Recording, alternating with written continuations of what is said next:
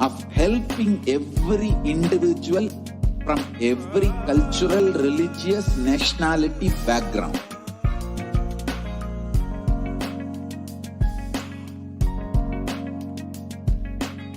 You will have lowest reactionary assumptions, highest awakened response, alive response for life continuously.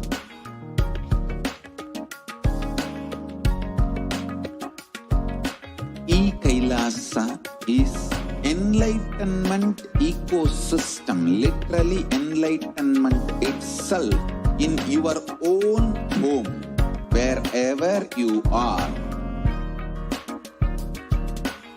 Proper customized spiritual service helping you to complete with your life negativity. Withdrawal from life, self-hatred, self-denial, self-doubt, so much of tiredness, laziness, we can support you aligning your diet, your attitude, your aptitude, your understanding about life. We can help you with everything.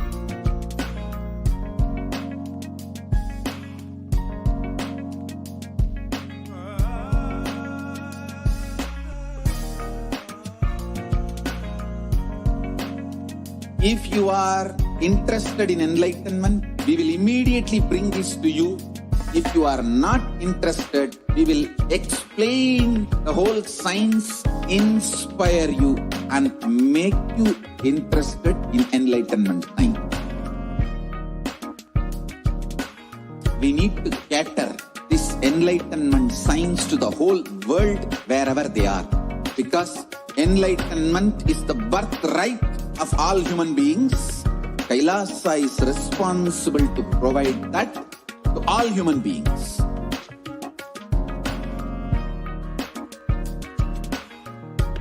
Kailasa is the totality of the knowledge I received from my gurus and practice manifested, perfected by teaching millions of people from all cultures, time zones, backgrounds, genders, nationality, race, from every creed.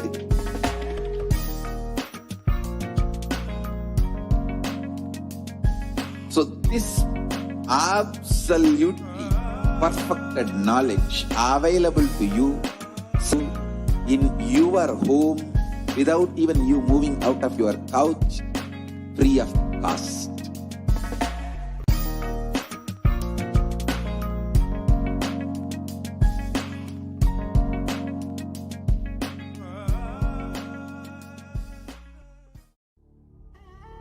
What I mean by the word E-Kailasa, listen intensely. Enlightenment ecosystem, literally enlightenment itself in your own home, wherever you are. If you cannot come to Kailasa, it's okay. Kailasa can come to you. Kailasa coming to you is E-Kailasa.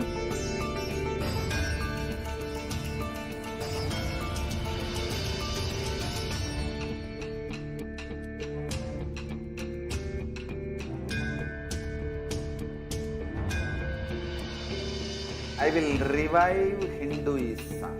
I am a Hindu revivalist, not by any revolution, but by evolution.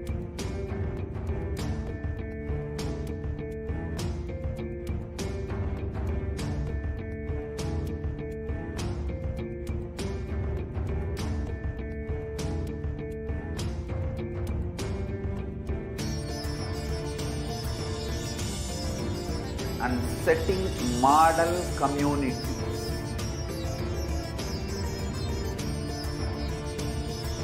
Kailasas, enlightenment ecosystems, Sarvanya Peethas all over the world.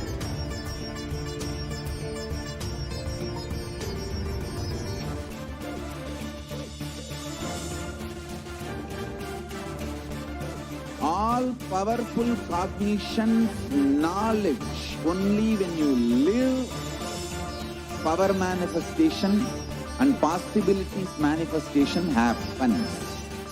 It's a fundamental truth.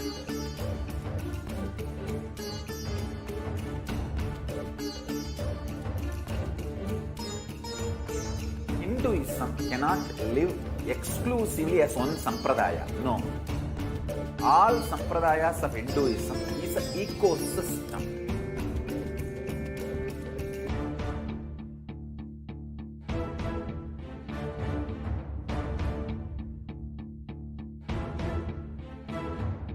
So don't keep quiet thinking that if one sampradaya is attacked, only that sampradaya is going to be affected. All of us are ecosystem.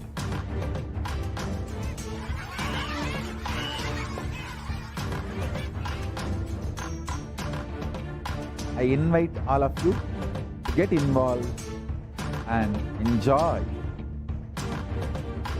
Hinduism by the principle of Dharmo Rakshati Rakshitaha. When you protect Dharma, Dharma protects you.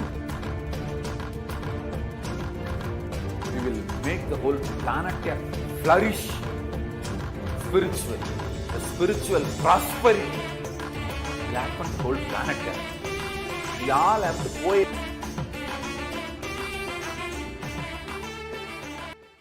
Just be alive for next 3 years. Don't die within next 3 years.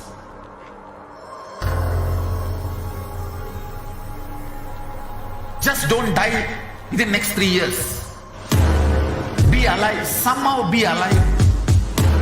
I'm working sincerely. I will reach you somehow. Somehow I will reach you. It's my commitment to humanity.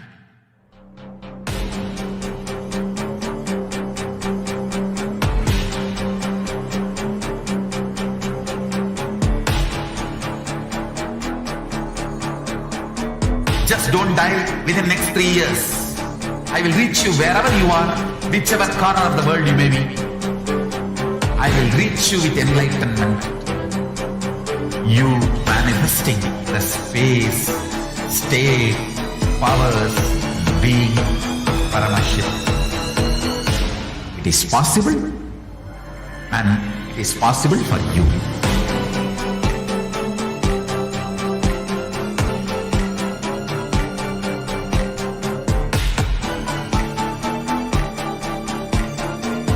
Paramashiva will enlightenment science. I know he is going to do the job. Just be alive for next 3 years. Nothing else.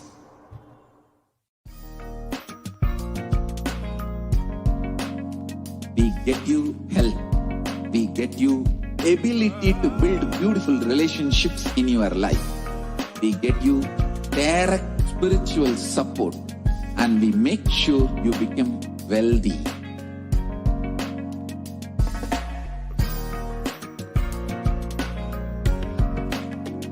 We won't stop giving you just good life.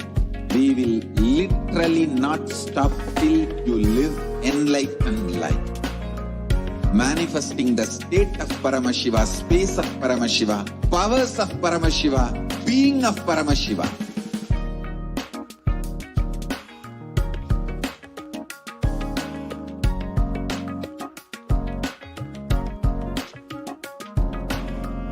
Whole world should become e-Kailashian.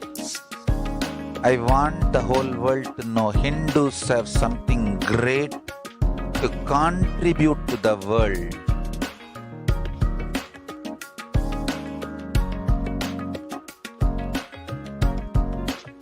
We have something great to contribute to the world. Let us do that.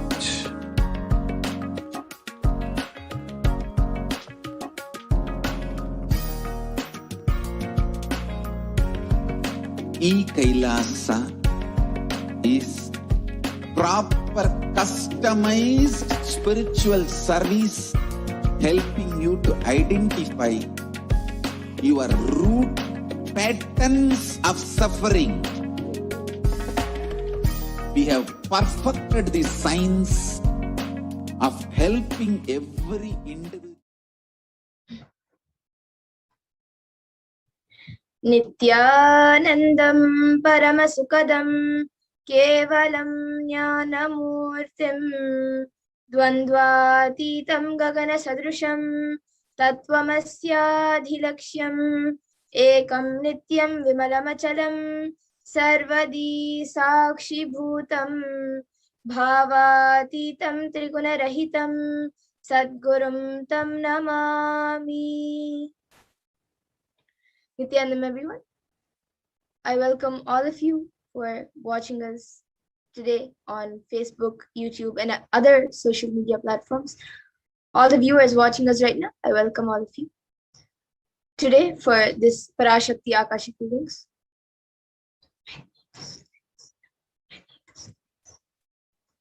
And if you are here today, it is not an accident, it is an incident and a cosmic intervention in your life.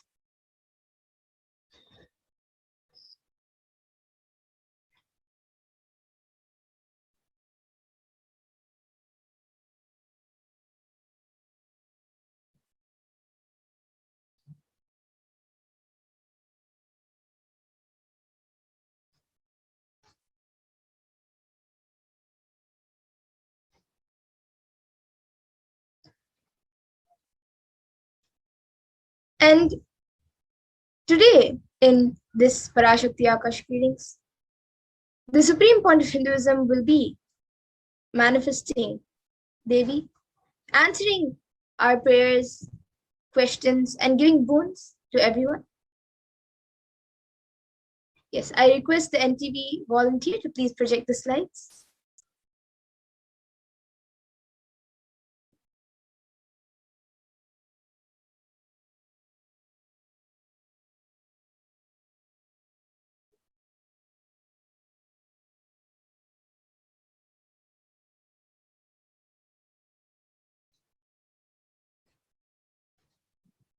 And for those of you who might be wondering how this works and how is it possible, you have come to the right place. You will be today experiencing this digitally through the Parashakti Akashic readings. And this is not the first time this divine energy has graced planet Earth. It might be the first time you are coming in contact with this divine cosmic energy, but it is not the first time this divine cosmic energy is gracing planet Earth. So once again, I welcome all of you who have joined us today for this Parashakti Akashic readings.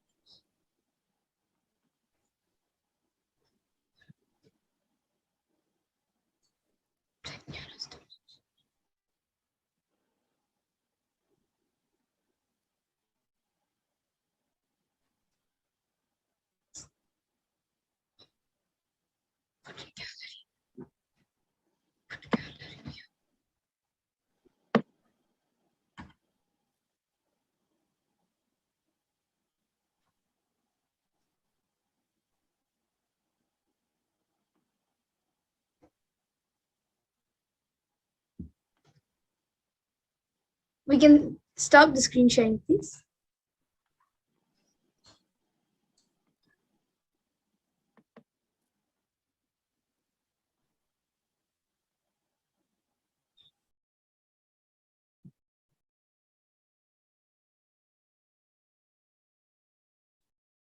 Yes, and those of you who are wondering what is the Bhava Samadhi Darshan, so let's see what is the meaning of Bhava Samadhi Darshan. So Samadhi means oneness and Bhava means aspect, attitude or aspect. So Bhava Samadhi means one with the source through that aspect.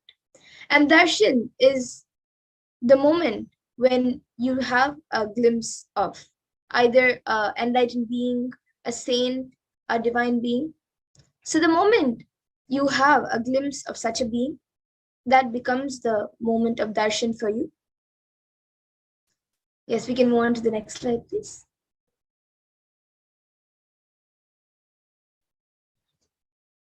And the darshan is a powerful superconscious vibration that is present around the avatar at all times.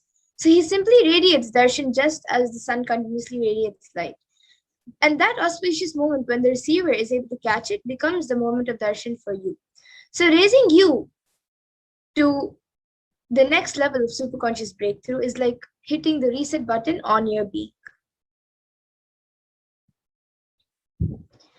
And a few fundamental understandings that all of us need to know about the Bhava Samadhi Darshan is that divine cosmic beings are real and they manifest from Kailasha, the enlightened time-space zone, through deities and incarnations. And the divine cosmic beings manifest through Archavatars, which are deities, in the temples, and through Nijavataras, through the Bhava Samadhi Darshans.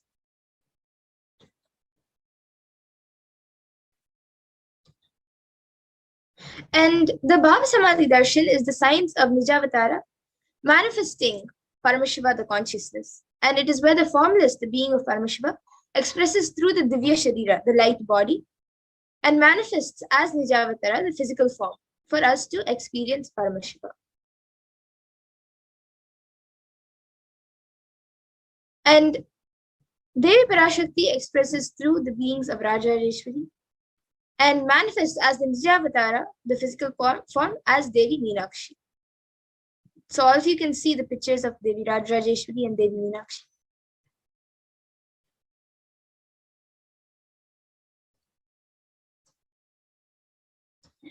And the Archavatar, the deity, reflects the consciousness and manifestation of the superconscious energy. But unfortunately, human beings are not mature enough to receive the higher level energy from the Archavatar deity.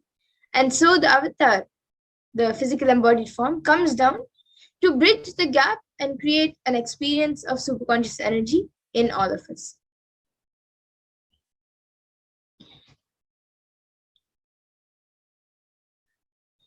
And the Bhava Samadhi awakens your Kundalini Shakti, which is the latent potential energy in every human being. And this influx of superconscious energy visibly slows down the aging process and also improves immunity to disease. So during the darshan, the whole brain comes alive, turning into a superconscious conductor for energies that heal, empower, and transform our lives.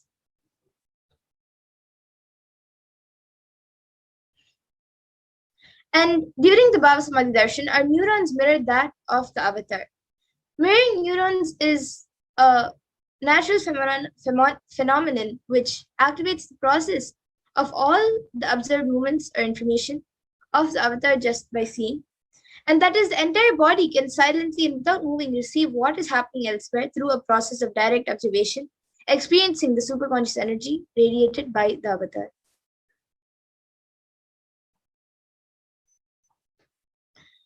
And the Akashic readings are not a prediction, but readings from the cosmic archives, which is beyond space, where creation and destruction happen simultaneously.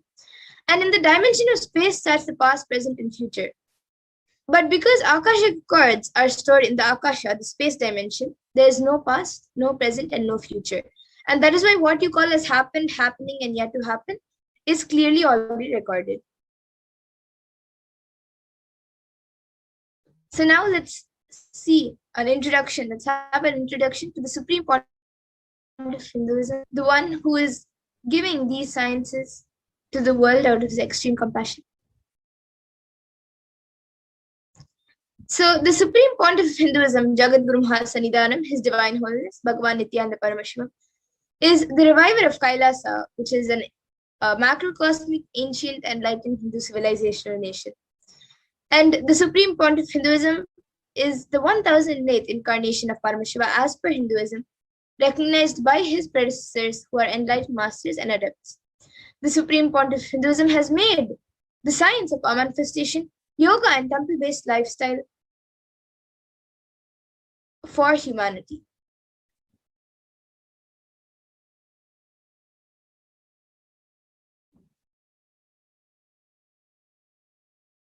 And the supreme point of Hinduism is also ordained as the 233rd Guru Mahasannidhanam of Kanchi Kailash Sarvagnipitam, the Tondemandala Adinam, the incumbent emperor of Suryavamsha Sarangi Samrajyam, the present 293rd Jagadguru Mahasannidhanam of Kailasonati Shyamala Pita Sarvagnipitam, and the present Mahamandaleshwar of the Mahanirvani Akara, which is the largest apex monastic order.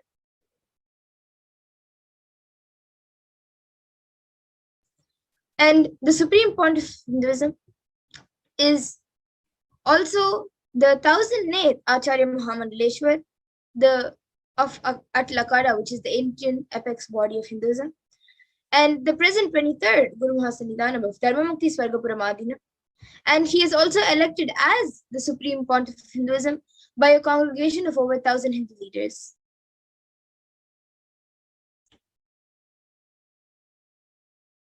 And the supreme pontiff of Hinduism is also revered as a teacher of Hinduism, the most prolific, most viewed, read, and watched.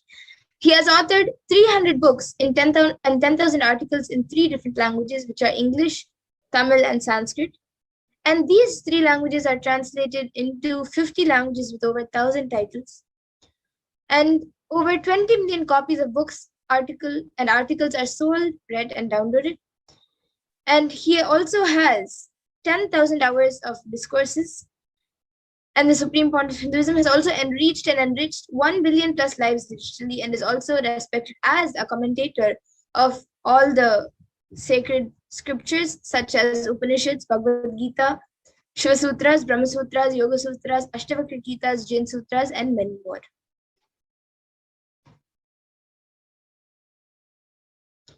And he is also honored as the leader of Hinduism, the most awarded, internationally recognized Hindu leader, reviver of 108 ancient Hindu sampradayas, including the Rudrakanyas and Rudras, Rishis and Rishikas, Bhairavas and Bhairavis, and Sannyas. And he is the establisher of the largest Hindu university, which is the HDH Nithyananda Hindu University, in the world, with satellite campuses in 150 countries, and is the establisher of 1,000 plus Kailasha enlightened ecosystems, and is the founder and reviver of over 100 Sarvangipitas, and the collector of the largest Hindu library with over 1 million books, 1 million Pali scriptures, and 20 million digital books.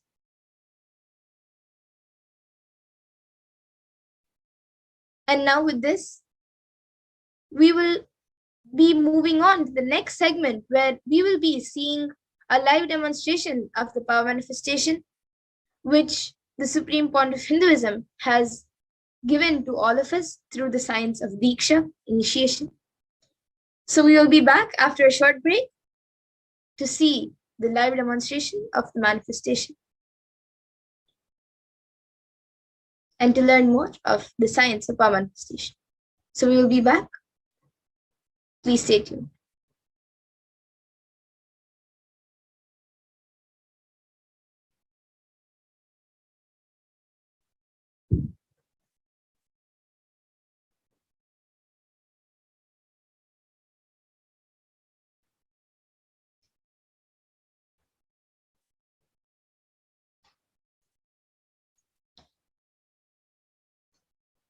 I request the NTB volunteer to please project the power manifestation slides.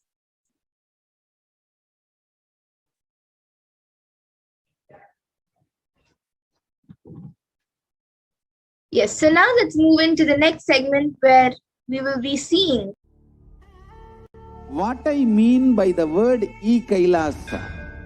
Listen intensely. Enlightenment ecosystem, literally enlightenment itself, in your own home, wherever you are.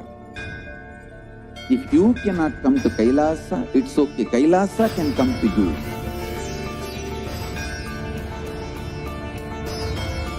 Coming to you is e-Kailasa.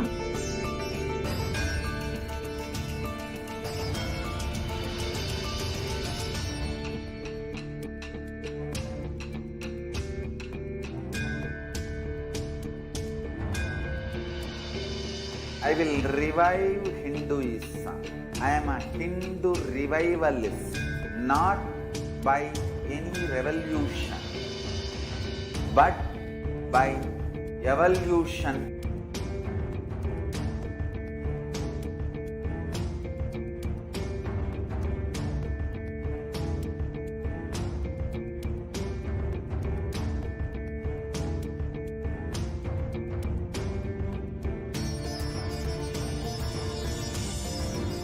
And setting model communities.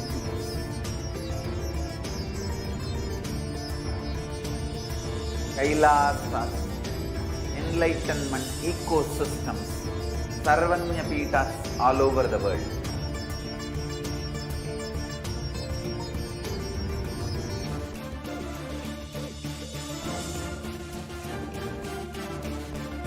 All powerful cognition, knowledge, only when you live power manifestation and possibilities manifestation happens.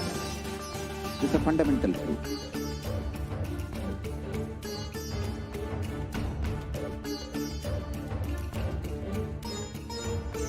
Hinduism cannot live exclusively as one sampradaya. No. All sampradayas of Hinduism is an ecosystem.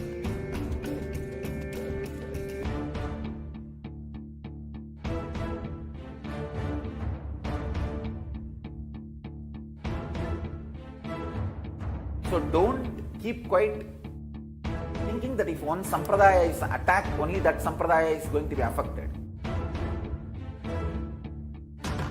All of us are ecosystem.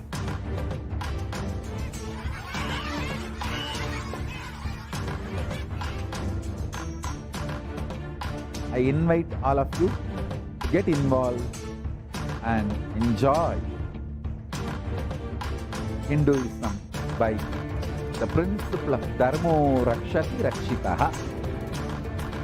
When you protect Dharma, Dharma protects you. We will make the whole planet flourish spiritually. The spiritual prosperity will happen. The whole planet will have to coexist together.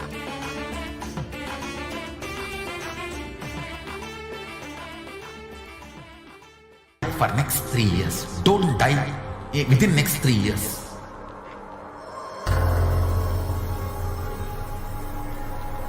Just don't die within next 3 years. Be alive. Somehow be alive. I'm working sincerely. I will reach you somehow. Somehow I will reach you. It's my commitment to humanity.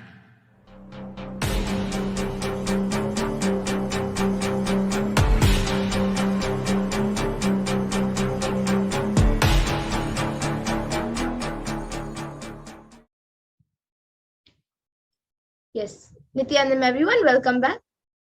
So now we will be moving on to the next segment where we will be learning and seeing how the manifestation of extraordinary Shaktis works, and we will also be seeing a live demonstration of the powers.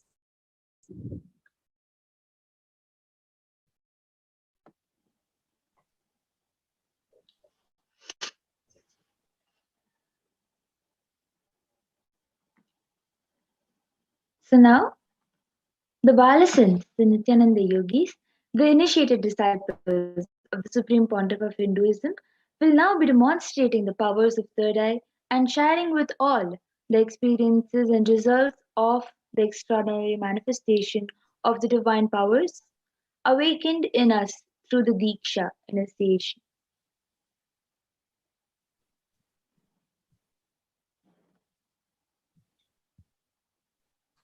And in today's Baba Samadhi Darshan, all of us will be receiving the initiations into the third eye awakening and various other powers with the grace and blessings of the Supreme Pontiff of Hinduism.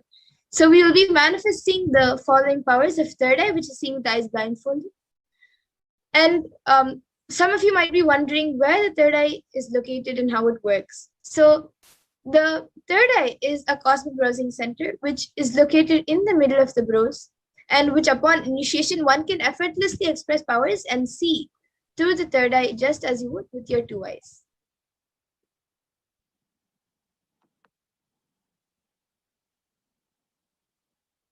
So, what are Shaktis?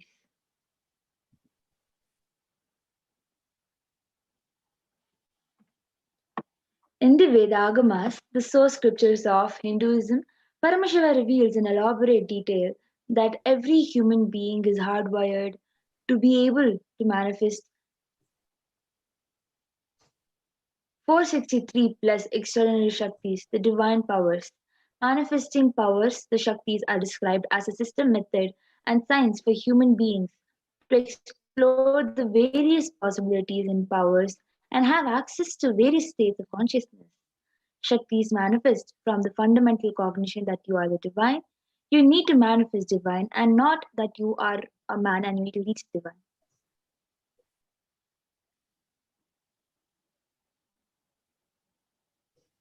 And some of you might have heard the term Siddhis. So let's look at the difference between Shaktis and Siddhis. Shakti is expressed from the space of enlightenment as a side effect of deep feeling connection and high integrity with the Guru, and are a source of enlightenment, whereas Siddhis are powers that manifest from tapas or penance for enlightenment and are on the path of enlightenment.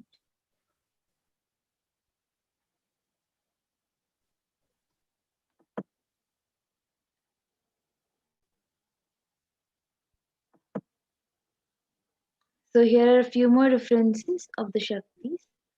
The Shaktis of Paramashiva manifest through ordinary human beings in extraordinary way after initiation from the avatar, and Shaktis are permanent, whereas Siddhis are not permanent and may divert you from enlightenment.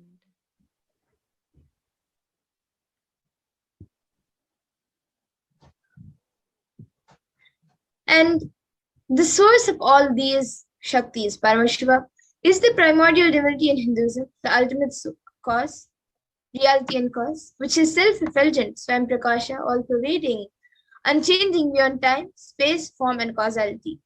And as the fundamental base of Avyakta, the unmanifest, and Vyakta, the manifest existence, he performs the Panchakritya, or the five cosmic acts of Srishti, which is creation, Sthiti, sovereign rulership and maintenance, Samhara, rejuvenation, Trobhava, pulling out a delusion, and Anugraha, liberating grace for all living entities.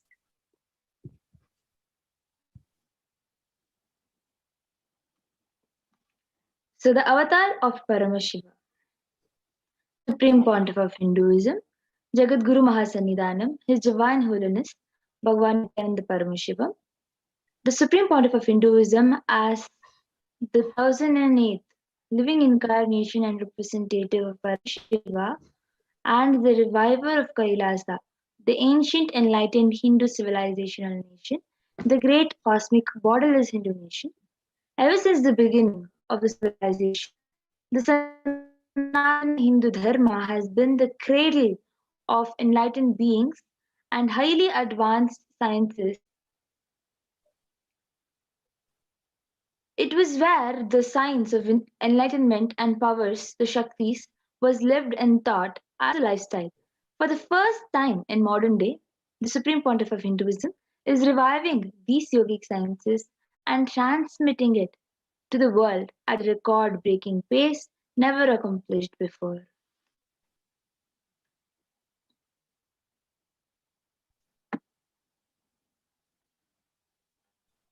And all of this knowledge and the science of power manifestation, these Shaktis, are passed down from one generation to the next through the science of Diksha, which is initiation by enlightened gurus. So the supreme point of Hinduism being recognized as an incarnation from a very young age, at a very young age, was trained and taught these sciences since then. And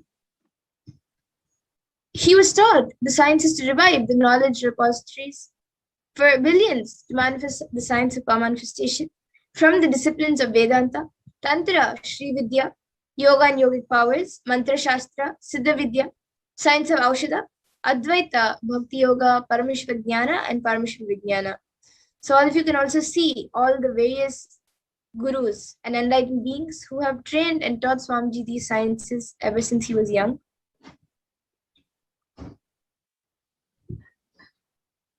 So how do we awaken these divine Shaktis in us?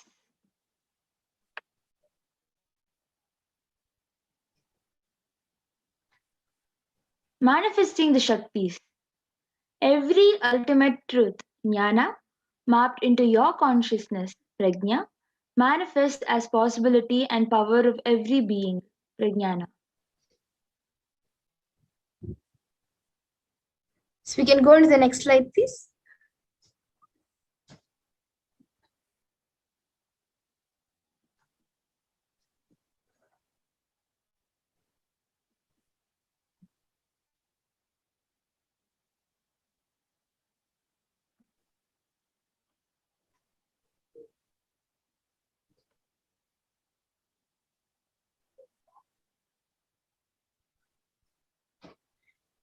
And the science of power manifestation is authenticated through four aspects or evidences which are pramanas.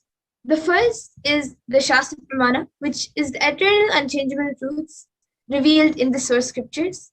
And the next is the Apta Pramana, which is the experience of Aptas or authorities who have time tested and verified these sciences.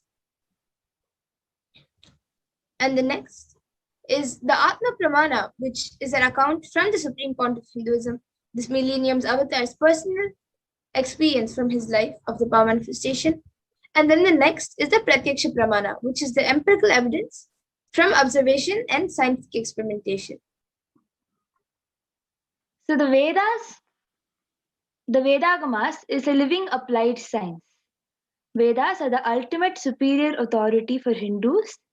Vedas are pure science where the ultimate truths are explained. Agamas are the science is expanded. Vedas and Vedagamas are given the status of Shruti as they are directly revealed by Paramashiva. They are the ultimate, eternal, unchangeable truths. A reference cited from these Shastras or source scriptures are called the Shastra Pramana. Yes, so now let's get ready to witness a unique demonstration of the extraordinary powers of Paramashiva. So we will first be looking at the four pramanas for these powers. We will first be seeing it for the power of third eye reading, which is reading through or seeing with the eyes blindfolded. So I will be chanting the Shastra Pramana now for the power of third eye. Yes, Ma Pragnana, you can chant. Yes, so the Shastra Pramana, the scriptural reference to manifest the powers of third eye. Kapala तिष्ठन्मीलितलोचनः क्रमेण मनसोदार्ध्यात् lakshye lakshamuttamam. By fixing the mind on the inner space within the crown center, sitting stably without any movement, having the eyes closed in succession, by that stability of the mind and inner space, through the power of the third eye, one directly sees the ultimate goal, Lakshyam. By having the vision beyond the sight that reveals any object or place, attaining the space of oneness with the source, Paramashiva. Yes, and the Apta Pramana for this power comes from the Bhagavad Gita, where Krishna initiates Arjuna into the power of third eye.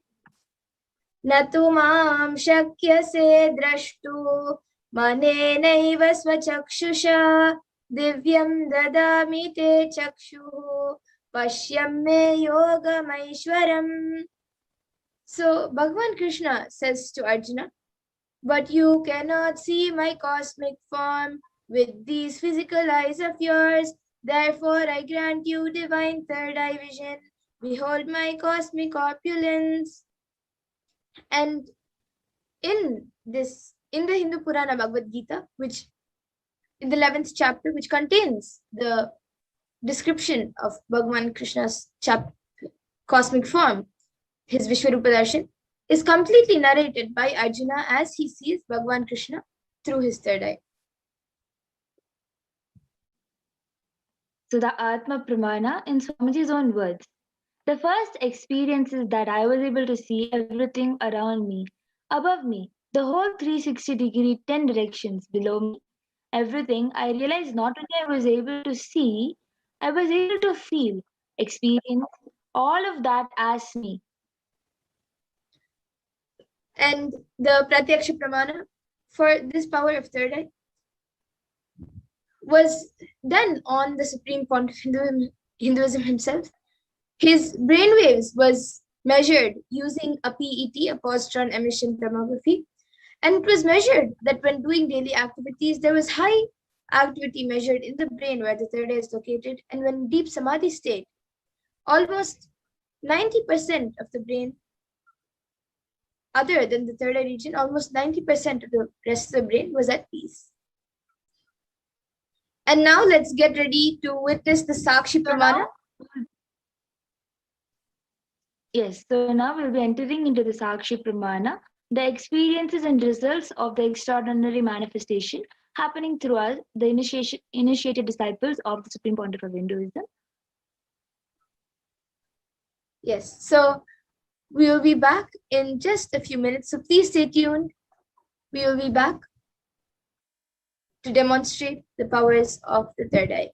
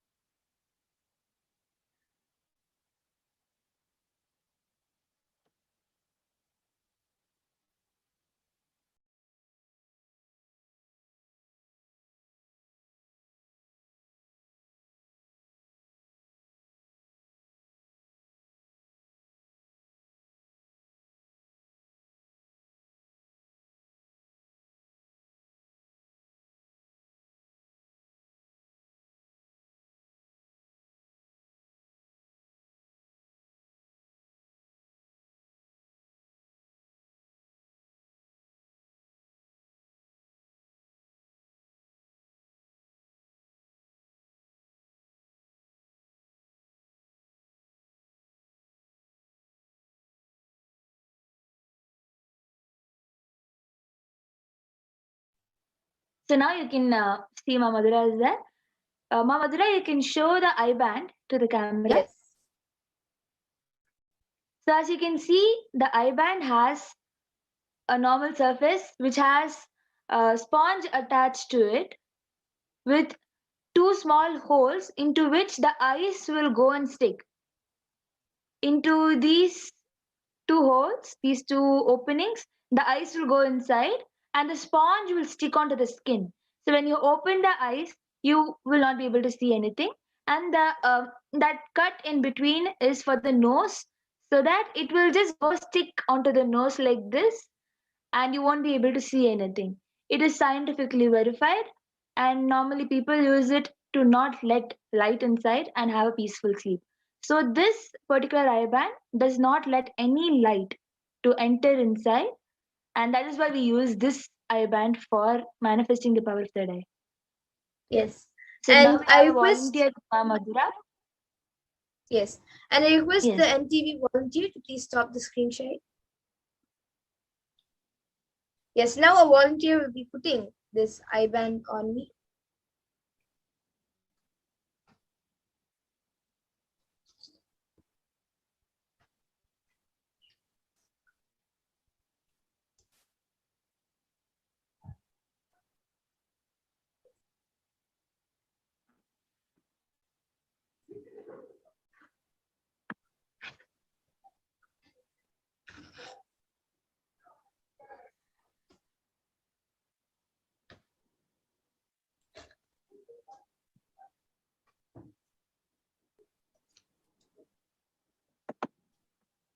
Yes, you can put a little down and a little more tighter.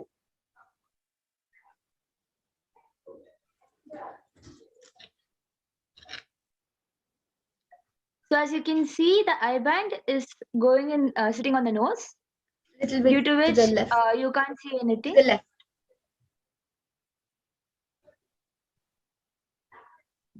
Yes. So now Ma Madhura will be showing to the right, left, up and down.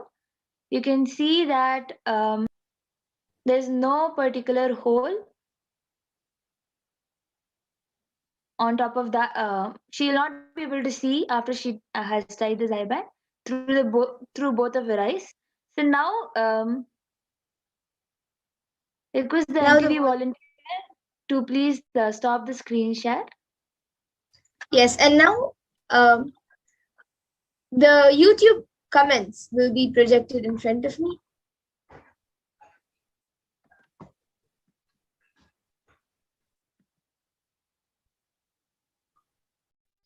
And any of you who would like, you can post your comments. Anyone watching us right now on YouTube, you can post your comments in the YouTube comment section. You can put either a sequence of emojis, a sequence of numbers, or any random things which you would like me to read. So the last comment we have is from Raman Vashishtaya, who has put thanks Ma Nithyanandam. And anyone else who would like to put in your comments now can put in your comments. You can put a sequence of emojis, a sequence of numbers, a sequence of letters, anything you would like me to read. Okay, so we have Ma Dolly Reddy, who has put Ma please scan Suresh, got permission. Yes, Ma, after this we will be having the power of body scanning. And then we have Raman Vashishtaya, who has put Jai Nithyanandam and a smiley emoji. And then after that, GB, who has put wonderful Ma and then an exclamatory mark, and then Nithyanandam with another exclamatory mark.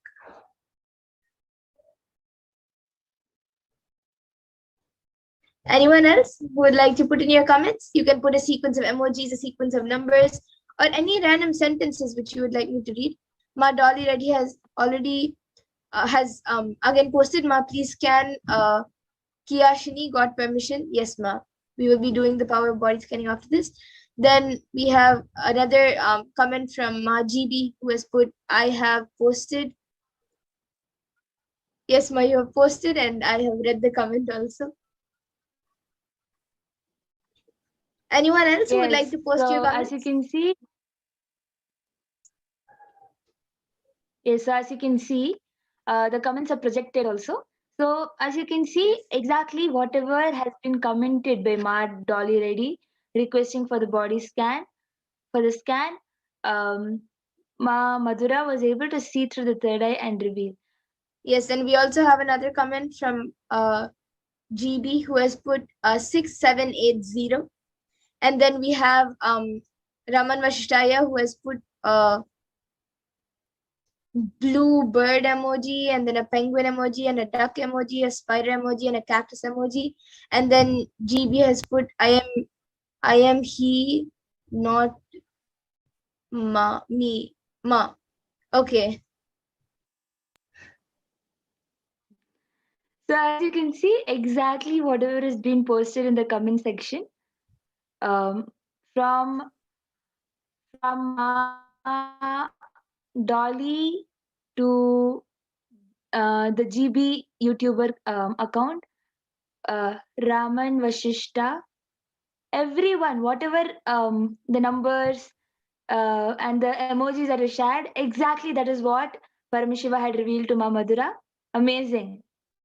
Yes, and we have another comment from Prabjot Gill, and he has put his name Prabjot. And then he has again put hi.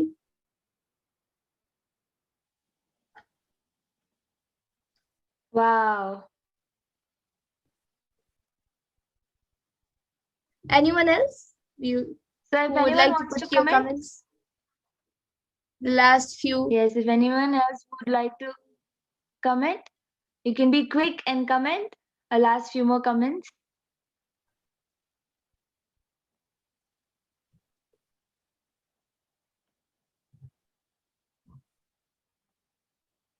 Okay, so we have Orietta D. Ferrari who has put, I empty the house in Italy in September to accelerate the sale with a question mark.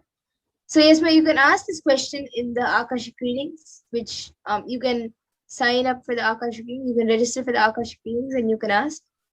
And then, which we will be having every day, every Sunday before the Kalbhairava Bhava Samadhi Darshan.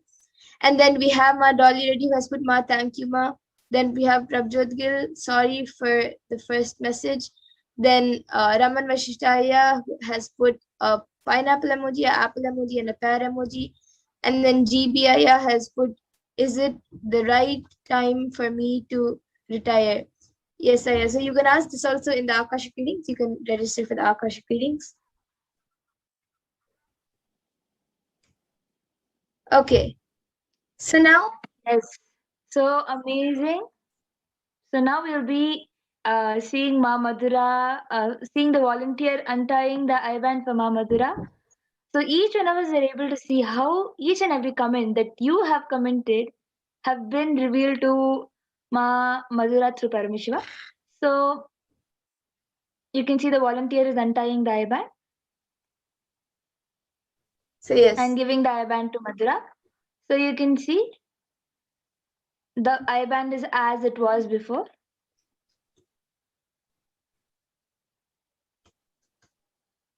Yes. The I-band is exactly as it was before. So with this, we'll be entering into the next power. So the next power is the power of body scanning.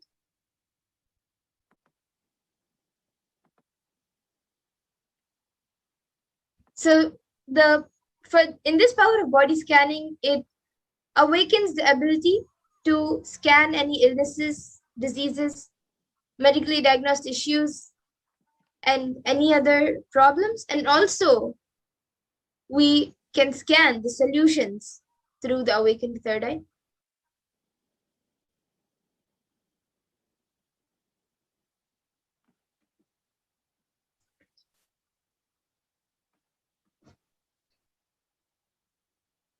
So the Shastra Pramana, the scriptural reference to manifest the powers of body scanning.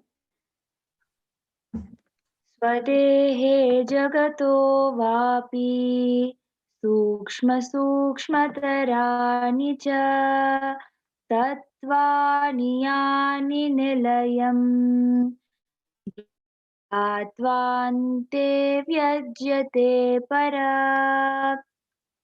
Bhagavan Paramashiva says, cognize deeply that from the subtle to the subtlest, constitutive principles of your whole body, Swadeha, or of the whole universe, simultaneously consist of the essential reality. They are being absorbed in their source cause, Paramashiva, by the experience of such restful awareness. One becomes complete from all thoughts and the ultimate universal divine power, Paradevi Parashakti, is revealed and the supreme power manifestation happens. Yes, and the Apta Pramana for this power of body scanning comes from the life of a Siddha. So Terayar was a Siddha and a prominent disciple of Agathir. One day, a man suffering from a severe headache comes to Agathir for healing. And Agathir uses the power of body scanning and identifies the root cause of the headache. And he reveals that there is a small terai, a type of frog, sitting in the person's brain. Agathir immediately instructs Terayar, his disciple, to perform an open head surgery and remove the frog. After the surgery is completed successfully, the person is healed and cured completely. And thus he gains the name Therayar.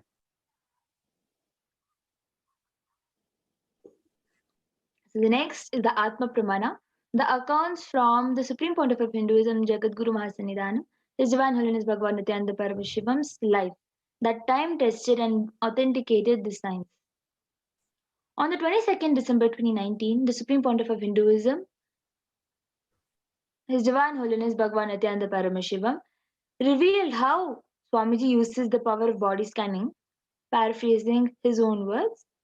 Only when I had the multiple compound hand fracture, I was forced to go for surgery and therefore for medical checkup related to that. At that time, they detected heavy metal quantity in my different organs. It was revealed that I had been poisoned without our knowledge. I immediately used diagnostic methods instead of medical facilities to study the body condition due to the poisoning. Through body scanning, I found out what the problems, imbalances had happened and where balances had to be done. I use allopathy as a second opinion to verify my findings. Yes, and the Sakshi Pramanas, all of you can see it on the screen, a few screenshots taken from social media, where few of the thousands of the disciples of the Supreme Pontiff of Hinduism have shared their experience of manifesting this power. And now we will be entering into the live demonstration of these extraordinary Shaktis, the power of body scanning. So whoever would like a body scan can put your comments in the YouTube comment section. And I also already see Ma Dolly Reddy has asked for Suresh Ayya and Ma Kayashini. So Ma Pragnana, you can start doing the scan for Suresh Ayya, and I will be doing the body scanning for Ma Kayashini. So we will be starting with Mahavakya and starting the body scanning. So Ma Dolly Reddy, if Ma Kayashini and Suresh Ayya are there, it would be great. If not, then maybe you can tell them to join in to listen to the body scanning. Om Nithyananda Paramashivoham. Om Nithyananda Paramashivoham. Om Nithyananda Paramashivoham.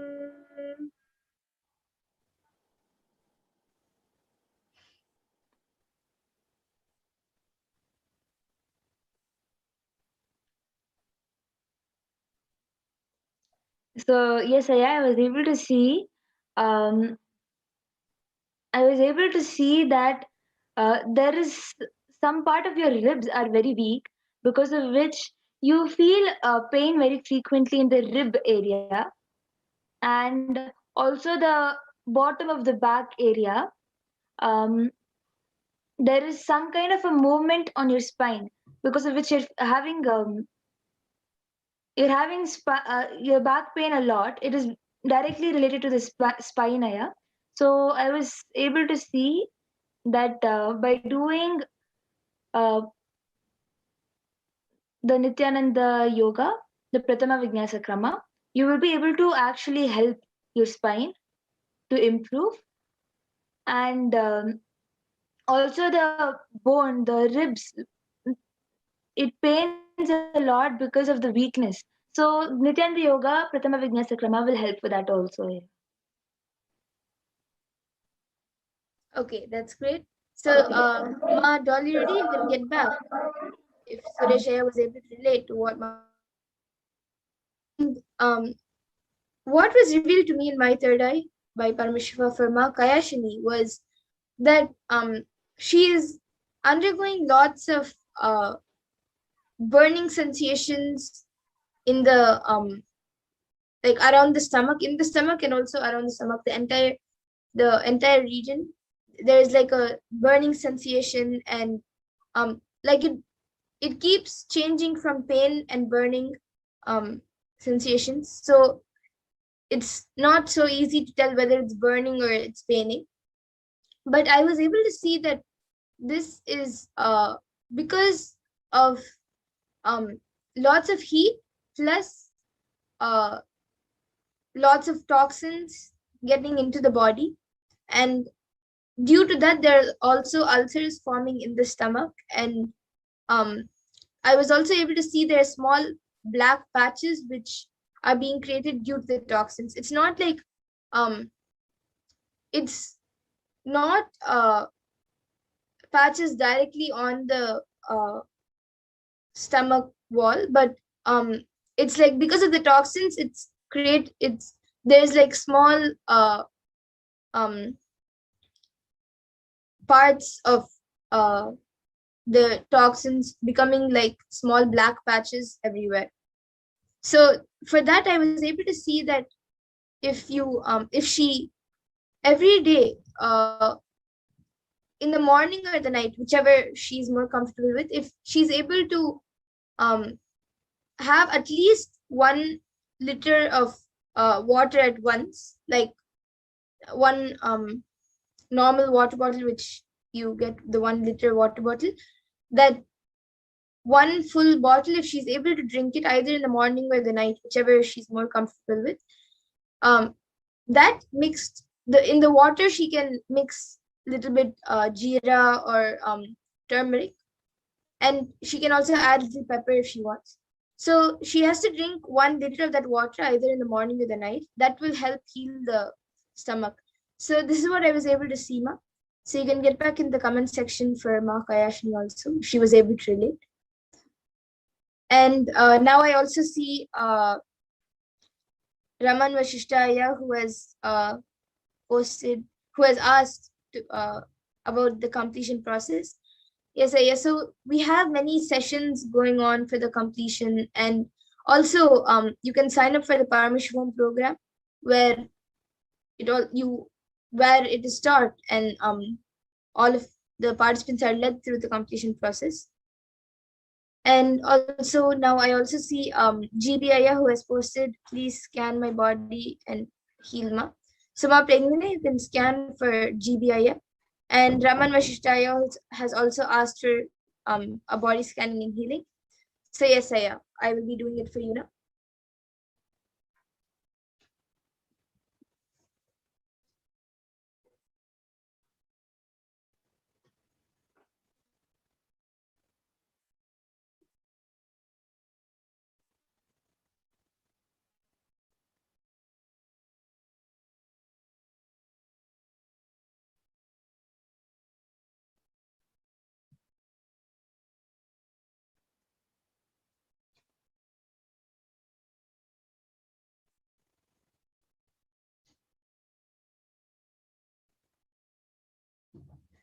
Okay, so Raman Vashishtaya, I was able to see that for you, there's the blood flow in the head, in like near around the brain, that is not happening properly, and because of that you are also getting frequent headaches, and you're not able to focus, and it becomes, the times you get it becomes very very severe. So I was able to see, and actually the main part where the blood circulation is not happening properly is in the back of the head. So I was able to see if you when you lie down or when you sleep, lie down on the back of your head.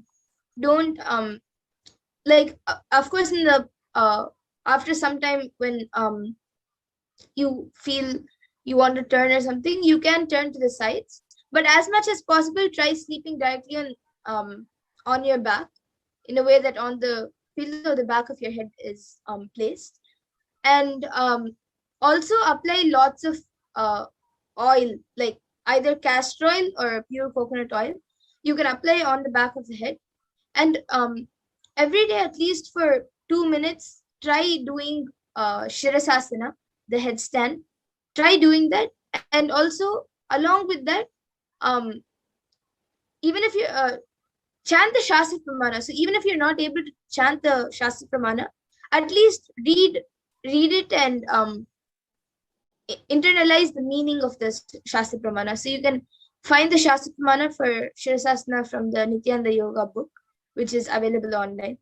So this was the solution, the problem and the solution which I was able to see here. You can get back in the comments.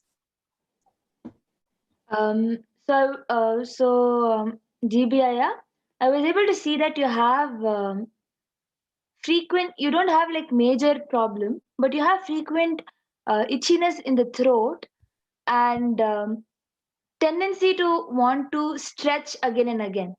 For example, like after sitting for some time, you already feel like you have to stretch your leg, or you feel like stretching again and again. And these two are the main things I was able to see. And I was also able to see that in the morning, particularly in the morning at 4 o'clock, you have to do the yoga, so that the whole day you will not have the body which is getting tired very fast. And I was also able to see that you should have every day morning and afternoon haritaki, and drink water right before haritaki. Drink water with some lemon squeezed inside it for it to help with the throat itchiness. I was also able to see that um, in your head, on your head, very frequently it becomes very dry. The scalp becomes very dry, and you form lots of dandruff. So I was able to see the solution for this is for you to have is for you to apply some castor oil on your hair. Yes, that's great. So GBIA, you can get back in the comment section. And I also see Ma Dolly Reddy has said thanks, Ma, and Raman Vashishtai also has gone back saying thanks, Ma. That was very helpful. Yes, Aya, thank you for getting back. And I also see Ma Orietta Di Ferrari has asked, what is the highest spiritual attainment I can achieve from the gift of hearing the soundless sound through Shaktipada? So yes, Ma, all these questions you can ask in the Akashic readings. You can register for the Akashic readings, which happen on every Sunday before the Kalabhairava Bhava Samadhi Darshan. And for everyone else who would like a body scanning, who are watching us right now and would like a body scanning, every day at 2 a.m. IST and 4 p.m. IST, we will be having the power manifestation segment and also the preparation to learn about Devi before the Parashakti Akashic readings. So you all can join us every day and come again and request for the body scanning, and we will be more than happy to do for all of you. And with this, we will be concluding this power manifestation segment and moving on to the further segments. So please stay tuned for the further segments where we will be learning more about Devi Parashakti. So thank you, Nithyanandam.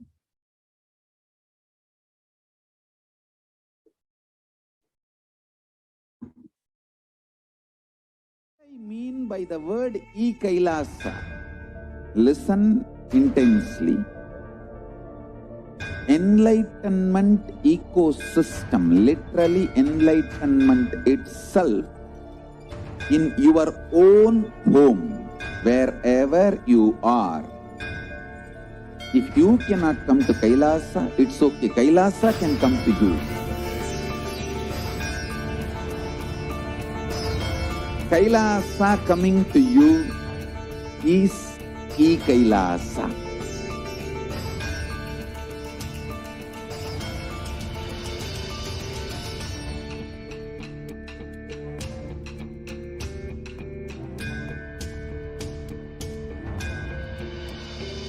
I will revive Hinduism. I am a Hindu revivalist, not by any revolution, but by evolution.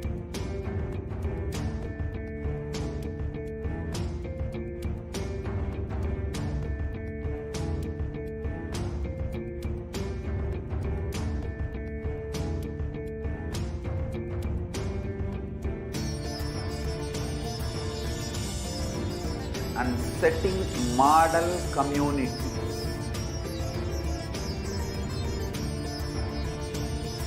Kailasas, enlightenment ecosystems, Sarvanya Peethas all over the world.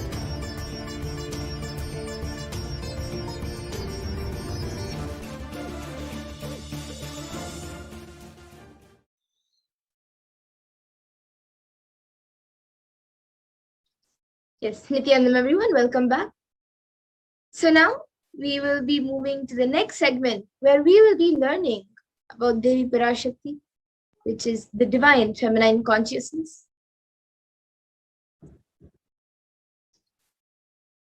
So let's first look at the Dhyana Shloka of Devi Parashakti, which comes from the Lalita Sahasranama. The Dhyana Shloka from the Lalita Sahasranama. Sindhuraruna Vigraham Trinayana Manikya Mauli Spurat Taranayaka Shekharam Smitamukhi Mapina Vakshoruham Panibhyamali Purna Ratna Chashakam Raktotpalam Bhibratim Saumyam Ratna Gatasta Rakta Charanam Dhyayet Paramambikam. And the translation for this verse is, the Divine Mother is to be meditated upon as a shining in a vermilion red body with the triple eyes, sporting a crown of rubies, studded with the crescent moon, a face all smiles, a splendid bust, one hand holding up a jewel cup brimming with tea, and the other twirling a red lotus.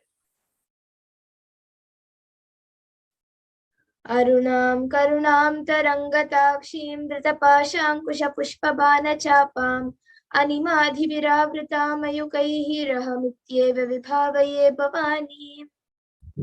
I meditate on the great Empress. She is red in color, and her eyes are full of compassion, and holds the noose, the goad, and the bow, and the flowery arrow in her hand. She is surrounded by all sides by powers such as Anima, and she is the self within me.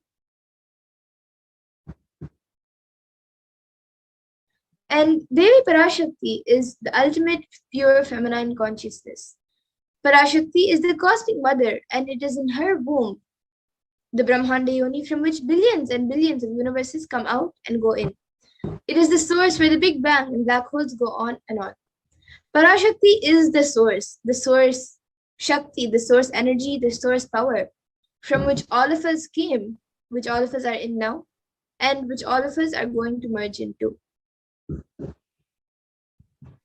Out of her extreme love and compassion, Parashakti herself is manifesting through the embodied form as the Nijavatara of the Supreme Pontiff of Hinduism, Jagat Guru Mahasannidhanam, His Divine Holiness Bhagavan Nithyananda Paramashivam, gracing us, answering all of our questions, attending to our prayers, giving boons, healing us, revealing our past, present, and future, delivering profound spiritual, giving us the experience of Paramashivoham itself.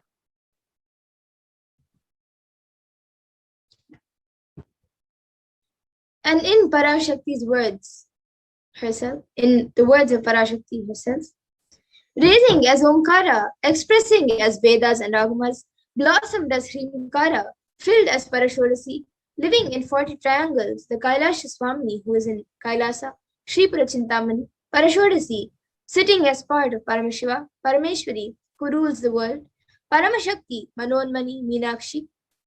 As Nithyananda, I took Nijavatara here to give good boons to everyone, to bestow all goodness. Hiranyagarbha Swarupini, Brahmanda Yoni, Shami, Chandramauli, Rapala, Aparana, Uma, Parvati, Savitri, Navayavana, Samrajya Lakshmi, Parameshwari, Parashodasi, Meenakshi.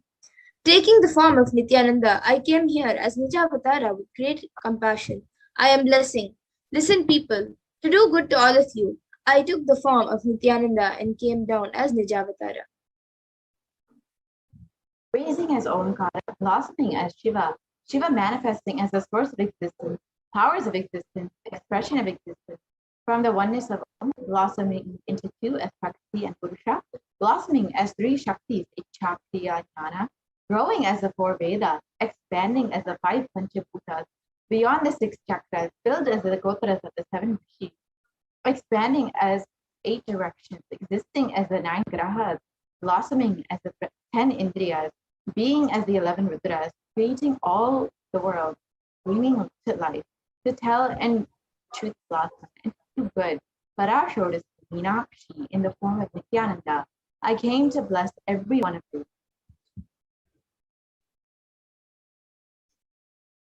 And now let's see how we can receive Devi Parashakti.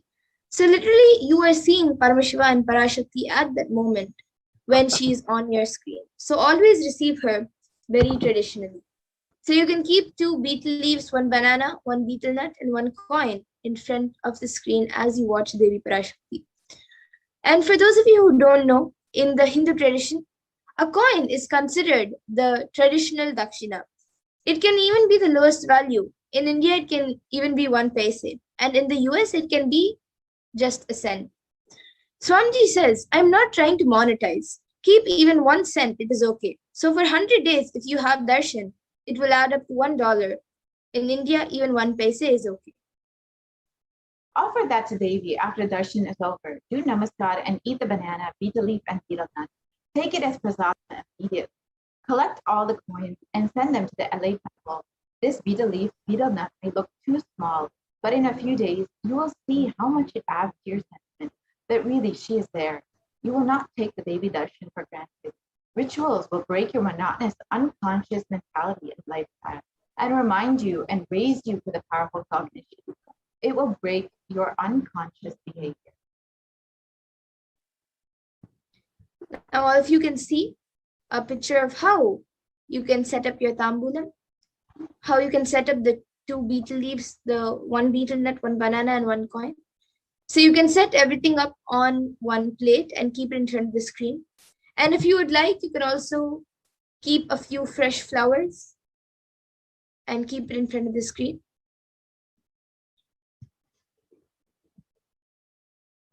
Yes, and with this, we will be entering into the next segment where we will understand some of the revelations made by Devi Parashakti and how humanity can benefit from Devi's guidance and blessing. We will be understanding specifically what Devi has revealed on immunity and the effects of coronavirus on the human immunity. So if we can start the slide sharing for that. We'll be right back after a short break and we will enter into this next segment on immunity.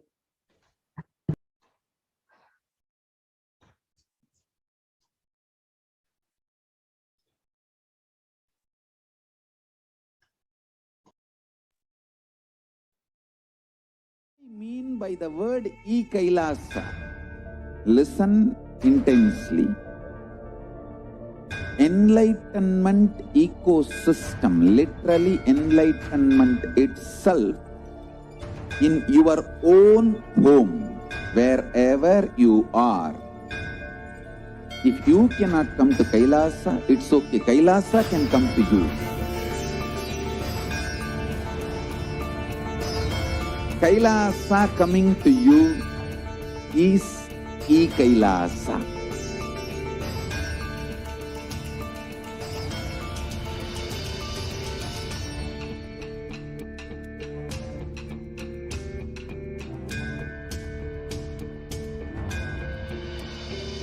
I will revive Hinduism. I am a Hindu revivalist, not by any revolution, but by evolution.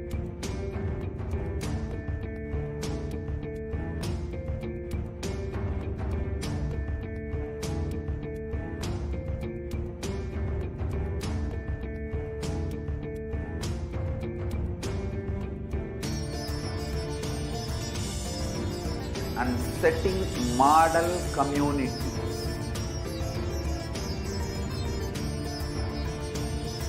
Kailasas, enlightenment ecosystems, Sarvanya Peethas all over the world.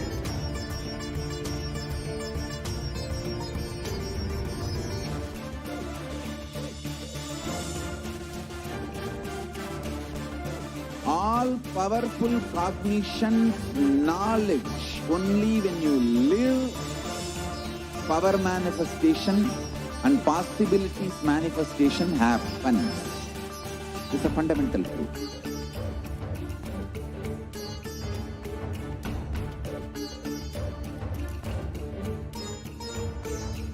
Hinduism cannot live exclusively as one sampradaya. No. All sampradayas of Hinduism is an ecosystem.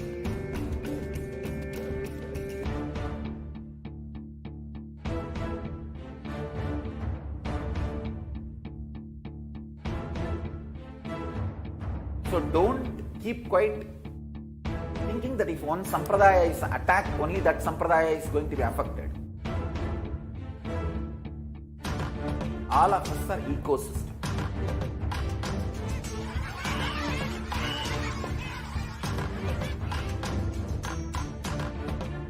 I invite all of you to get involved and enjoy Hinduism by the principle of Dharmo Rakshati Rakshitaha. When you protect Dharma, Dharma protects you.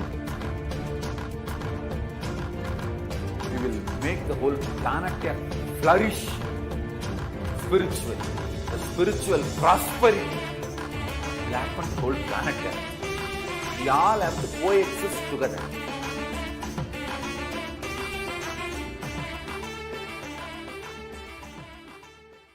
Just be alive for next 3 years. Don't die. Nithyanandam, welcome back to your viewers. Now we will be entering into the next segment where we will understand further in depth on Devi's revelations made for humanity and how we can apply them to our lives. So on the 27th of April, 2021, Devi revealed, and here's a translation into English. Listen intensely, apply turmeric in the forehead, intake flowers of neem in your inner tongue, be in an unclutched state in your heart. Have anthill soil in your lower abdomen, onion in your heels as a protection, and go to sleep every day. You will be established in Nirvikalpa state and be in the state of Turiya. Parameshwari, I am blessing you all. Only this is the sweet way to get rid of diseases, suffering, ailments, karmas, mental stress, depression of this pradaya. Oh people, listen, life without any hardship will happen. I am giving you the completion of enlightenment and Paramashiva Padam. Let you live in Nithyananda with stability. Always I will be with you and protect you. Don't worry.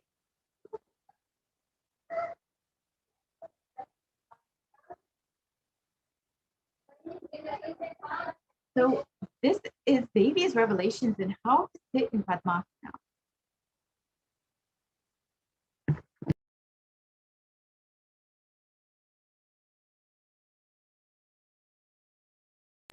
Yes, I don't think this audio is shared.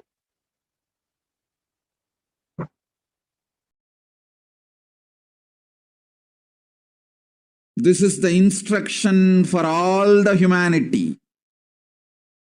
Neem flower and the rice will heal your body and remove all the pains, induce flexibility, samana and prana, detox your body and clear apana. Om.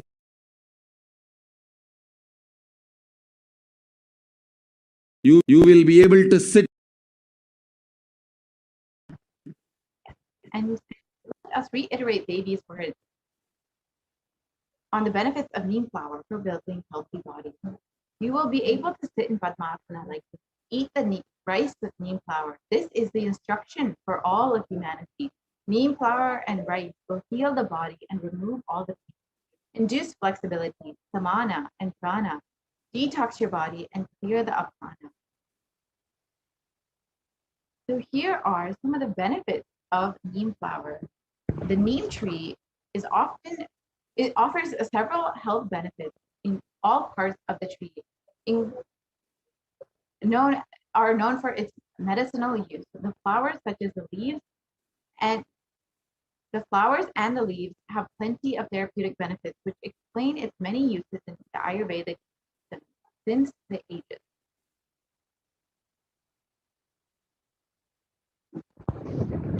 Neem flower is also very well known for its help in digestive health. The neem flower helps in improving digestion and they are mainly used in their dry powdered form for cooking. It can be included in its fried, boiled, dried, or roasted forms in rice dishes and can be used in sauces for therapeutic purposes. And neem flower is also very useful in weight loss. It is extremely effective in losing fat, mostly from the belly area, which is very important for your health and especially heart health, maintaining a very less fat in the belly. And the flower is known for its potent properties, which help in fat breakdown. The neem flower is also very important in liver health.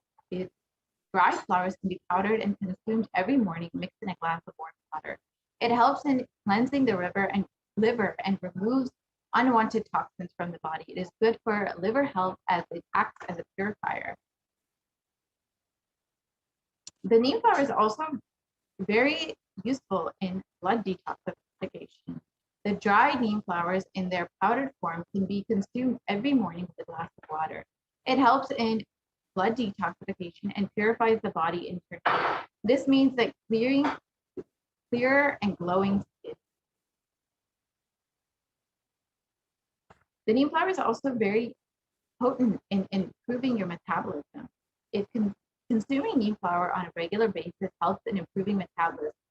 It improves the blood circulation and is good for immunity and offers great positivity. Neem flower is also used in aid for gastric problems like the treatment of belching, nausea, anorexia, and intestinal worms. And in Ayurveda, it says that the leaves are magical for the eyes and a beneficial treatment for headaches and skin.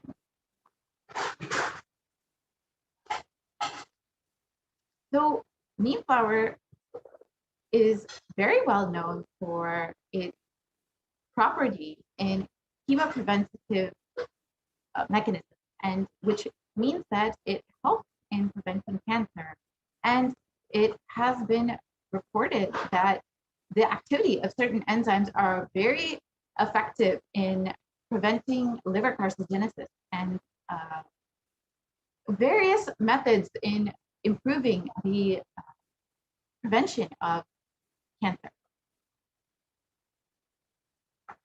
Neem flower is also considered antiseptic, so it cleanses, known to cure the skin impurities when applied to the skin.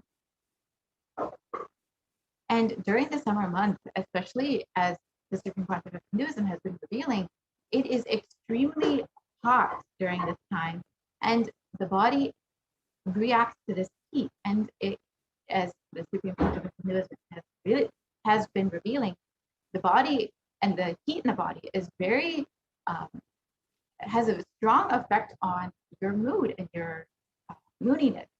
So the neem flower is very potent in cooling the body. Taking as a tradition, neem flower, jaggery, salt can be mixed and eaten. And this balances the heat in the body. It balances the pitta in the body. And boiling the water strengthens the liver and is an excellent remedy for children when they have worms. So this is a very important process during the summer months, as the Supreme Pontiff has revealed in the Western Hemisphere. It is now summer, and many people are feeling, and the neem flower can be extremely effective in reducing heat in the body and helping improve your mood and your stress levels, and ultimately helping you manifest your consciousness. So for immunity, you need to soak the flower in the buttermilk with salt, and like that, you can do that for 3 days. And then it needs to be stored in an airtight container and can be roasted in gingerly oil, and it can be consumed regularly. Just soak the flower in the water overnight, and early morning, if you can start drinking that water, and it will help strengthen the body. And it is very effective in balancing the pitta, which in order to do, you need to roast the flowers in ghee, and then you can make it into a concoction using curry.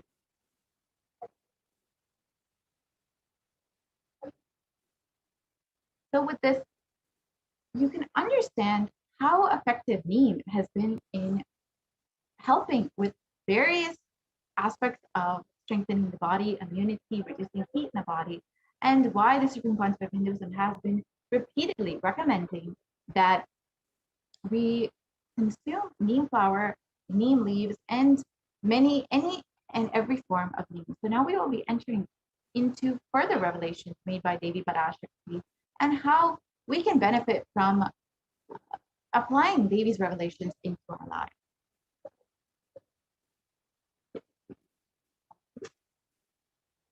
So let us first look at Devi's revelations on black fungus and then understand what has been manifesting in the world and how it has perfectly aligned with Devi's revelation. கரும்பூஞ்சை வியாதிக்கு வைத்தியம் கேட்கின்றாய், நன்றாய் தெரிந்து கொள்.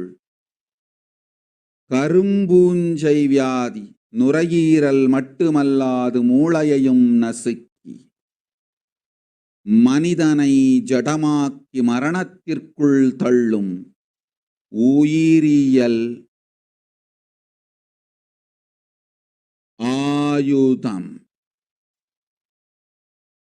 மனிதர்கள் மீது நடத்தப்படும் உயிரியல் போர் இது.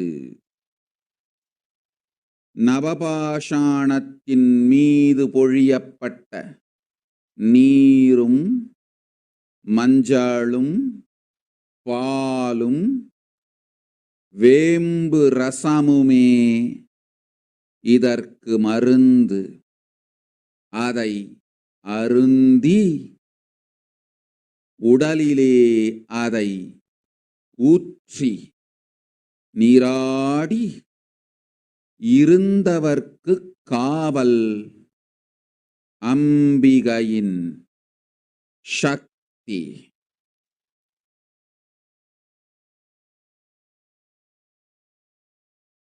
ஓம் ஓம் ஓம்.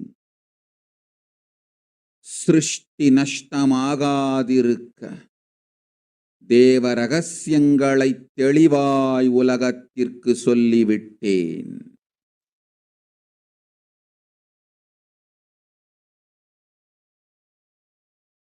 இந்த ரகசியங்கள் எல்லாம் உலகத்திற்கு நாம் நித்யானந்தன் வடிவு கொண்டு சொல்லும் பொழுது எதிரிகள் பெருங்கோபத்தோடு நித்யானந்தன் திருவுருவை அழித்திடாமல் இருந்திடவே அவன் திருவுருவை கைலாயத்திற்கு கொண்டு வந்து பாதுகாப்பாக்கிக் கொண்டு பிறகு இந்த உண்மையெல்லாம் உலகத்திற்கு சொல்லுகின்றேன். அன்னை பராசக்தியும் கூட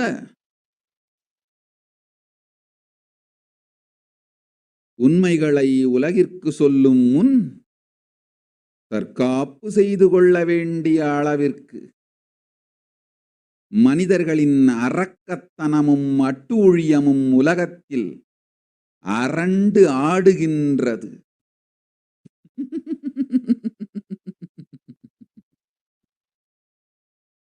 ஓம் ஓம் ஓம் ஓம் ஓம்.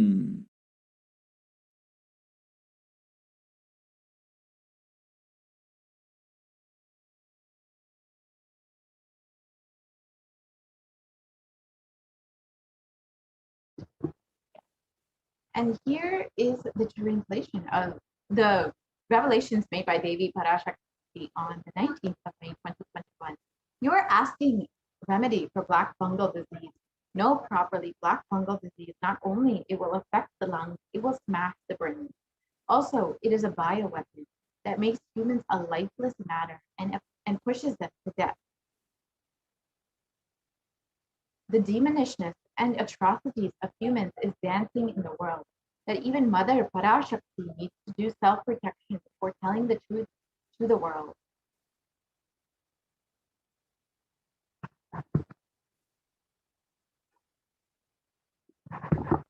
So let us understand exactly what's been happening in the world with black fungus.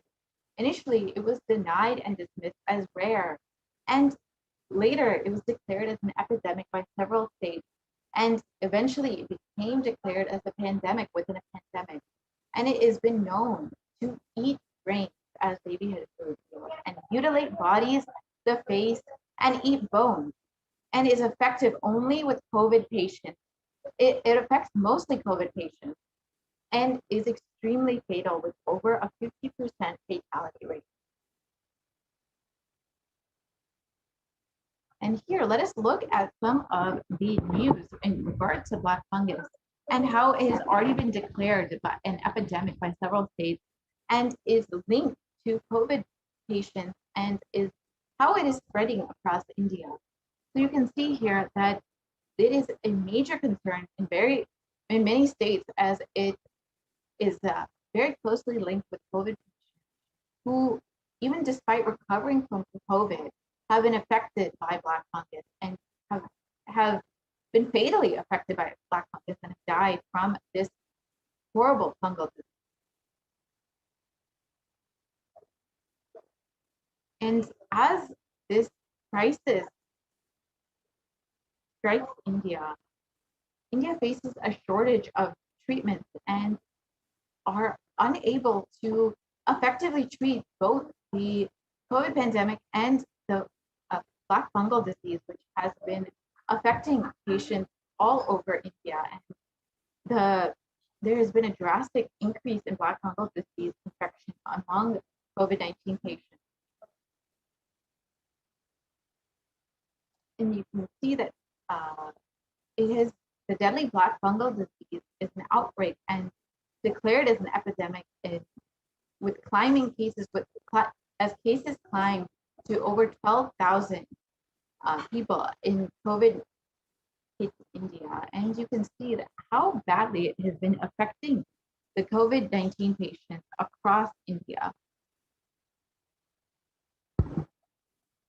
And here you can see that it is a pandemic within the COVID-19 pandemic.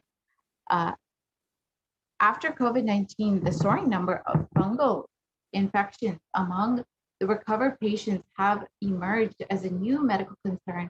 More than 12,000 cases of Black fungal infection have been reported from different parts of the country and are creating a very serious concern and a sense of panic among the people.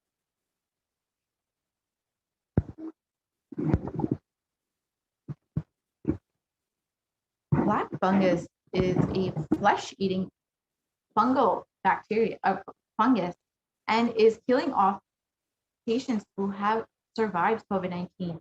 Black fungus has a nearly 50% fatality rate and is tragically killing many who were relieved to be having recovered from COVID.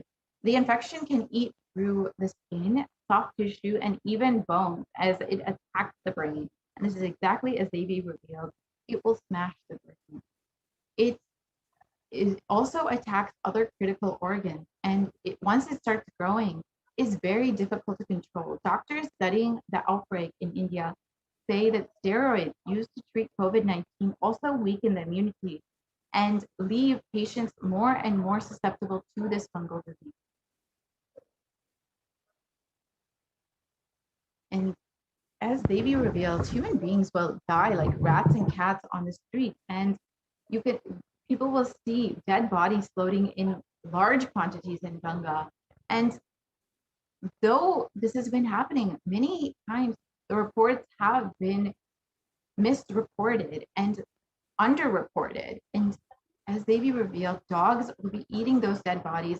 And because dogs are eating those dead bodies, they are also dying. And poor human beings eat those dogs' dead bodies. And because they don't have any other food, they are also dying.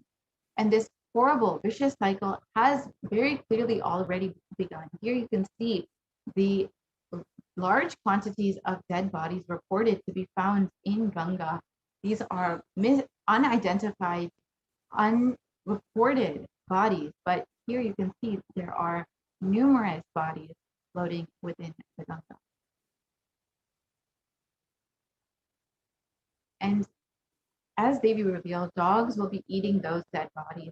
Here is a report showing that scores of decomposing dead bodies have been uncovered in the Sangam area. And for the last 2 to 3 months, people have been burying their dead here.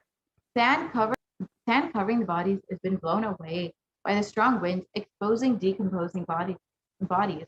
And predatory birds and dogs have been feasting on these bodies. And the government has not made any arrangements for the proper burial. But you can see that already so many places, Devi's revelations are manifesting, and how dogs are eating human dead bodies and how they are also being affected by this. And as Devi revealed, human beings will be dying like rats and cats on the street. As India is reeling under a massive second wave of COVID-19, the number of deaths has also increased, and such is the situation that crematoriums and burial grounds are packed up to capacity. So many times people are forced to burn their loved ones in the streets and are forced to have anonymous, many humans are just anonymously burned among thousands and thousands of COVID-19 patients without any proper rituals or any proper burial happening for them. They're just anonymously burned, and like Devi revealed, they're dying like cats and rats on the street. And as Devi revealed, those dogs' dead bodies are being eaten, and because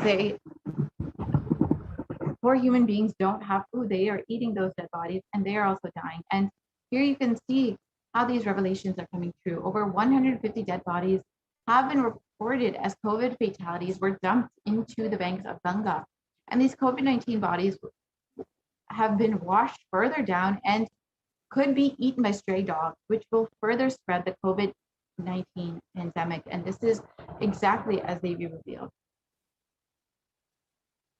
And the bodies found floating in the Ganga in Uttar Pradesh the day after the Bihar horror. So dead bodies have been washed up on the banks of Ganga and were sighted for a second straight day, this time in Uttar Pradesh. The spot is around 55 kilometers upriver from the Bihar Bukhar, where more than 100 bodies were found yesterday, evoking shock and anger. The Bihar authorities had argued that the corpses had floated down from Uttar Pradesh, as their state has no tradition of co-signing bodies to water. So you can see how these dead bodies are just floating down the river without anyone.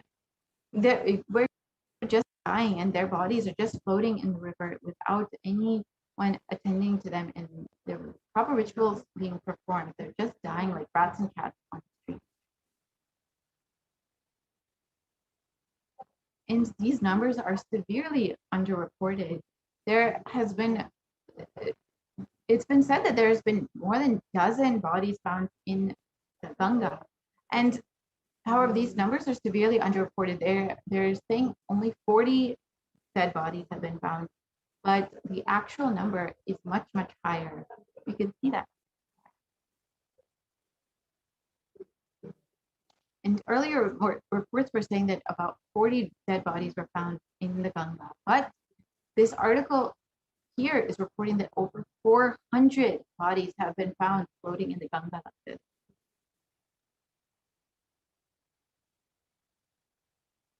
And India is the worst country hit by this COVID-19 pandemic. And unfortunately, they're still very much in denial of this, and media is severely underreporting the actual situation.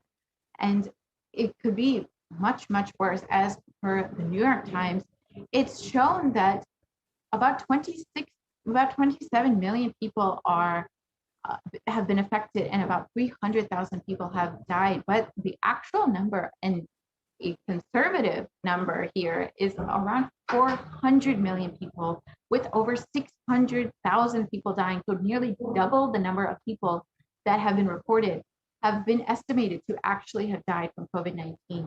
But the actual number is probably much worse, with maybe about 500 million, more than 500 million people affected by COVID-19, with over 1.6 million people dying. So you can see how severely underreported these numbers are and how much worse the actual situation is. As a Supreme Pontiff of Hinduism revealed in Satsang, if you just take a survey of your own family and friends, how many of your family and friends living in India know someone who has died within their family or within their street?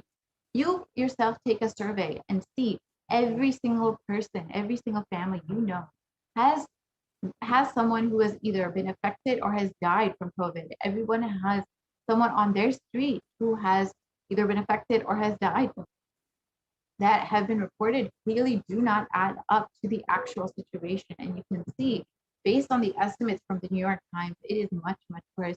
In a worst case scenario, there could be over 700 million people affected from COVID-19 with nearly 4 million deaths. This is far greater than all of the COVID-19 deaths around the world. This is the worst affected, possibly the worst affected country in the world right now, India.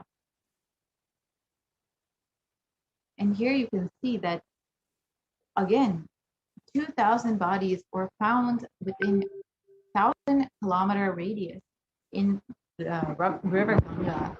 And over, as Devi revealed, there will be thousands and thousands of dead bodies floating in Ganga. And here you can see the data from the New York Times that says the actual figure of COVID-19 is probably about half the population, half the Indian population, which is about 1.36 billion people, and about half, 70 million people are likely to be infected with COVID-19. You can see how clearly this has been severely underreported, as the Supreme Pontiff of Hinduism has shared, and that how serious the situation is, yet how casually and how people are completely in denial and delusion about the situation. And unfortunately, it is the common people who are most affected by this crisis. And as stated earlier, in a worst case scenario, India's COVID deaths are at least 14 times higher than what the government is reporting, according to the New York Times. You can see that this is exactly as the Supreme Pontiff of Hinduism has revealed. India is dying and media is lying. It is best to take heed to Devi's warnings and the Supreme Pontiff of Hinduism's warnings and take care of yourself. Quarantine yourself during this time, and ensure, if you are living in India, you are not putting yourself at risk for this terrible pandemic. And do not think that it is over yet. There, as the Supreme Pontiff of Hinduism and Devi both of you, there is going to be a third wave coming in the Buddhist kingdom. And COVID is now airborne. Initially, this was denied and criticized, but now it has been accepted as initially, and then after that, it was accepted as a fact in theory and as a theory, and now it has been accepted as a fact. And this delayed warning has created such a huge problem for the number of people who did not take this pandemic seriously and who did not take the recommendations for social distancing and quarantining seriously. Now, nobody is being held accountable for the number of deaths of millions of people who have been victim to this misinformation that was initially spread. So we can continue to the next slide. And we can move to the next slide, please. Yes, we can move to the next slide. So we can see that the world's most infectious disease is now airborne. COVID-19, according to scientists, is in fact confirmed to be airborne. We can move to the next slide. And although this was denied initially, it has been accepted around the community, the scientific community, as a fact now.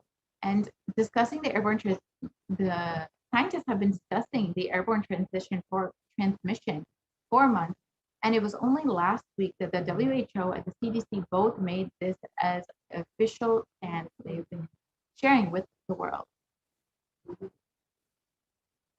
And here you can see that the airborne COVID threat is now confirmed and how it has changed transmission. Initially, the social distancing orders were much less stringent. Now, because it is airborne, the COVID-19 virus can travel much further in the air, and the recommendations need to become much more stringent for both quarantining and social distancing in order to effectively control this. And this, unfortunately, is not something that can be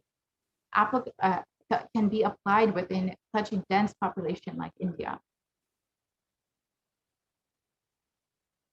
And as the Assam chief minister has stated, home quarantine is not possible in India. The home quarantine is the prime reason for the large number of deaths in Assam. And here you can see how the chief minister of Assam has been sharing that it is nearly impossible for home quarantine to effectively prevent the transmission of disease. And on Monday, Assam witnessed more than 92 deaths, which were the highest deaths on a single day. And the chief minister has stated that we have seen more death cases are happening from home isolation, as several people do not keep the perimeters, and some do not read many people do not keep oximeters, and some do not read the counts on the meters properly. So you can see that this is not an effective way to prevent quarantine or to prevent COVID-19. And here you can see again, Maharashtra government on Tuesday announced that the decision to stop home quarantine in 18 districts would show that higher COVID positivity rate than the state's average. And the state's public health minister said that the decision is taken to ensure better health and care facilities to patients in districts which are showing higher positivity rates.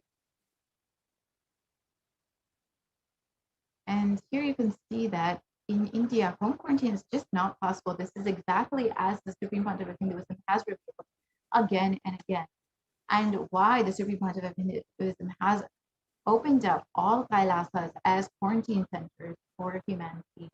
And it's nearly impossible for Indians who state that they are nearly 41% of houses have just a single room with about 5 people sharing that room. So it's nearly impossible to isolate or quarantine yourself when you are in such a small space with so many people.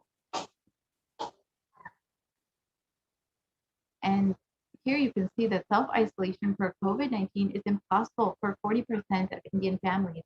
This is because many families live in single bedroom homes, and many families have more than 5 people, 6 people, and are unable to isolate themselves. If anyone is infected, they are not able to isolate themselves with a separate bathroom and proper ventilation.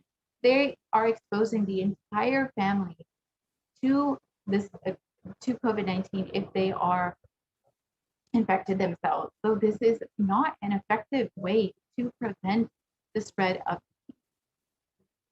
disease. And you can see that there is no space for home quarantine in large cities in India. And following the ministry's guidelines on home quarantine is nearly impossible in urban households. And you can see that it's for people who are infected and are showing symptoms, there is no place in the home to isolate themselves. Many times they are forced to be interacting with their family members and exposing their family members to the same disease.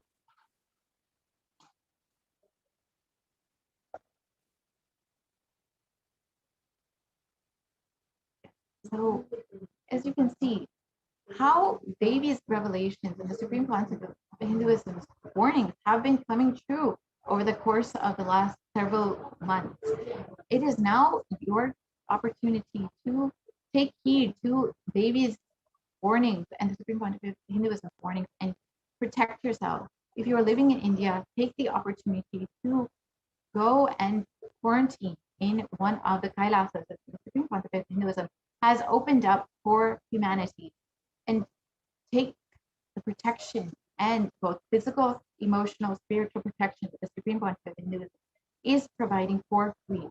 If you would like to take this opportunity, you are more than welcome to visit kailasa.org/kailasacare. With this, we will be ending this segment, and we will be right back to hear about how we can further connect with Devi and how we can deepen our connection and receive the grace of Devi through the various offerings that we can make to Devi Parashakti. We will be right back after a short break.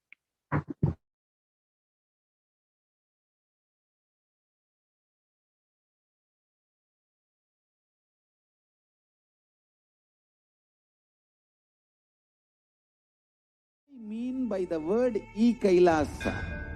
Listen intensely. Enlightenment ecosystem, literally enlightenment itself, in your own, wherever you are. If you cannot come to Kailasa, it's okay. Kailasa can come to you. Kailasa coming to you is e-Kailasa.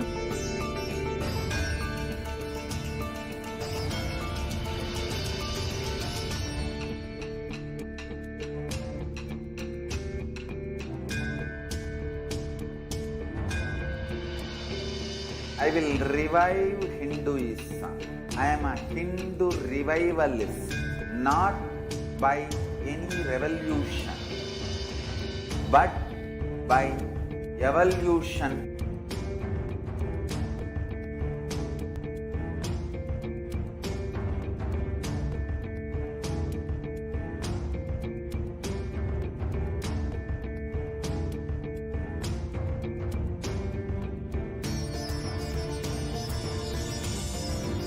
And setting model communities.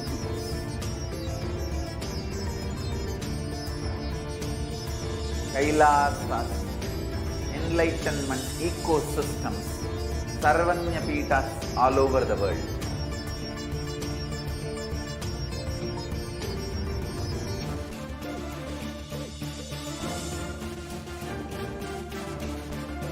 All powerful cognition, knowledge, only when you live, power manifestation and possibilities manifestation happens.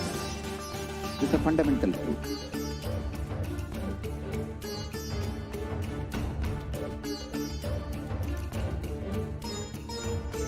Hinduism cannot live exclusively as one sampradaya. No. All sampradayas of Hinduism is an ecosystem.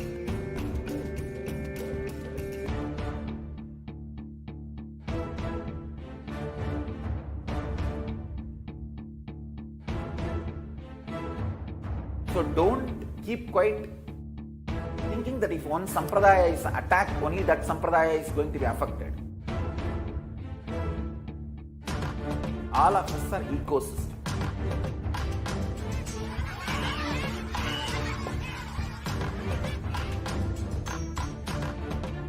I invite all of you to get involved and enjoy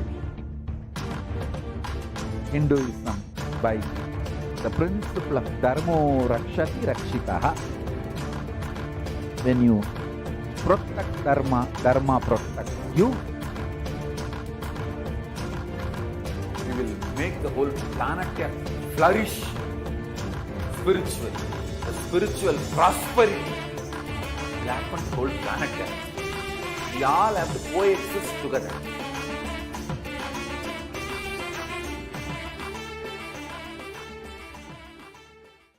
Just be alive. Yes.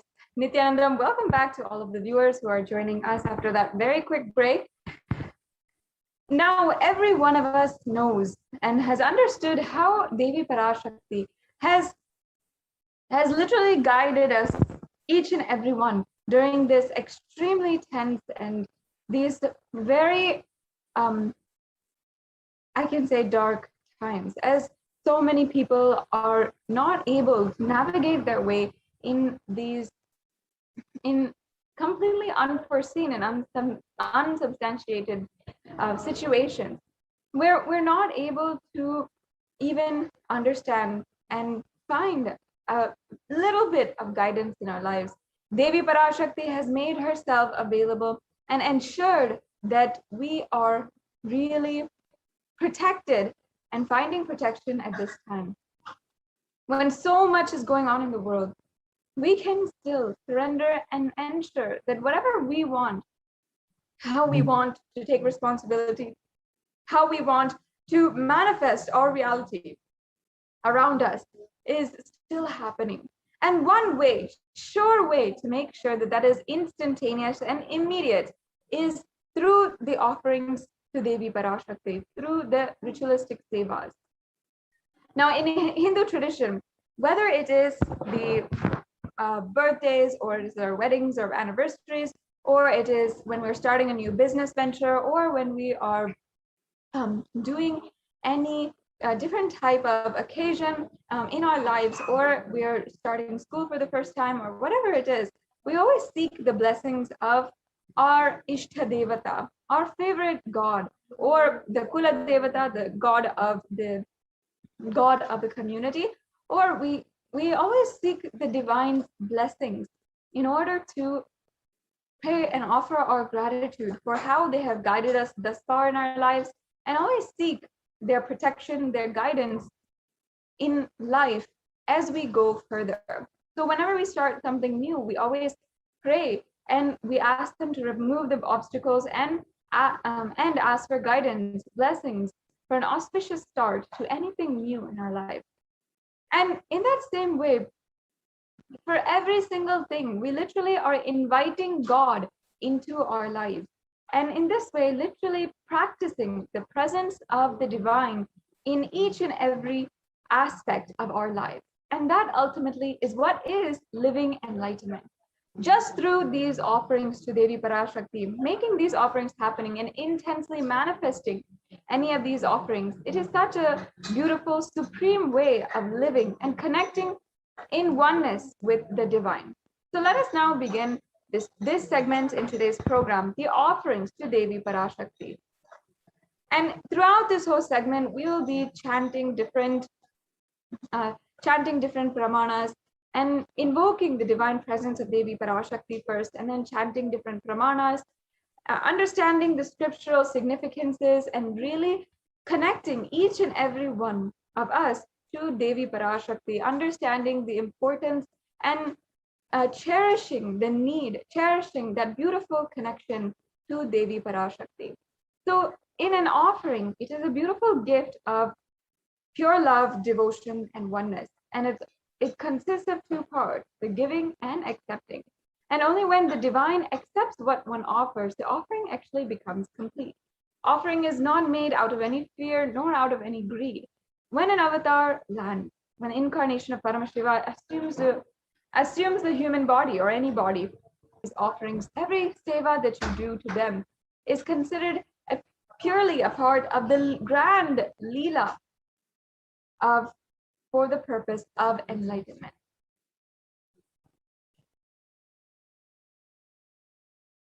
So now with this, let us now enter into this segment of today's program and chant the Dhyana Shloka of Manonmani. Manonmani is the form of Devi Parashakti who is sitting on the very lap of Paramashiva, and she is the most compassionate, beautiful, and giving, loving form of Parashakti. So we'll now be chanting the Dhyana Shloka from the Moola Agama on Manonmani.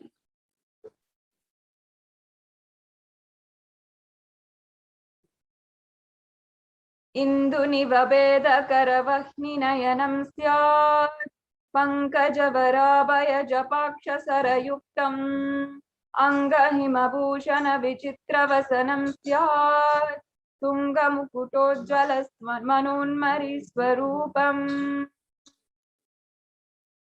And now we'll be chanting the English translation.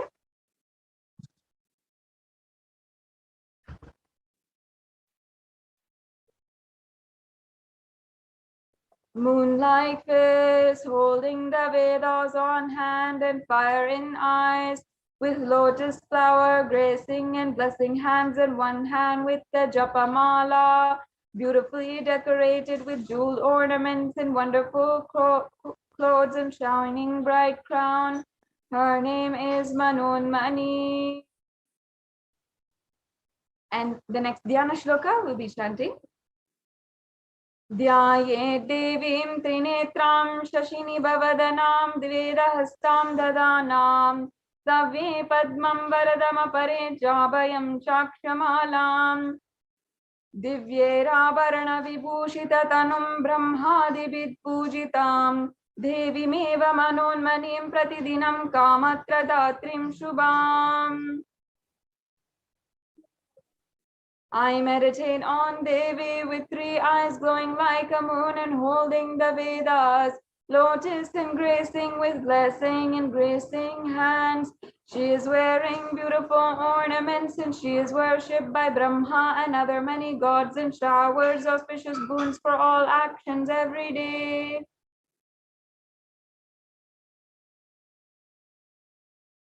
Yes, now we have invoked the supreme divine vibrating presence of Devi Parashakti among us with this Dhyana Shloka. Let's proceed to understand the different significances, elements, and the different aspects of offering. First, let us build the foundation and understand why we're making these offerings and also understand why these offerings are often made in gold. Now, in the Atharva Veda, one of the Chatur Veda, the 4 Vedas, in the Atharva Veda, which is one of the primordial scriptures of Sanatana Hindu Dharma, it signifies, it refers to the divinity of the element gold. And I'll just be reading out the translation here. Triply born by birth is gold. From the atom of Agni is one, and it becomes dearest to Agni. One fell away from the Soma when it was hurt. One they call the seed of virtuous and powerful Apaha. Let that triple gold be for your long life. So, as you can see here, there's a reference, as you can see, how the gold is for your virtuous and powerful qualities and also for your long life. It is attributed to these very divine qualities and very beautiful qualities. And I'm sure this is not new for any one of you.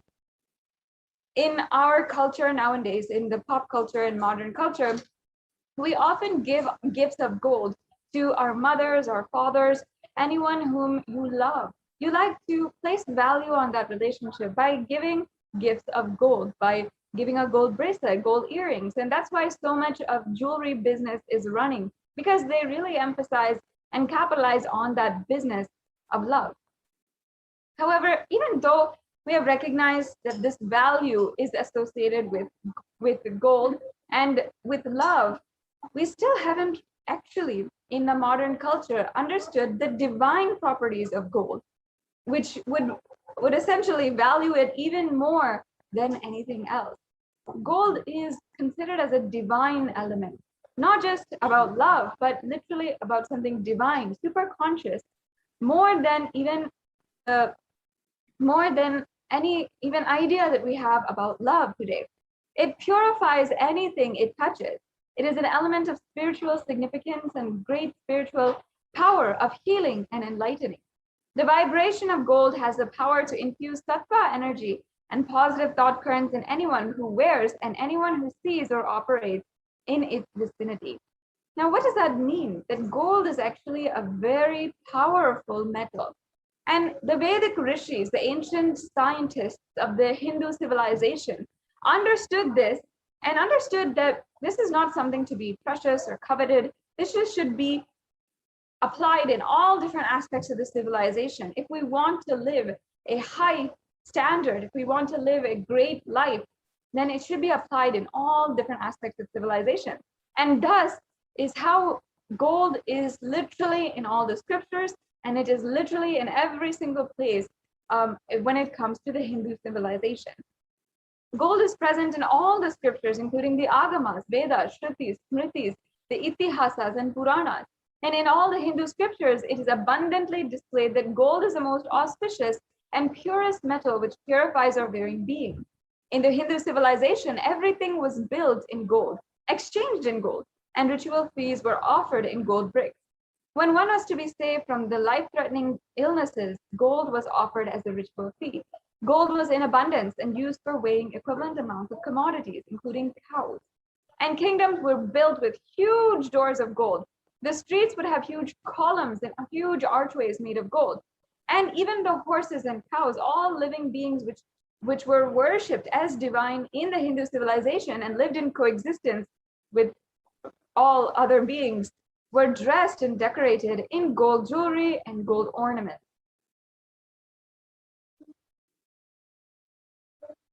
The Hindu civilization thrived on the banks of rivers of gold.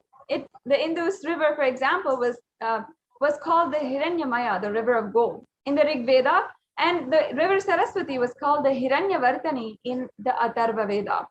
And again, these are the oldest scriptures that are even known to mankind, to humanity itself. So therefore, gold is a supreme element for offering gifts to the ones you love and revere. Temples are constructed and paved in gold. Deities are made in gold and decked and adorned in gold. And because it preserves the enlightenment energy for thousands of years, it lasts literally forever.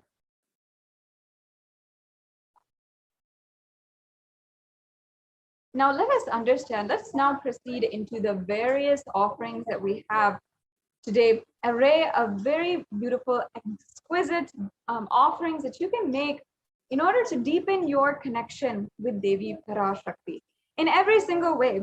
Now today we'll have donations that you can make from any amount. It has no limitation to the highest value. So understand that you can start seeing that anything is possible for you, and for the level or the amount which you want to donate, which is possible for you right now. Just you can always see how you can offer your gratitude today, how you can literally manifest that beautiful connection with Devi Parashakti today itself. Whether it is through the e-hundi donation or any of the donations and offerings that you can make today. So the first offering which you can make is the e-hundi offering.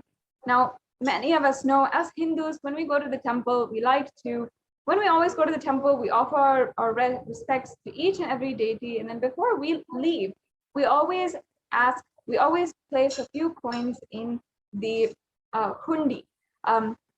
And that is a part of our tradition. We always add that amount of value to and ask and beautifully offer our gratitude in that form in the hundi. And the devotion is always accepted in this form.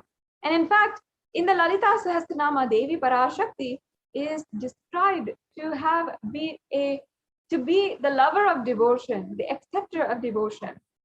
And she is truly fond of devotion.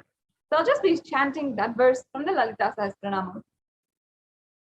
Bhakti Priya, Bhakti Gamya, Bhakti Vashya Bhayapaha, Shambhavi Sharadaradhya Sharvani Sharmadayini. The English translation: Devi is fond of true devotion and true devotion. She can be won over through true devotion, and she removes all fears. Yes, the next slide, please. So if there is any fear in the minds of devotees, Devi is sure to remove that fear. It is stated that Devi likes to be worshipped in autumn. And here it is meant that it is the autumn of our lives when thoughts turn more and more inward. The role of the divine is known and understood more clearly. So if we just do this offering, any amount of fear from our minds is absolutely removed. And ultimately, when we remove fear from our minds, that constant need and feeling to protect yourself will simply be removed as well, simply be dropped. And here with the replaced ultimately by the ultimate pure protection of Devi Parashakti herself, the divine cosmic mother. So you can offer the e-hundi offering today, and we'll be going over how to make a payment and how to fill out the registration forms and so forth. This particular offering can be made for any amount that you would like to donate, and it can either be made through the registration forms or as well through the payment forms, or it can be made through the YouTube super chat. So we'll be going over how to make these payments at the end of this segment. So you can try to find out, or you can stay tuned at the end of this segment so that you can understand how to make a payment. Yes, let's go on to the next offering. The next offering is the Sankalpa chanting. Now, in the Vedic tradition, Sankalpa is a conscious resolution. And we can make any kind of conscious resolution. Either it is that whatever you want to take up today as your resolution for the day, you want to manifest something today or something that you really would like to experience, fulfill, have the breakthrough. You can take up that as a conscious resolution, make the sankalpa, and receive the blessings of Devi Parashakti through this offering. Now, one beautiful thing here is that every single day during the Guru Puja, as Hindus, when we offer the Guru Puja, we do chant the Sankalpa. This offering of the Sankalpa is a direct blessing for that very Sankalpa that we take and the conscious resolution that we take. We often ask during this whole mantra called the Sankalpa is of seeking blessings for true auspiciousness, for true auspiciousness in our lives, to go beyond all the different types of limitations and bondages, to experience health, wealth, and beautiful relationships in our lives. The Sankalpa has all of these blessings, and these blessings literally embedded inside of it. So as we chant the Sankalpa, as the Pujacharyas chant the Sankalpa, and they chant your name along with it, it'll literally be one way that literally all the blessings will be bestowed on you. And you can offer this as well to receive the fruition to all the desires and wishes which you are yearning for any day. So once again, you can proceed to the payment link which is appearing on the slides, and you can proceed for the payment if you are interested in going ahead and doing that. If not, stay tuned, and we'll be going over more offerings and also going through a walkthrough of how to exactly make these payments. The next offering we can go on to. The next offering is the very extremely unique, and this offering, as an ode and tribute to Devi Parashakti, being described in the Lalita Sahasranama, verse 731, as Nama Parayana Prita, she who likes the repetition of her various names. This is the offering of the 1008 names of Devi Parashakti. It's a special and unique archana offered to the Mahameru of Devi Parashakti. Now, if you are one to know that Devi Parashakti, your very own mother, loves pearls, or she loves a certain gemstone, then you will know that this is what I want to get for her for her birthday or for Mother's Day, or when I would like to please her and when I would like to offer something out of my gratitude to her. Now, just like that, Devi Parashakti likes nothing but to chant own various names. And that's why she is called the Nama Parayana Prita. Now, you might be wondering, what is this? Why does she like the chanting of her own names? Understand that the 1008 names are nothing but the Ananta Kalyana Gunas, all of the various, endless, limitless characteristics of Devi Parashakti, meaning all of her beautiful qualities are chanted during this whole Sahasranama. Now, what does that mean? It means that each and every one of the energies of that quality is chanted and invoked inside of you, blessed to happen and be nurtured and grow inside of you when we make this offering. That is the whole beautiful science behind chanting the Sahasranama. So ultimately, when Devi Parashakti says Nama Parayana Prita, or when she is described as the one who loves the chanting of her own names, she loves when we are invoking her own energy, and ultimately she loves how we are benefiting ourselves, invoking her own energy and experiencing oneness with her ultimately. So it's such a beautiful sacred sentiment. Can we go back to the previous slide, Ma? It's such a beautiful sacred sentiment, and not only that, on the gold coin which will be offered during this offering, in your name, you will, the 1008 names of Devi Parashakti will be inscribed on this gold coin. So you can receive the blessings and have literally all the Ananta Kalyana Gunas invoked in you with this offering. Yes, we can go on now.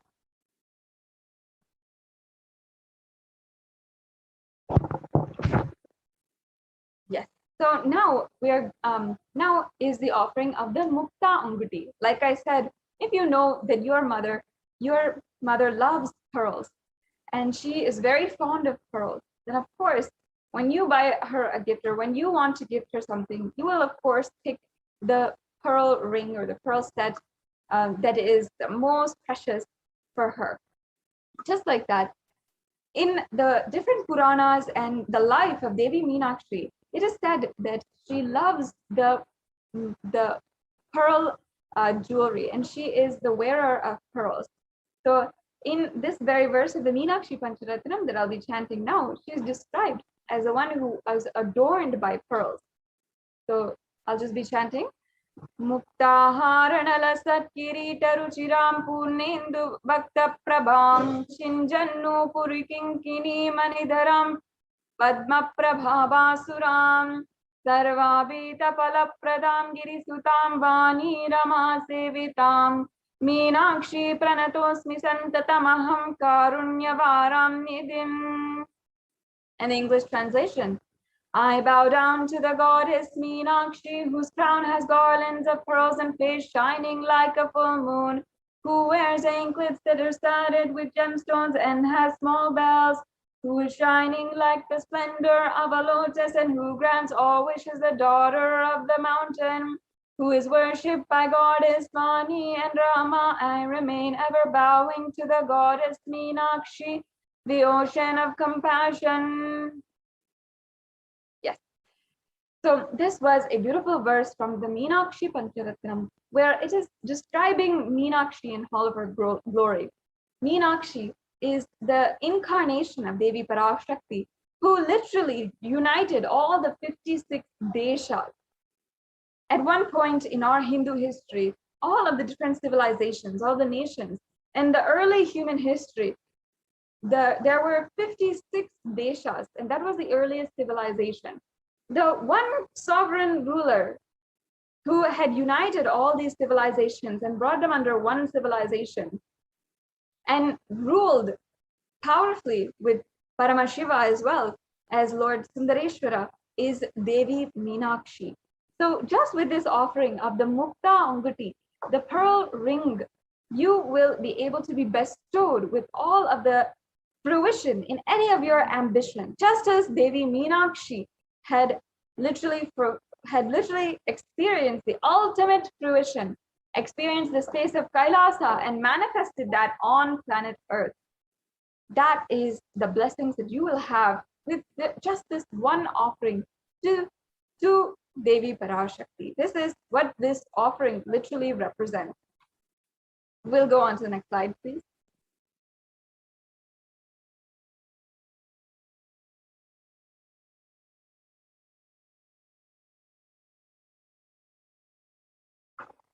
Yes, the next slide, please. Yes, and the next offering is the Swarna Padma Pushpa. Now in the Kamika Agama, which is one of the oldest scriptures that we are still having today, it's described all the kalashas should be wound around with suitable thread and covered with new cloth, and they should be adorned with a lotus flower made of gold. It's actually such a beautiful description here, and so many of the different references have some or another reference to lotus. Lotus is considered a divine flower. And in fact, even Shakti of Paramashiva is considered to be a lotus. And there's so many mudras, asanas, there's so much that is always attributed to the lotus. It is such a divine flower and considered so auspicious in Sanatana Hindu Dharma. That's why it's used in all places. Now, just as Devi Parashakti is so radiant and resilient in all different adverse situations in our lives, we'll have the blessings in our lives to be able to manifest that very space in any adverse situation in our life. And that's what the lotus ultimately represents. The lotus lives in muddy waters and pond waters and maybe very, very little water, but it blooms to be the most elegant, beautiful flower and has so much of love associated with it. Now, why is that? How does that work? Is an absolute mystery to us, but of course, we all enjoy it. Devi Parashakti is that very energy of, even in muddy waters, being absolutely resilient, radiant, and beautiful. And literally not even as if there's no muddy water, as if there's absolutely nothing bothering at all. So that is the very significance of this offering. And we can go on to the next slide. And just for you to be able to have this power, radiate the state, space, powers, and being of Devi Parashakti in any adverse situation in your life, you can offer this Swarna Padma Pushpa. Yes, we can go on to the next slide now. Yes, and the next offering is the Swarna Metti. The Swarna Metti is the golden toe ring. And there is a verse here that I'd like to chant first. Nakhadiditi samchana namajjana tamo guna padadvaya prabhajala parakrita saroruha. You whose brightness from toenails destroys the darkness of ignorance from the minds of your devotees to prostrate at your feet. You whose brightness from your 2 feet overpowers that of the lotus flower. So in this offering, actually the metti is the toe ring. And in Hinduism, all the traditional, the Hindu women wear the toe ring. And you might ask why this is the tradition, what's the source behind it? In fact, it is this very verse. First, in Sanatana Hindu Dharma, all women are worshipped as the embodiments of Devi Parashakti herself, the divine cosmic mother. And this verse is also from the Chandi, the Devi Mahatmyam, or the Chandi Shloka, where literally it says that Devi Parashakti is existing in the form of all of the different women who are living on planet Earth. Such a beautiful verse, and from there stems the worship of feminine energy and worship of women in Sanatana Hindu Dharma. Now, the golden toe ring is what we offer to Devi Parashakti and to adorn her beautiful, sacred, precious feet, and which literally remove all the different darkness, the ignorance, the tamas from us, and bring the supreme knowledge. The next slide, please. So this offering, the Swarna Metti offering, is a golden toe ring that you can offer in order to be in constant gratitude and receive the blessings of Devi Parashakti, even in the most difficult aspects of your life.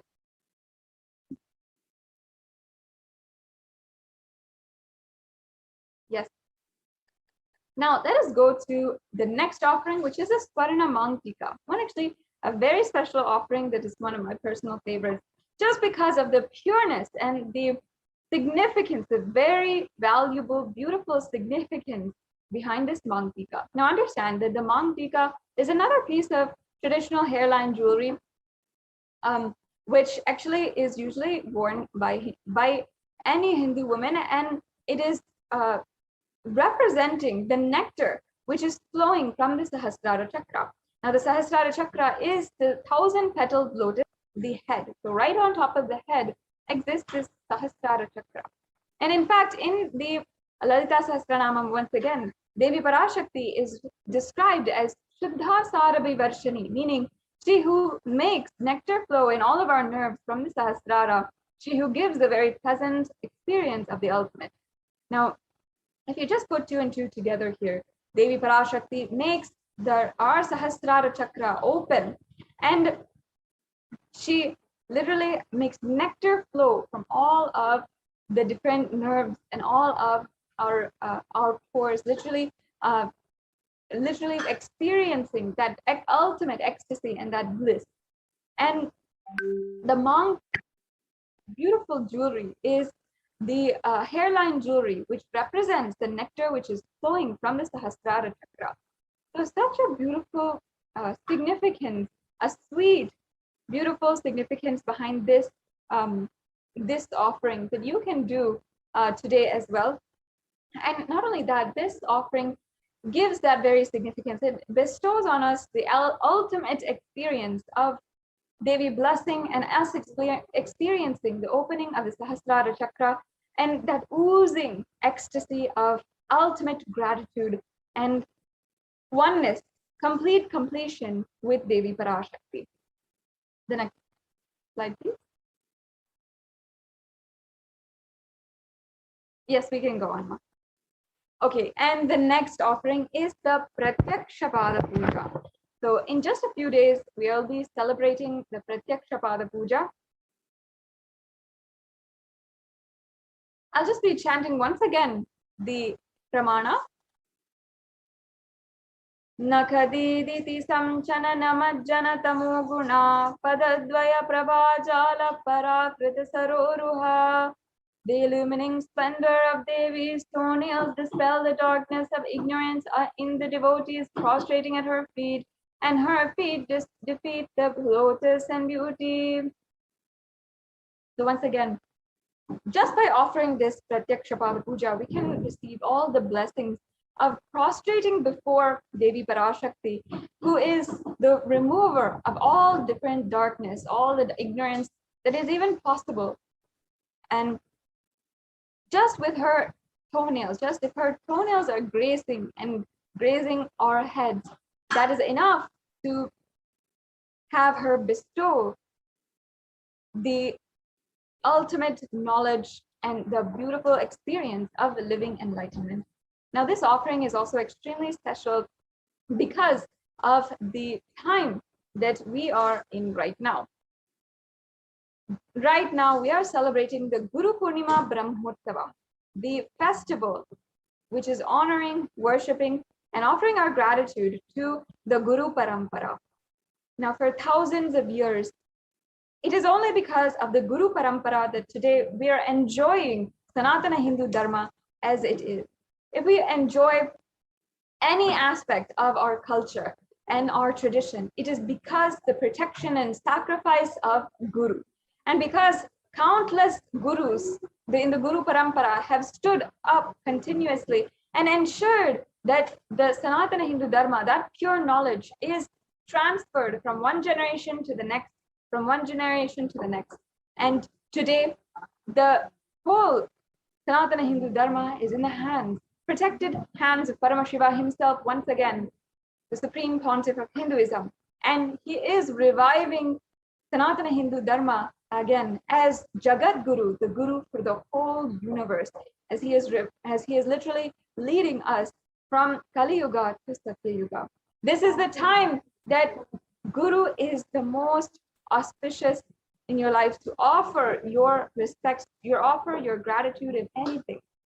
Understand this very festival is so important because all the different energies, the grahas, are aligning each and every one of us to surrender to the Guru. Whatever might be what you think is stopping you until now, understand that now all the energies of the whole world, every single one, is aligning you towards Guru. Everyone wants you to experience the ultimate oneness with Guru and surrender with Guru and ultimately the supreme Paramashiva himself. Now, just this offering, Guru Purnima Day, can make you align to the Guru, make you experience such beautiful oneness with Paramashiva, the ultimate. And it is sung by so many different Gurus, incarnations of Paramashiva until today, whether it is Manasa Bhajare Guru Charanam by Sri Satya Sai Baba, or the Guru Paduka Stotram, sung and composed by Adi Shankaracharya, the greatness of the Guru's feet, and why we should be offering to the Guru's feet anything, our whole being itself. When the Guru is there accepting the offering, if you just give your eye and mind to him and you just drop that at his feet, he will give his eye and his mind, Paramashiva's own, to you. That is enough to simply ensure, simply make each and every one of you, I'm sure, want to offer the Pratyaksha Pada Puja on Guru Purnima Day. Make sure you're offering, make sure that you do not miss out on Guru Purnima Day offerings, and especially the Pratyaksha Pada Puja. Another offering that is available for each and every one of you today is the Vastra Seva as well. That is the offering of the sacred adornment to Devi Parashakti and the sacred cloth. So we'll go on to the next slide. Now this brings us to a conclusion for all of the different offerings that we have for you to offer. And as you can see, we have the Ihundi offering, the Sankalpa chanting, the Devi Sahasranama Kasu, the Mukta Anguti, the Swarna Padma Pushpa, the Swarna Metti, the Swarna Mantika, the Pratyaksha Pada Puja, and the Vastra Seva. So these are an array of exquisite offerings that we have that you can offer. And even if you feel perhaps today is not the time, you don't have the resources, but you don't have the money, there's still an option. And I highly encourage each and every one, if you feel, yes, there's something in this I really want to manifest. I want to manifest these beautiful sacred sentiments in my life towards Devi Parashakti and experience oneness with Devi Parashakti. Then even if you don't have the money right now, if you don't have the time or the resources right now, go ahead and fill out the intention form. And you can fill it out at tiny.cc/bhavasamadhi. It's such a beautiful way that you can start manifesting these offerings in your life, whether it is the Pratyaksha Pada Puja that you'd like to offer to the Supreme Pontiff of Hinduism on Guru Purnima Day. Let's start by making an intention. And that intention will fulfill itself just by its very nature of being aligned towards Paramashiva. Just one step if you take, the Guru and of course Devi Parashakti herself will take 1,000 steps towards you. If you are ready to make a payment right away, of course, that's amazing. You can go to the link tiny.cc/Devi offerings.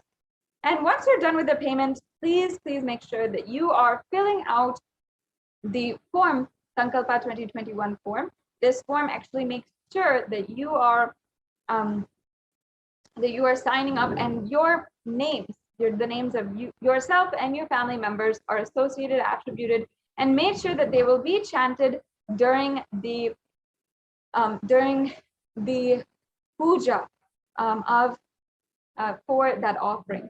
So when it is literally ritualistically offered, your names will be chanted, and all of the blessings of Devi Parashakti will be bestowed on you and your family and anyone whom you are offering for. So now let us just take a few minutes before concluding this segment and moving on to the next segment of today. Just would like to request if we can show the links for the payment. And it's a very easy process. You just have to go to the payment link and you'll be able to see the drop-down menu, select the offering that you would like to make, and then select the offering that you'd like to make, add it to the cart, and you'll be able to proceed for the further steps and enter in your payment details. It's just a straightforward online banking, online payment process. And another option that we also have today is the super chat, the YouTube super chat. Now, YouTube has a very cool, very unique feature called the super chat, and you can pay either through credit card, debit card, or through PayPal. Make any kind of donation that you'd like. If you are a member of Kailasa's HDH Nithyananda YouTube channel, and you can make any kind of donation that you'd like to make today. And this is just any donation that you'd like to make. If you feel that you'd like to offer out of your gratitude to Devi Parashakti, to the Supreme Pontiff of Hinduism, for manifesting in any way in your life. Now, in just a few minutes, we'll have that link being projected for all of you. And I just like to show that to everyone. Yes, we have it here. Yes, so this is the link that you can go to in order to fulfill the payment process. Again, it's very, very easy, very straightforward. And you can just press here, add to proceed to checkout. Yes, and you'll be able to fill out all of your payment details and so on and so forth. And then after that, we have, after you fill out the payment form, as you can see here, this is all of the payment details and etc. After you do this, encouraging, make sure each and every one of you fill out this Sankalpa 2021 form. And so this form is a very quick Google form which will just have you list out your names, your I guess this is complete, your names, your family's names, and anyone who you are offering on behalf of, and you can ensure that all of the blessings of Devi Parashakti are bestowed on you today. So this brings us to a conclusion of this segment on the different offerings, and it was such a beautiful time to share with each and every one of you how we can make the experience with Devi Parashakti so much more intense, so much more intimate, and so much more blissful, and make it absolutely a pure experience of oneness with Devi Parashakti. We'll now be entering into the next segment of today's program, where we'll be understanding the different updates, the different updates and happenings from Adi Kailasa Sarvagnya Peetham. We're now joined by Manitya Ashlananda Swami and Manitya Pranapriyananda to explain to us some of the latest updates and even how the United Nations has recognized the persecution against the Supreme Pontiff of Hinduism. It is an absolutely amazing news that each and every Hindu out there needs to listen in on. So please stay tuned and we'll be right back with you shortly.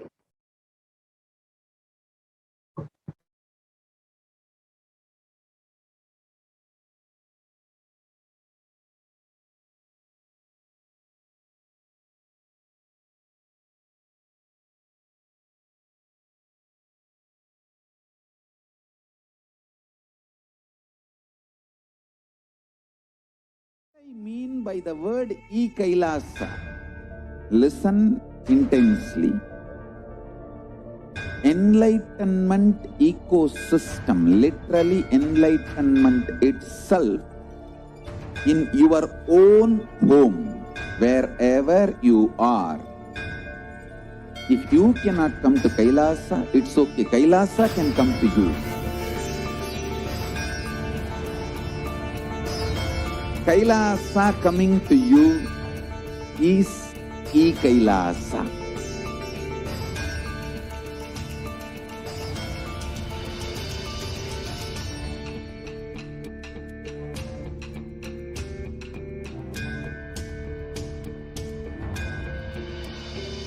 I will revive Hinduism. I am a Hindu revivalist, not by any revolution, but by evolution.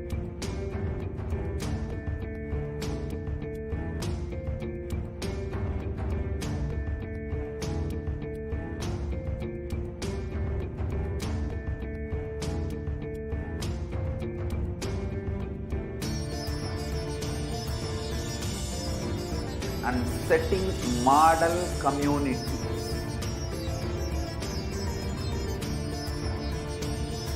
Kailasas, enlightenment ecosystems, Sarvanya Peethas all over the world.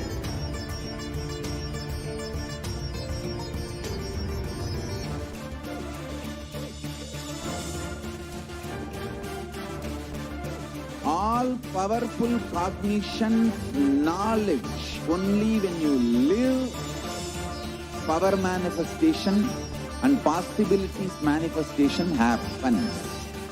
This is a fundamental truth.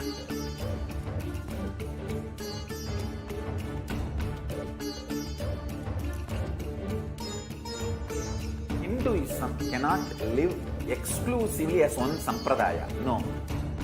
All sampradayas of Hinduism is an ecosystem.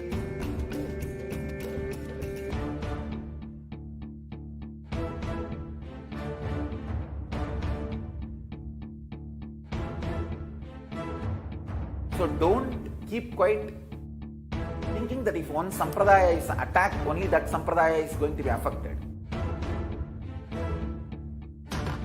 All of us are ecosystem.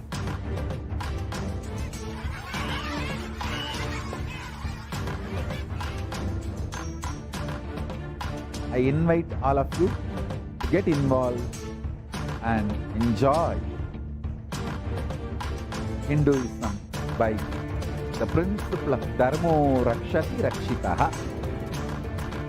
When you protect Dharma, Dharma protects you.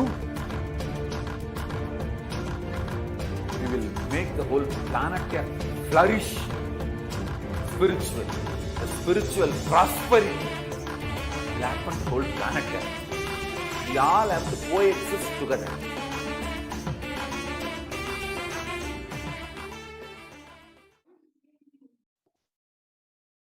And welcome to this segment on the Adi Kailasa ship. Here, before we get into this segment,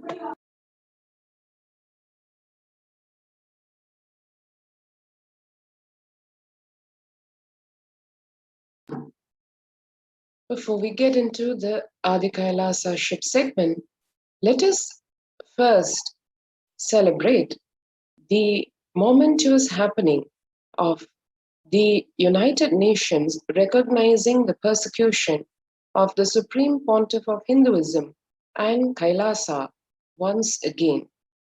We just saw how a few weeks back the persecution, the genocide happening on the Supreme Pontiff of Hinduism and Kailasa, and that being the ongoing continuum of what has been happening to Hinduism over the last 5,000 years, is getting recognition in the international arena. And now, with this happening yet again, one can see a report has been published on the persecution of Kailasa once again, acknowledging Kailasa's stance against femicide. Femicide means the killing of a woman because of her gender, and the persecution of all the indigenous women of Kailasa by the extremists and militant forces. Kailash and the persecution of the Supreme Pontiff of Hinduism has been facing persecution for over 2 decades, especially for his highly progressive stance on Vedic women empowerment and worship of primordial cosmic divinity as the Divine Mother. The attacks on the Supreme Pontiff of Hinduism and his community involved a massive volume of state-sponsored lawfare, vexatious litigations, assassination attempts, sexual assaults, gang rape, character assassination, shaming, sexual objectification, persecution of women, girls, and even children. Unsurprisingly, this persecution has taken a serious note in the international arena.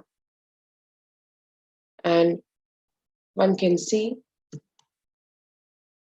the glimpses of this report. We will be going right into the details of this in the next portion of this segment. First, let us understand why the persecution, what really Hinduism is all about, and what really attracts these anti-Hindu terrorist elements to do such gory crimes to exterminate Hinduism from the face of this planet.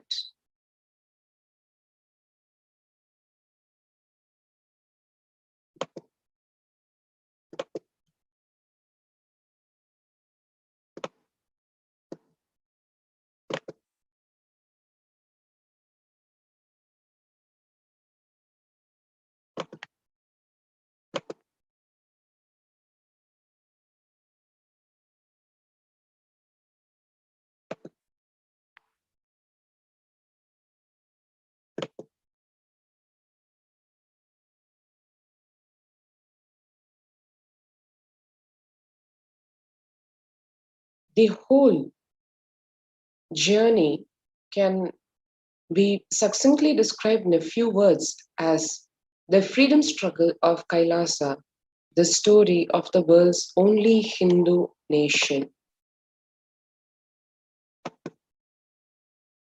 To really understand about Hinduism and Kailasa being a revival of that authentic Hinduism today in all its tradition, all its forms, all its glory, Kailasa is the only macrocosmic ancient Hindu civilizational nation to serve the religious and spiritual needs of 2 billion Hindus and the whole of humanity.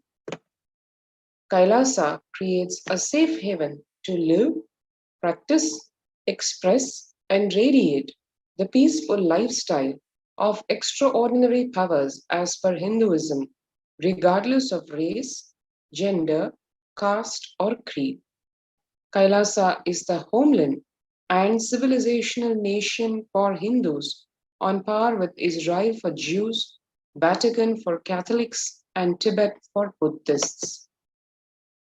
Kailasa was created with the determination to not just preserve and protect Sanatana Hindu Dharma and share it with the entire world, but also to share the story of persecution that is yet unknown to the world.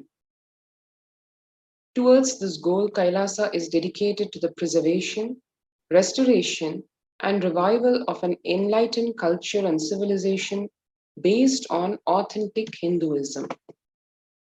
The mission of Kailasa.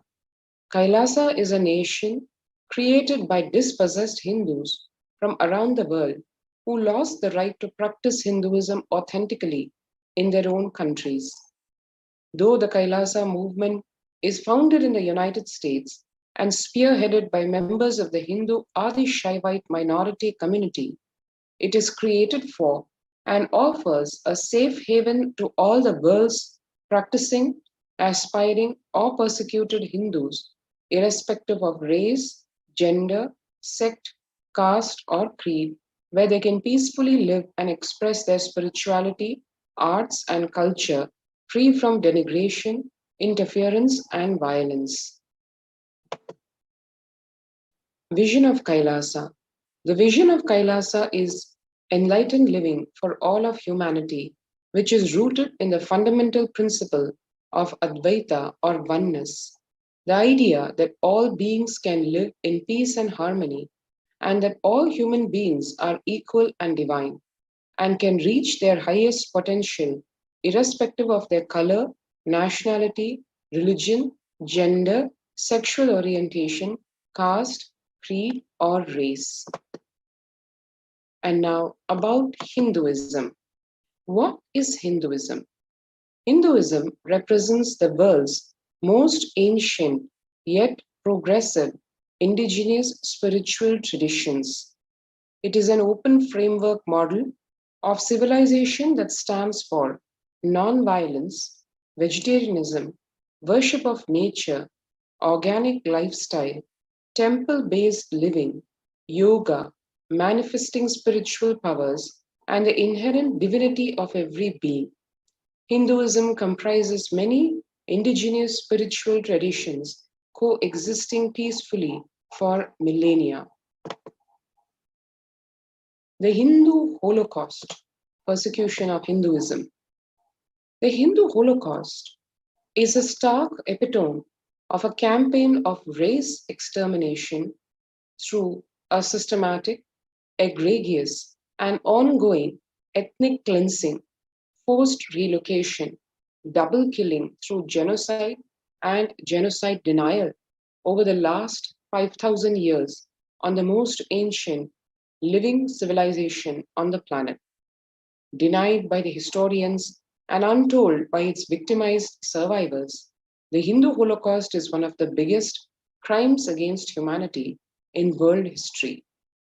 Hindus have time and again suffered religious persecution in the form of forceful conversions, massacres, demolition and desecration of temples, confiscation or destruction of property, incitement to hate, imprisonment, torture, murder, destruction of universities and schools, and crimes against women and children. The systematic elimination of Hindus. Hinduism was once practiced freely in over 56 nations across the continent, from Afghanistan, India, Nepal, Burma, Sri Lanka, all the way to Singapore, Malaysia, Cambodia, and Indonesia, and in 200 states, 1700 samsthanas or provinces, and with 10,000 sampradayas or traditions. Over several centuries, the combined forces of foreign invasion, political upheaval, colonialism, and religious persecution systematically ended millennia of Hindu Swarajya or self-rule. Today, Hindu temples remain in few countries, but the Hindus who worshipped in them have been ethnically cleansed. Double killing, the Holocaust and its denial. Hindus are the victims of the double killing of Holocaust and denial of Holocaust. Denying the largest Holocaust, which has been shockingly going on since 5,000 years of history, will continue to go on in the future unless cognized first and corrected thereafter. The denial of the Holocaust through distortion of history and ideological indoctrination is the last act of a crime in the Holocaust and the heralding of the next crime. The strategy is to first obfuscate and obliterate a people, then obfuscate and obliterate their memory, and finally seek to obfuscate and obliterate the memory of the obfuscation and obliteration itself. This strategy has been successful, as today nobody knows or even speaks of the unbroken continuum of the annihilation of Hindus. 100 million killed, over 1 billion ideologically enslaved, be it by the invading Mughals or the colonial forces, be it in the name of their race or color or religious faith or cultural roots or ethnicity or some other distinction. Hindus have over the past 2,000 years been subject to mass murder, multiple perpetrator rapes, forced indoctrination, artificial famines, child abuse, identity distortion, resulting in a systematic physical elimination of over 100 million Hindus and ideological slavery of over 1 billion Hindus across all sampradayas or traditions on all levels: physical, mental, emotional, cultural, religious, political, economical, social, and much more.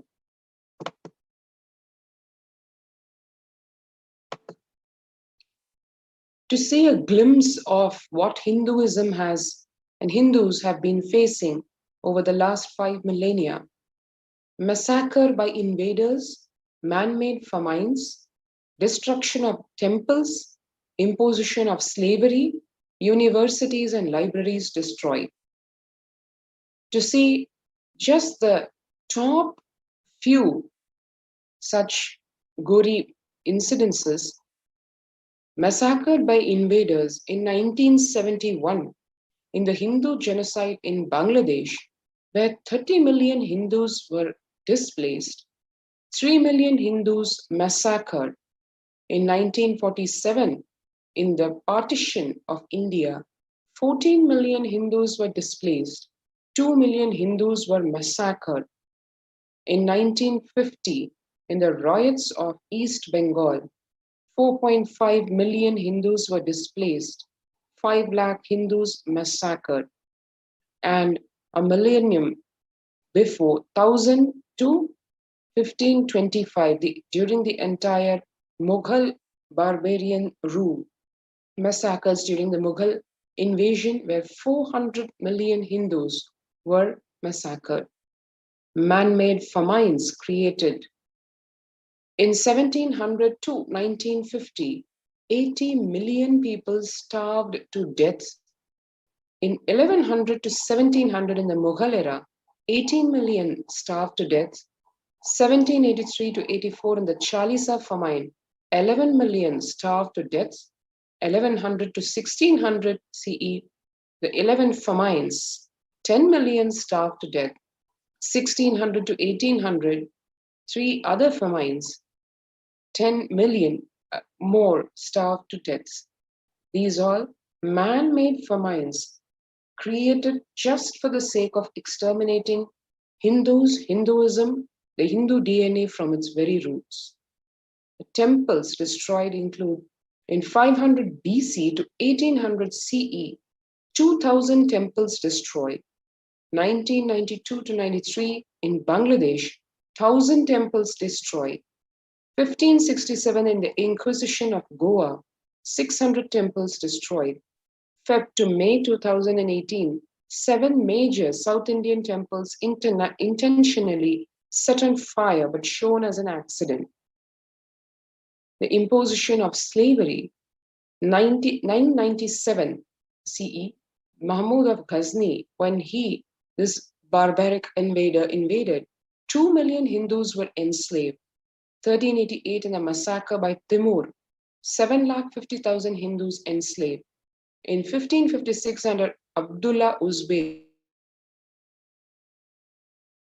30, when the colonial invaders captured India, 630,000 Hindus enslaved.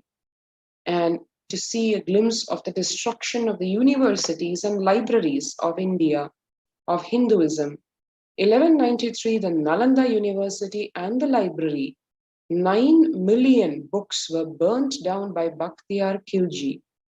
1800 to 1900 CE, 1 million gurukuls, Hindu schools, destroyed. 500 CE to 1900 CE, 10,000 Peethams or Hindu universities, mats or colleges, and agraharams or diploma colleges were destroyed. 500 CE, Takshashila University and library destroyed during the Toramana invasion. And the ongoing Hindu Holocaust, as one can see, is still this barbaric elimination, annihilation still continues. Thousands of documents totaling 2,42,000 pages and 14,000 hours of video recording are preserved of this ongoing Hindu Holocaust in the National Archives of Kailasa, which stand testimony to the truth that Hindus in just the last 2 decades under the regime of the Supreme Pontiff of Hinduism, Jagat Guru Mahasannidhanam, His Divine Holiness Bhagwan Nithyananda Paramashivam, who is the reigning emperor of the 17 Hindu kingdoms today, were persecuted, subjected to inhuman physical, mental, emotional abuse and slavery, and violently deprived of their cultural and religious identity, and systematically exterminated by the anti-Hindu terrorist forces and atheist sympathizers. And that stands in stark contrast to the contributions that Hinduism has made to the world. And paradoxically, ironically, these very contributions have irked the vested interests, the anti-Hindu terrorist militias unleashed those massacres and destruction that we just had a very, very brief glimpse of. The top contributions of Hinduism include, number one, in the field of spirituality, where Hinduism has given the world a comprehensive science of enlightenment. Hinduism, as revealed in the Vedas and Agamas, offers mankind a perfected science for attaining the state, space, being, powers, superconsciousness of Paramashiva, the Adi Guru of humanity. The open architecture framework of Hinduism reveals the core truths of the self, universe, and divine. It empowers every individual to have the freedom to customize their own personalized God, personalized lifestyle, personalized spiritual practice as per their needs and disposition. Hinduism's contributions to economics. Material abundance without exploitation is the hallmark of Hinduism's economics. Hindu economic policy resulted in India becoming the world's wealthiest country. Prior to British rule, India represented a whopping 25% of the global GDP. If we include the civilizations that emulated Hindu economic policy, that number jumps to a staggering 60%. Material abundance was the lifestyle of all Hindus, and fundamental needs like food, education, and healthcare were offered to all citizens free of charge as a basic right. Hinduism's contributions to the field of governance, which form actually the roots of modern democracy itself. Hinduism established a decentralized republican system of governance that emphasized democratic principles and self-rule at the local village level. Those at the governance layer were held accountable to a constitution, a code of universal principles of human rights and proper governance as aligned to Dharma Shastras. Hinduism's contributions to technology. To give just one example of the contribution to technology, Hindu technology is the ancient precursor to modern computer science itself. Hindu philosophers were the first to discover the binary number system, the algorithms, and the Nyaya system of logic, which was a major influence on George Boole and Charles Babbage, the founders of modern computer science. Hinduism's contributions to medicine. The most comprehensive indigenous system of medicine, Ayurveda. Hinduism is responsible for the world's first holistic plant-based system of medicine, Ayurveda. The ancient Hindu civilization also had a detailed knowledge of anatomy, embryology, digestion, metabolism, physiology, genetics, immunity, anesthesia, and cosmetic surgery. Hinduism's contributions to yoga, preparing the human body for enlightenment. Yoga is a comprehensive system of mental and spiritual practices designed to give human beings a superconscious breakthrough. Practices like asanas, pranayama, japa, dharana tune the body to the space of oneness or union with Paramashiva. Hinduism's contributions to mathematics, basic to advanced mathematics. Hindu civilization innovated the modern numeral and decimal system, the concept of zero, arithmetic, trigonometry, algebra, combinatorics, the basic elements of calculus, and accurately calculated the value of pi. Hinduism's contributions to physics, breakthrough discoveries millennia before Newton. Hindu philosophers conceived of the atom, the laws of motion, and quantum superposition thousands of years ago, in addition to accurately calculating the speed of light. Hinduism's contributions to astronomy, a deep understanding of the cosmos. Hindu civilization developed an elaborate understanding of astronomy, including a heliocentric model for the solar system millennia before Galileo. It also developed a theory of gravity, accurately calculated the Earth's orbit around the Sun, and created a precise star-planet charts thousands of years before the European astronomers. Hinduism's contributions to architecture, monuments that stood the test of time. Hindu civilization built elaborate, highly durable structures that exhibit fractal geometry, well-planned cities with complex and huge rock-cut temples carved from a single stone. Hinduism's contributions to the field of art, the perfect harmony of form and substance. Hindu culture recognized 64 traditional arts, including dance, painting, singing, instrumental music, sculpture, and many other forms of expression. Each art form embodied aesthetic beauty while conveying deep spiritual truths and motives. Hinduism's contributions to the field of linguistics. The world's oldest yet most complex language is Sanskrit, which has a vast vocabulary and adaptable grammar so that words can express any nuance of an idea. Sanskrit possesses technical and philosophical terms unknown in any other language.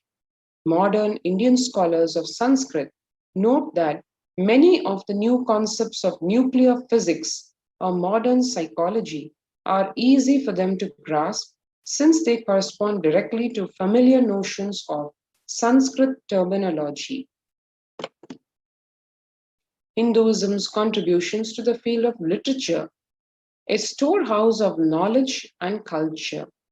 Hindu literature consists of innumerable rich and diverse textual sources that cover all facets of the human condition, including the world's longest and oldest works of epic poetry in the form of the Mahabharata and the Ramayana. And now, after seeing what has been done to Hinduism in terms of the massive persecution, genocide, ethnocide, and the contributions of Hinduism, now let us see what the Hindu Holocaust entails. What really Hindus and Hinduism have gone through.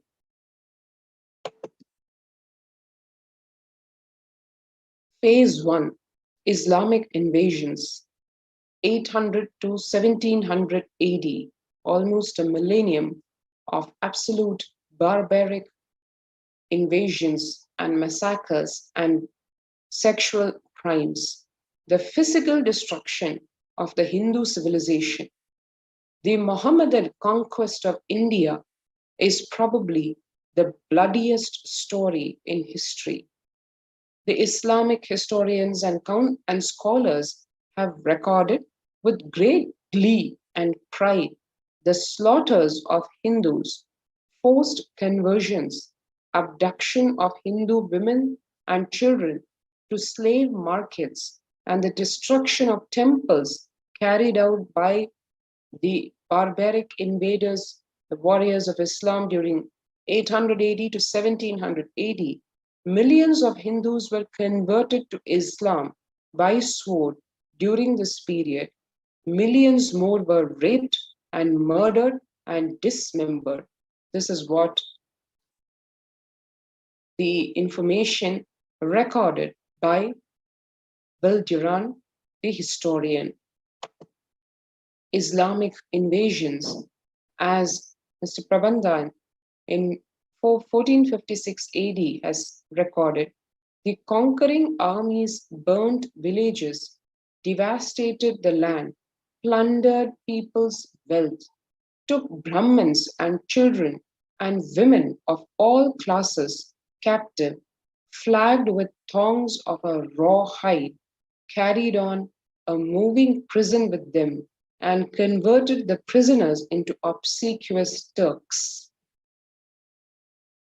The Islamic invasions took their toll in the form of 200 million Hindus slaughtered by Muslim invaders, 100,000 temples destroyed, 1 million deities and sculptures destroyed.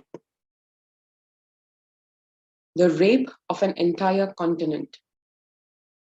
Genocide endorsed by Islamic law.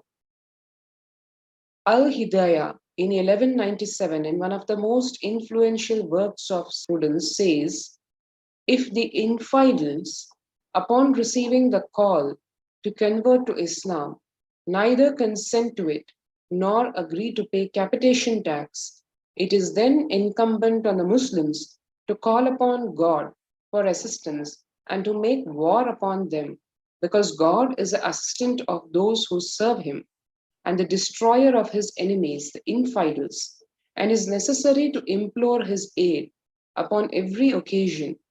The Prophet, moreover, commands us to do so. And having so done, the Muslims must then, with God's assistance, attack the infidels with all manner of warlike engines, as the Prophet did by the people of Taif and must also set fire to their habitations, in the same manner as the prophet fired Bavira, and must inundate them with water, and tear up their plantations, and tread down their grain, because by these means they will become weakened, and their resolution will fail, and their force be broken. These means are therefore all sanctified by the law.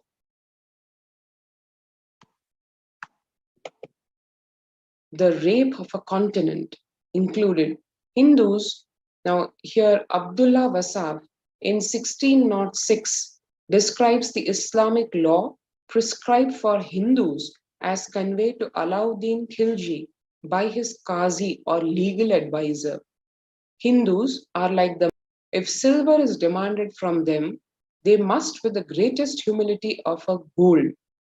If a Mohammedan desires to spit into a Hindu's mouth, the Hindu should open it wide for the purpose. God created the Hindus to be slaves of the Mohammedans. The Prophet had ordained that if the Hindus do not accept Islam, they should be imprisoned, tortured, and finally put to death, and their property confiscated. To keep the Hindus in abasement is especially a religious duty because they are the most inveterate enemies of the Prophet. One can see here the gory pictures of the depictions of the Hindu women forced to wear garlands made of skulls of their own children. Muhammad Qasim Hindu Shah Firishta in 1606 is documenting the Raja of Nagarkot, after sustaining some loss, submitted but was restored to his dominions. The name of Nagarkot was on his occasion changed to that of Mahmudabad. Sultan Feroz on this occasion broke the idols of Nagarkot and mixing the fragments with pieces of cow's flesh, filled bags with them and caused them to be tied round the necks of Brahmins who were then paraded through the camp. It is said also that he sent the image of Naushaba to Mecca to be thrown on the road that it might be trodden underfoot by the pilgrims. The Hindu prisoners. Here in 1354, the historian Battuta, describing the torture and massacre of Hindus by Ghiyas-ud-Din Muhammad Damghani of the Madurai Sultanate. The Hindu prisoners were divided into 4 sections and taken to each of the 4 gates of the great Katkar. There, on the stakes they had carried, the prisoners were impaled. Afterwards, their wives were killed and tied by their hair to these pales. Little children were massacred on the bosoms of their mothers and their corpses left there.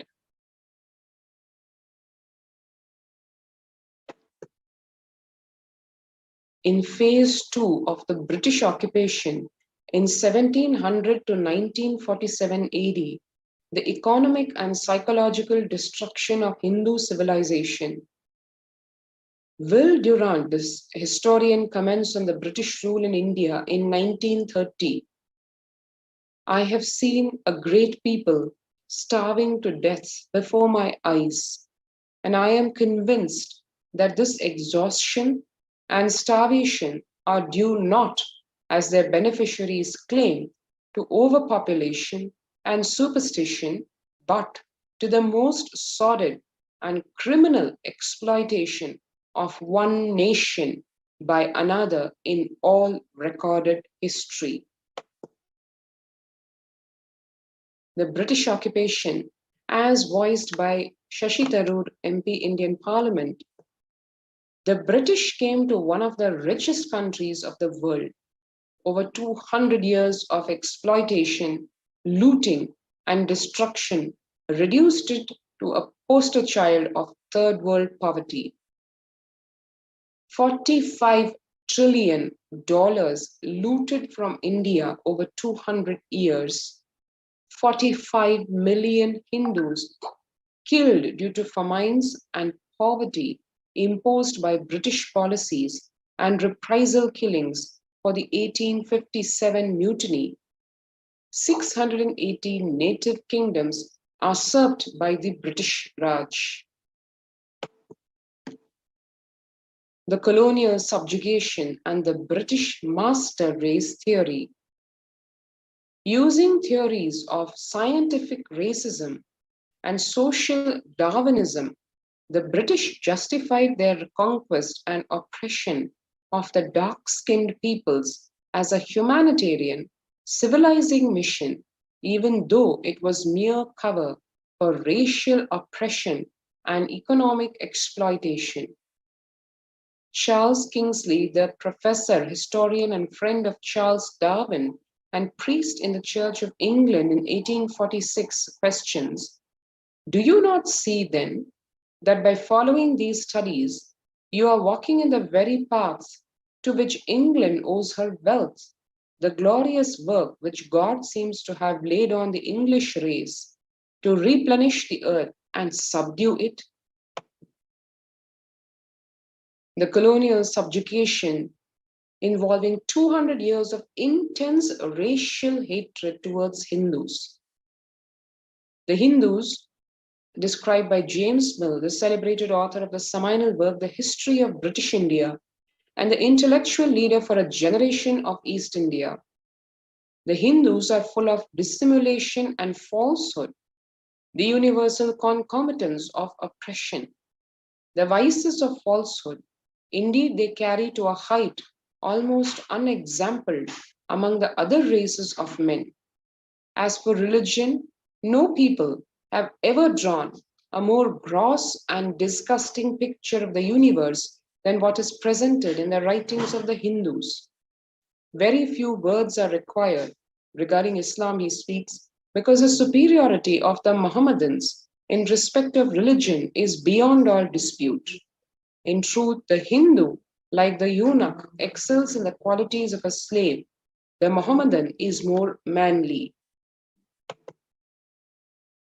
Colonial subjugation, where the Catholic Church performed 250 years of ethnic cleansing in Goa.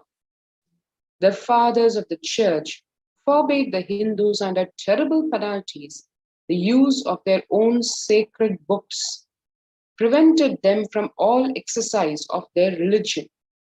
They destroyed their temples and so harassed and interfered with the people that they abandoned the city in large numbers, refusing to remain any longer in a place where they had no liberty and were liable to imprisonment, torture, and deaths if they worshipped after their own fashion the gods of their fathers. This is what Filipino Sassetti, Italian traveler and merchant, is describing the Goa Inquisition in 1578 as. One can see here a gory depiction of the Hindus accused of being heretics burned alive en masse in an auto da fe.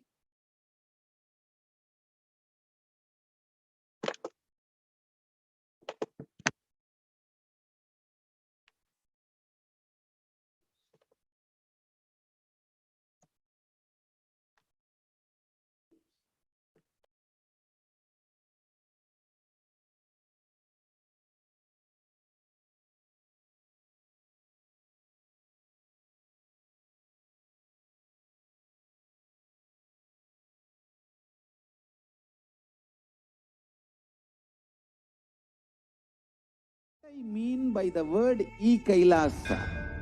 Listen intensely. Enlightenment ecosystem, literally enlightenment itself, in your own home, wherever you are.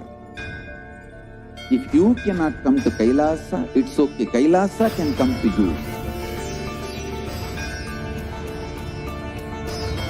Kailasa coming to you is e-Kailasa.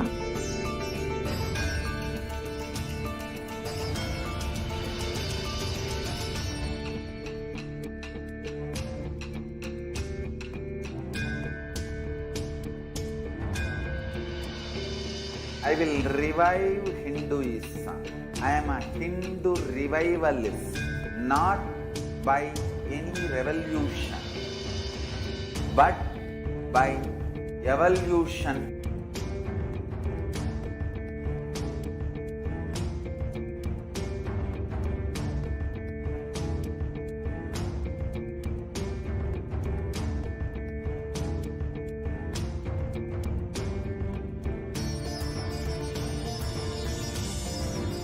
And setting model community.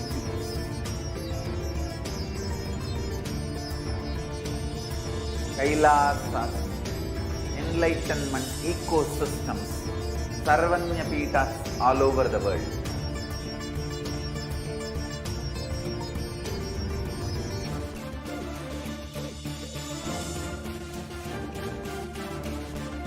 All powerful cognition, knowledge, only when you live, power manifestation and possibilities manifestation happens.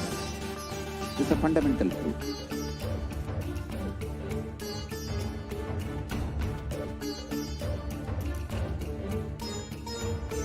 Hinduism cannot live exclusively as one sampradaya. No. All sampradayas of Hinduism is an ecosystem.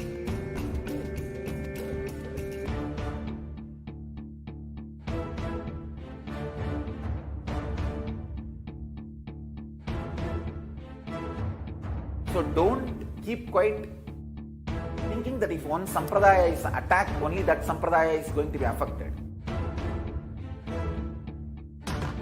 All of us are ecosystem.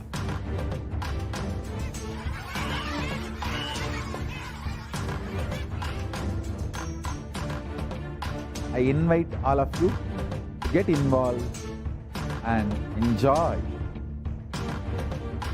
Hinduism by the principle of Dharmo Rakshati Rakshitaha. When you protect Dharma, Dharma protects you. We will make the whole planet flourish spiritually.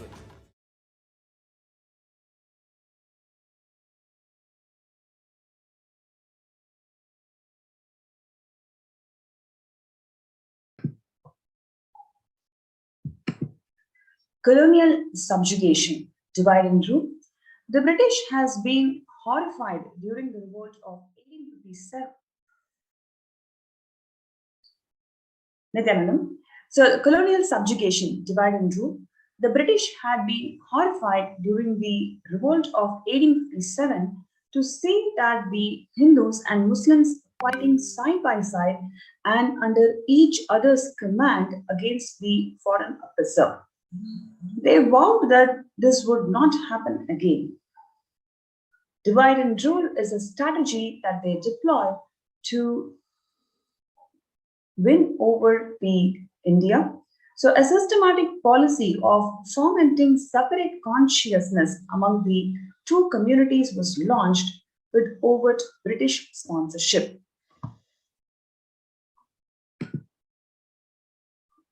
Colonial subjugation.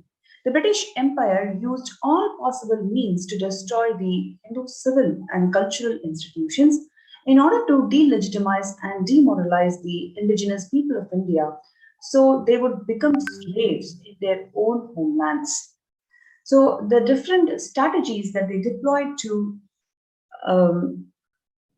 demoralize Hindus includes, number one, discriminatory laws to instill feelings of racial inferiority, engineered famines to starve natives into submission, annexed Hindu kingdoms to undermine native rule, mistranslated Hindu scriptures to instill anti-Hindu narratives, destroyed indigenous Gurukul education system, destroyed local industries and forced importation of British goods, banned Indians from owning or producing the firearms.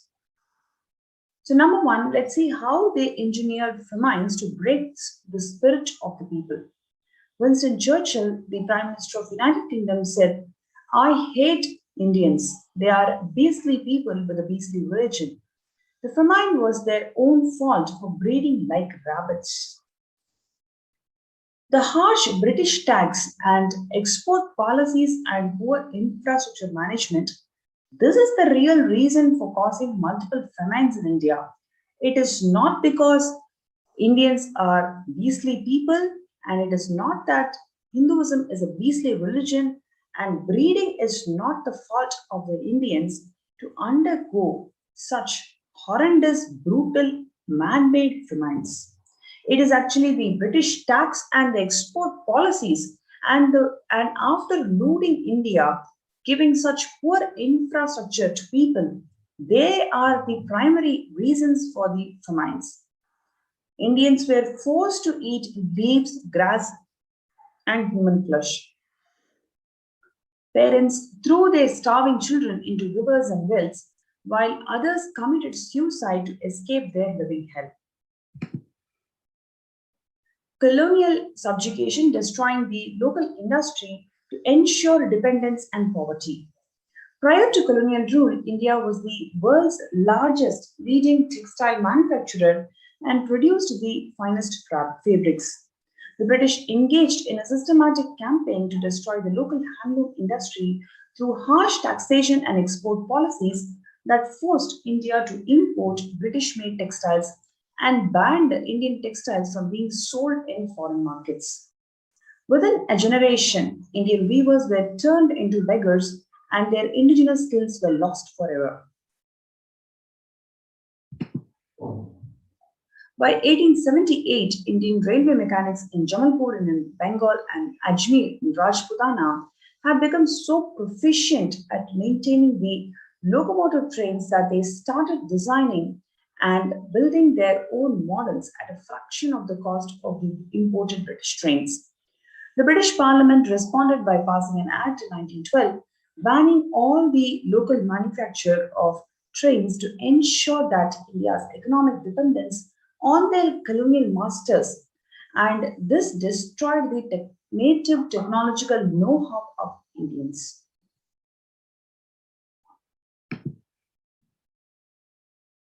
Seizure, taxation, and ruin of Hindu temples. It was a strange but determined piece of policy when throughout the country the pagoda lands were resumed by the East India Company and Tastic allowances were granted in place. Now, let us really contemplate the result of this plan. What was their hidden motive? From one end of the country to another, the pagodas were ruined and unmaintained. The revenues of Tripati are on a gradual decline and will die in the lapse of years as a natural death. Some of the most celebrated temples in the country are worse off, but there are still many more strongholds of the devil.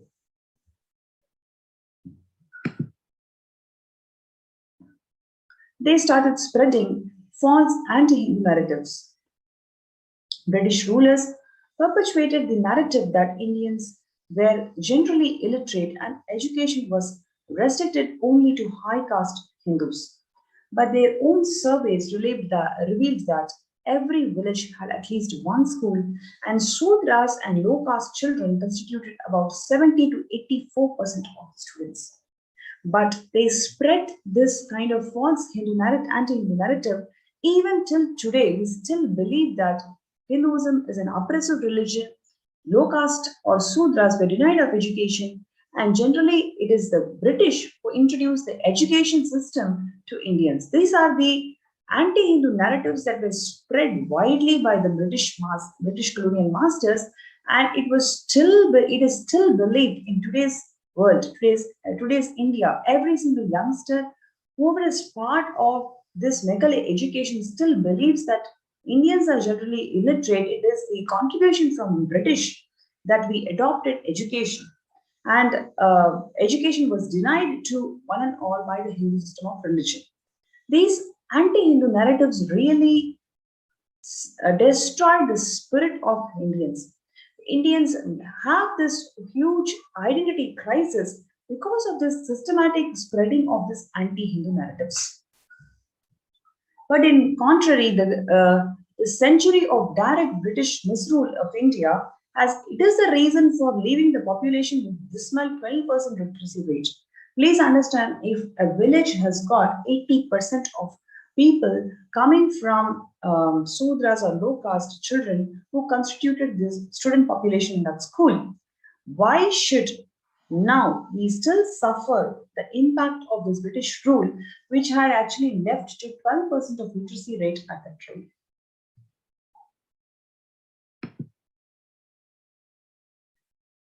We must at present do our best to perform a class who may be interpreted by us and millions whom we govern.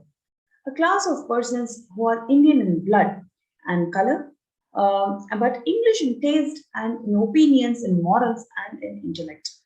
To that class, we may leave it to refine the vernacular dialects of the country, to enrich those dialects with terms of science borrowed from the Western nomenclature, and to render them by degree fits vehicles for conveying the knowledge to the great mass of the population.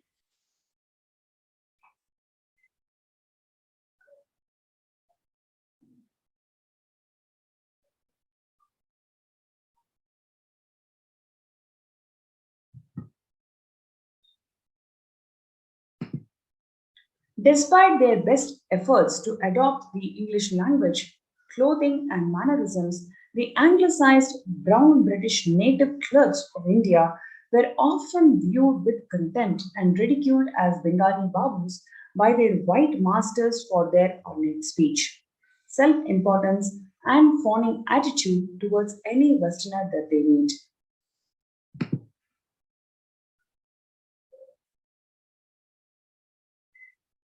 Concerned at the rising awareness of nationalism after the Indian Mutiny of 1857, the British realized that they strengthened their hold in India, being just a handful, needed to widen their political and psychological management of India and Indians, thus began to focus on the education of native princes and pursuit of objective in Macaulay's Minute on Education of 1837 to create a class of people who are Indian in blood and color, but English in opinions and in morals and in intellect.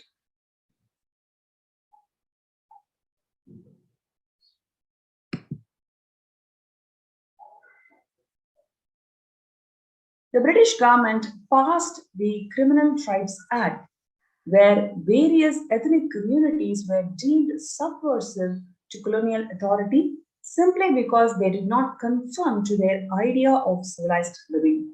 The targeted populations such as sadhus, sannyasis, tribals, nomads, gypsies, and sudras were presumed guilty by birth, murdered, raped, arrested, had separated children from parents, and held in penal clothes or quarantined without conviction or due process. Upon release from British custody, targeted communities were subject to surveillance and given tattoos to stigmatize them and make them easier to track. Thuggy and Dacoity Suppression Acts.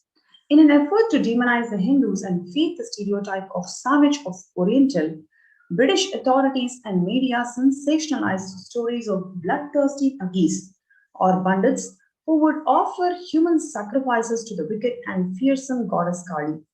The image of Thuggy was promoted worldwide as an example of all that was wrong with India.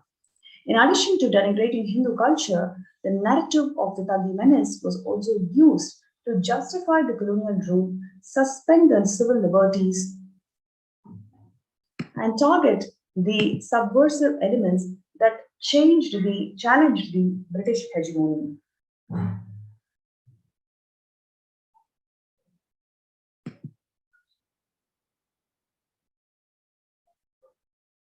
Secular India, the Hindu temples were looted and neglected.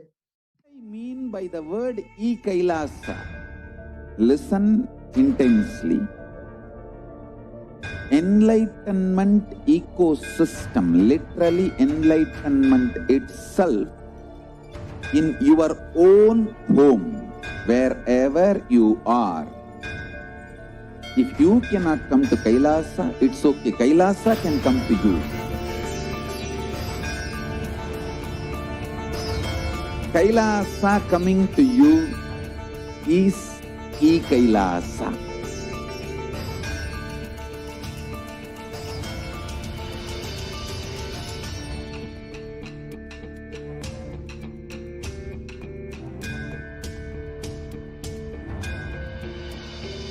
I will revive Hinduism. I am a Hindu revivalist, not by any revolution, but by evolution.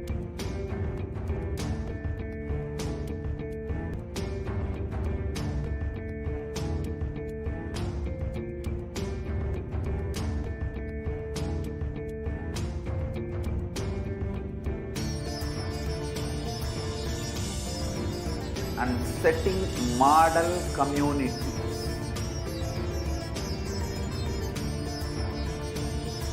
Kailasas, enlightenment ecosystems, Sarvanya Pitas all over the world.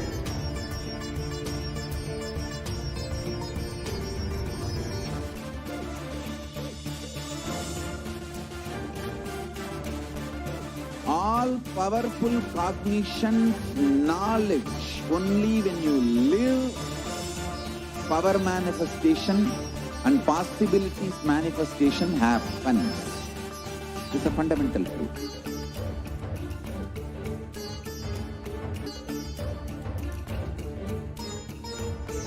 Hinduism cannot live exclusively as one sampradaya. No. All sampradayas of Hinduism is an ecosystem.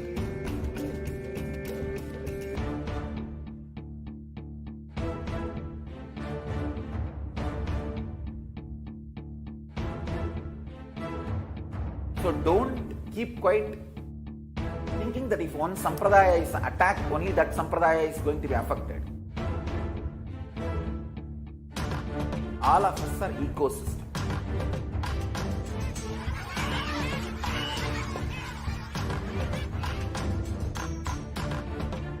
I invite all of you to get involved and enjoy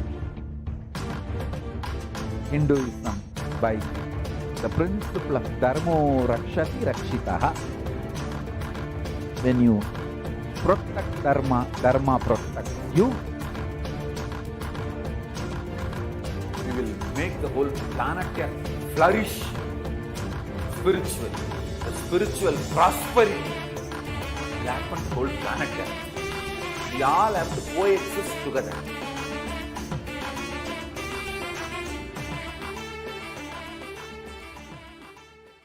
Just be alive for next 3 years. Don't die within next 3 years.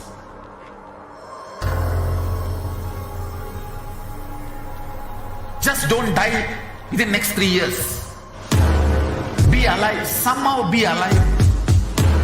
I'm working sincerely. I will reach you somehow. Somehow I will reach you. It's my commitment to humanity.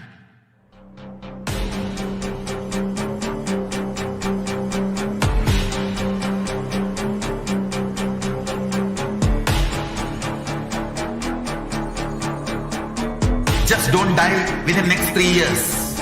I will reach you wherever you are, whichever corner of the world you may be. I will reach you with enlightenment. You manifesting the space, state, powers, being Paramashivoham. It is possible, and it is possible for you.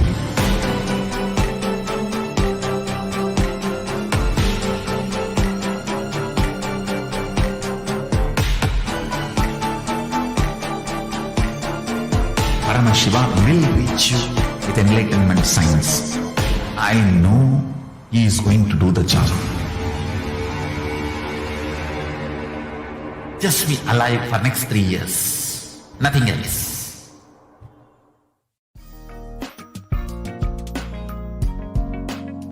We get you health. We get you ability to build beautiful relationships in your life. We get you direct spiritual support, and we make sure you become wealthy.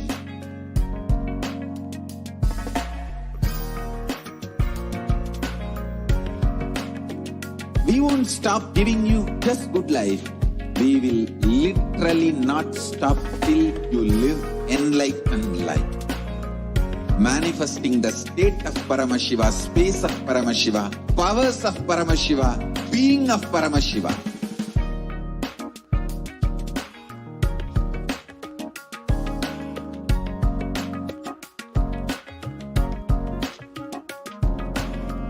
Whole world should become e-Kailashians.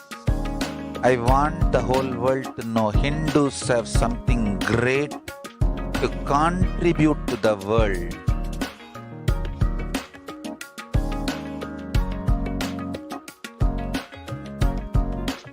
We have something great to contribute to the world. Let us do that.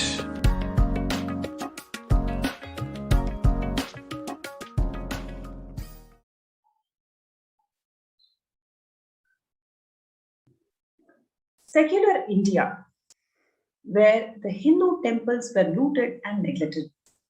Post-independence, the Indian state continued the British policy of taxing and managing the wealth and properties of all major Hindu temples, despite claiming to be a secular state.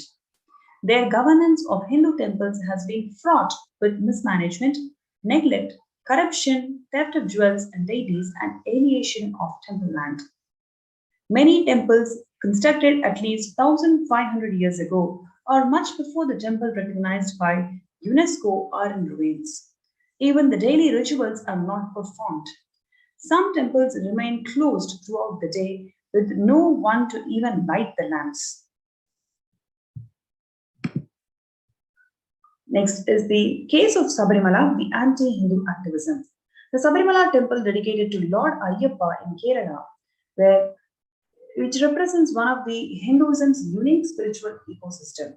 The form of Ayyappa worshipped at Sabarimala is Naishtika Brahmachari, a strict celibate. As such, women of reproductive age are forbidden to enter the temple out of respect for Ayyappa and to maintain the sanctity of the spiritual ecosystem. Otherwise, in almost 1,000 other Ayyappa temples across India, men and women are equally allowed to access, while Sabarimala is a single exception. Ayyappa devotees undergo a 41-day period of celibacy, fasting, and other penances prior to making the pilgrimage to prepare their bodies and consciousness for spiritual ecosystem present in Sabarimala temple. Scriptures and oral tradition explain that the celibate male energy present at Sabarimala is actually harmful to the female fertile body.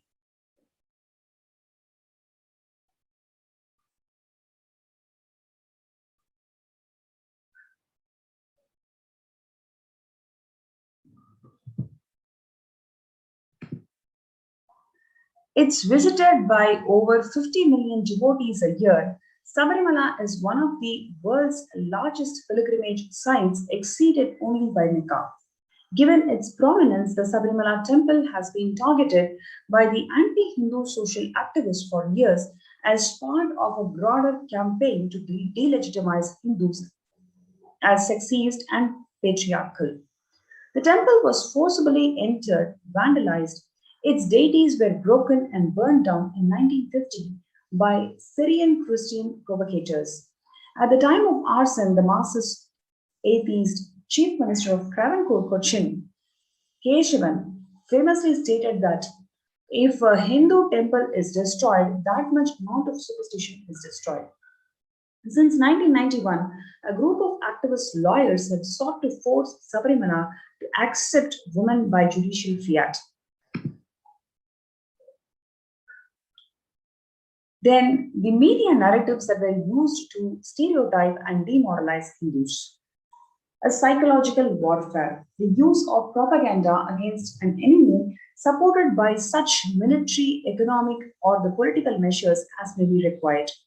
Such propaganda is generally intended to demoralize the enemy, to break his will to fight or resist, and sometimes to render him favorably disposed to one's position.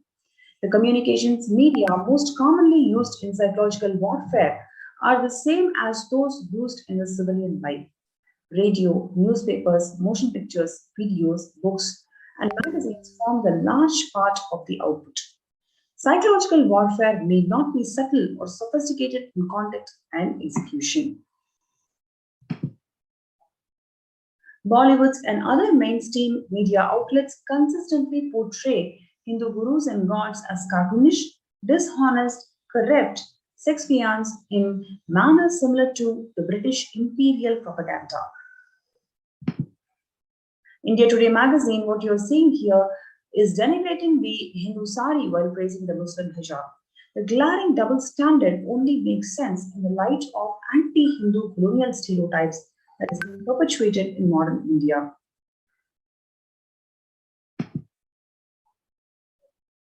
The self-hatred that is being instilled in Hindus, the relentless campaign of psychological warfare that is being waged on Hindu minds by the British and their brown successors post-independence have resulted in a Hindu population that is demoralized, delegitimized, and without a sense of identity except to pathetically aid the West. This is a textbook case of internalized racism. What is the result? Result is Indians spending billions annually on fairness cream to lighten their skill to be more like their former British masters. The 2014 marketing study found that almost 90% of Indian girls cite skin lightening as a highest need for them today. What we have seen so far is a huge, grand Hindu civilization, the grand narrative of Hindu civilization, how Hindus gloriously contributed to the civilization and empowered the humanity with various sciences. Such a glorious Hindu civilization is being destroyed by these anti-Hindu forces through relentless Hindu Holocaust. This Hindu Holocaust is being explained in three different phases, whether it is from the Muslim invaders or the British colonizers or the native anti-Hindu narrative that is being spread by these anti-Hindu elements and anti-New Hitler groups who are currently in India. The religion has taken a turn where the freedom to practice the religion and the lifestyle that is benefiting the humanity is getting disrupted. Now, because of the efforts of the Supreme Pontiff of Hinduism for the last 26 years, several sciences starting to gain the authenticity from Vedas and Agamas. And the Swamiji is also persecuted for the same reason for more than a decade for bringing legitimacy to Hindu Dharma. In the next segment, we are going to see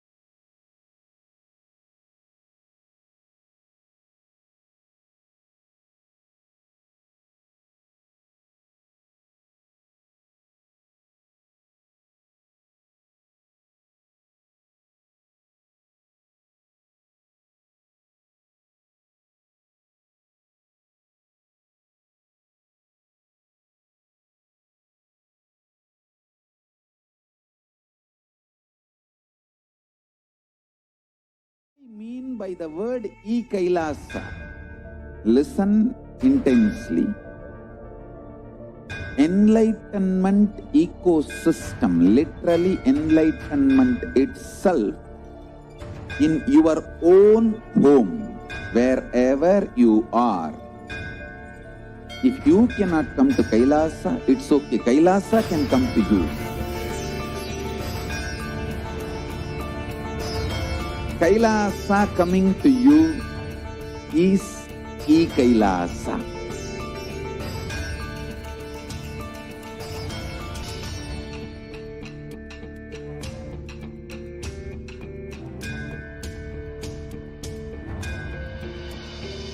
I will revive Hinduism. I am a Hindu revivalist, not by any revolution, but by evolution.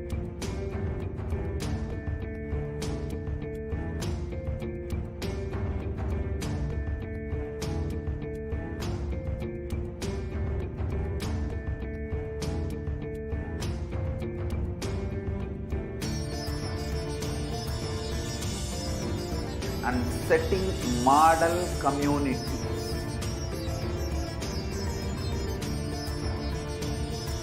Kailasas, enlightenment ecosystems, Sarvanya Peethas all over the world.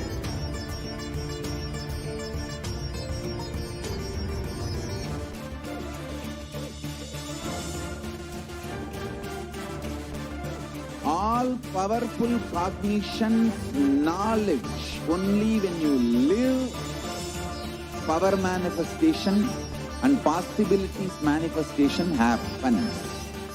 It's a fundamental truth.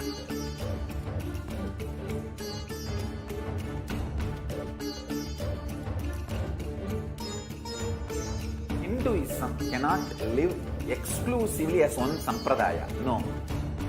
All sampradayas of Hinduism is an ecosystem.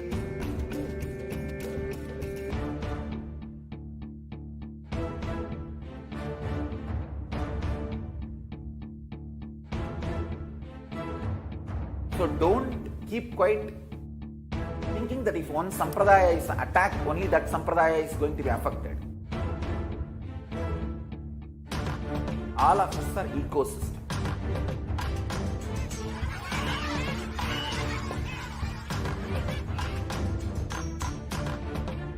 I invite all of you to get involved and enjoy Hinduism by the principle of Dharmo Rakshati Rakshitaha.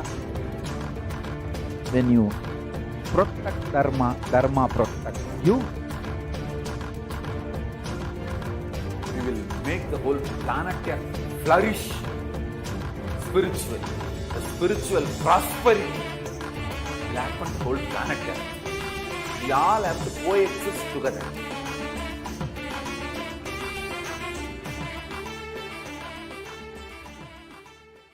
Just be alive for next 3 years. Don't die within next 3 years.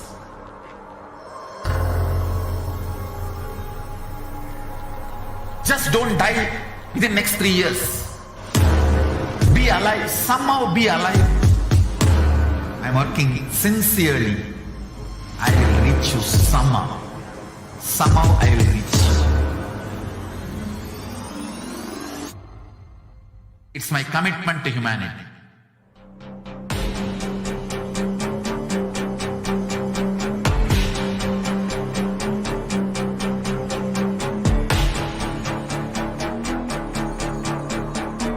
Just don't die within next 3 years.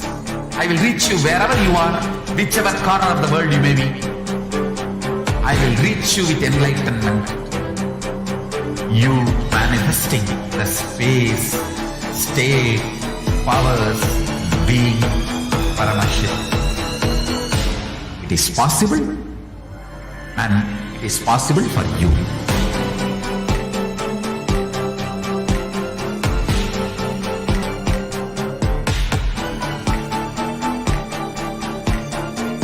Paramashivoham will reach you with enlightenment science. I know he is going to do the job. Just be alive for next 3 years. Nothing else.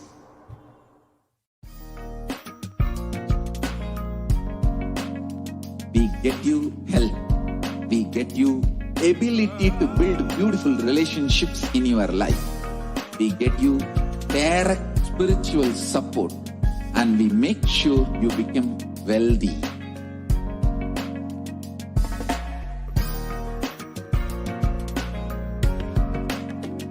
We won't stop giving you just good life. We will literally not stop till you live enlightened life. Manifesting the state of Paramashiva, space of Paramashiva, powers of Paramashiva, being of Paramashiva.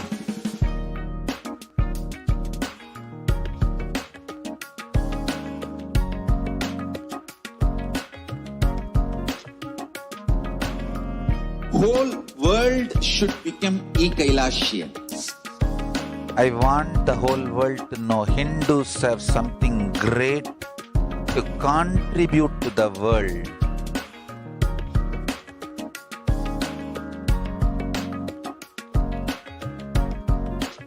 We have something great to contribute to the world. Let us do that.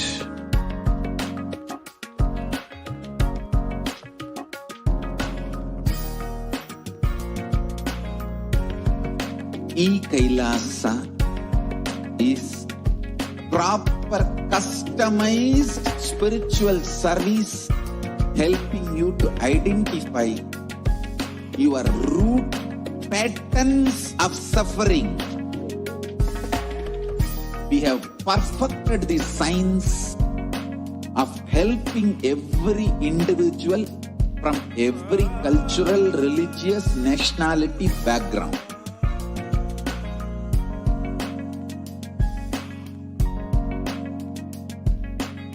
You will have lowest reactionary assumptions, highest awakened response, alive response for life continuously.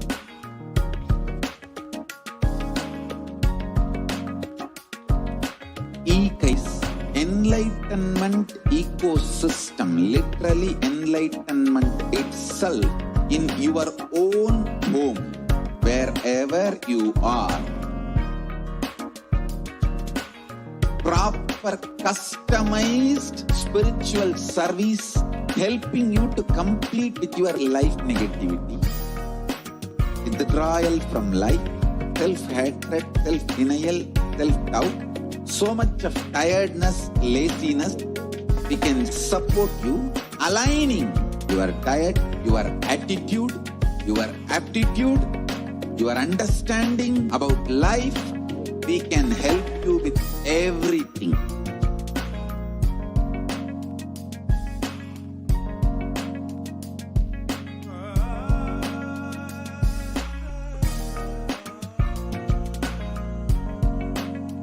If you are interested in enlightenment, we will immediately bring this to you. If you are not interested, we will explain the whole science, inspire you, and make you interested in enlightenment time. We need to cater this enlightenment science to the whole world wherever they are, because enlightenment is the birthright of all human beings. Kailasa is responsible to provide that to all human beings.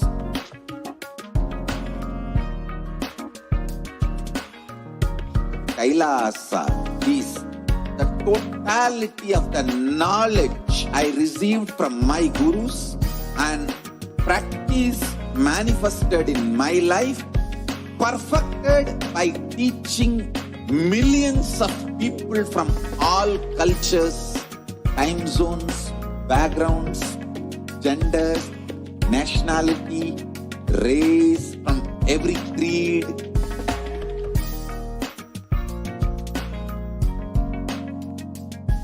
So this absolutely perfected knowledge available to you, served to you in your home, without even you moving out of your couch, free of cost.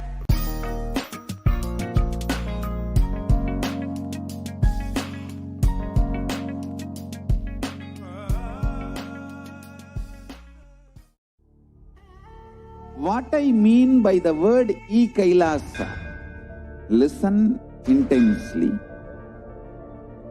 Enlightenment ecosystem, literally enlightenment itself, in your own home, wherever you are.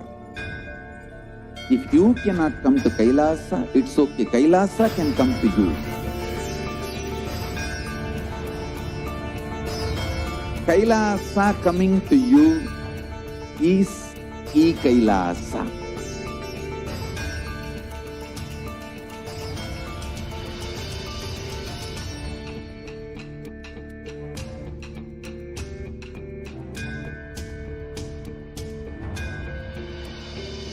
I will revive Hinduism.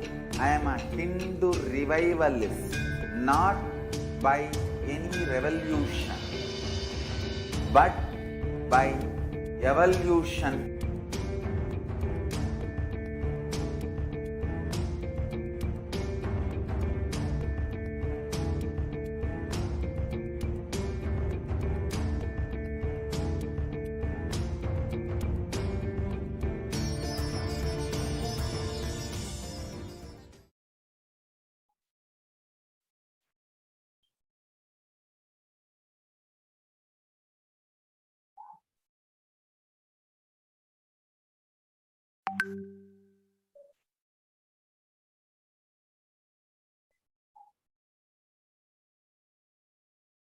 Yes. The revelations to the world by Devi Parashakti on 12th of May 2021. The Supreme Pontiff of Hinduism, Jagadguru Mahasannidhanam, His Divine Holiness Bhagwan Nithyananda Paramashivam, manifesting as the Nijavatara form of Devi Parashakti, revealed that I came as Nijavatara. I am blessing you, listen. People, listen. To do good to all of you, I have taken the form of Nithyananda and came down as the Nijavatara. People of India, listen. Carefully listen. Time after time, Bharadam is Jnana Bhumi, where enlightened being comes. We cannot make the Jnana Bhumi as infertile enlightened beings have to come. They have to live, it has to flower. Few hypocrites, because they are stuck in delusion, we cannot sacrifice the world. Cosmos cannot be destroyed. The ship I did to save the cosmos from being destroyed is called Adi Kailasa. The ship I did to protect beings from Pralaya is Adi Kailasa. Because of the conspiracy of Drohis and enemies' rule, the captain has to leave the ship.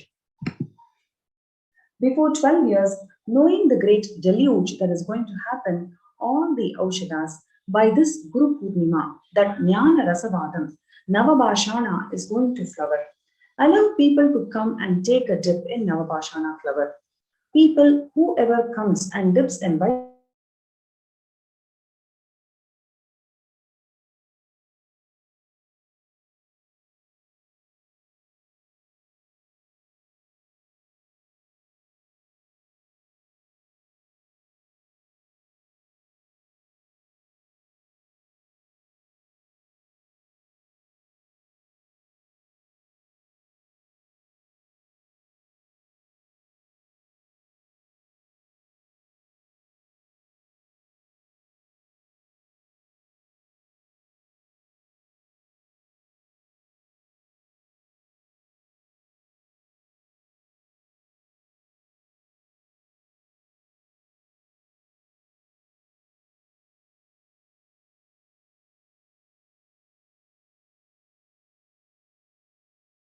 mean by the word e-Kailasa? Listen intensely. Enlightenment ecosystem, literally enlightenment itself, in your own home, wherever you are. If you cannot come to Kailasa, it's okay. Kailasa can come to you. Kailasa coming to you is e-Kailasa.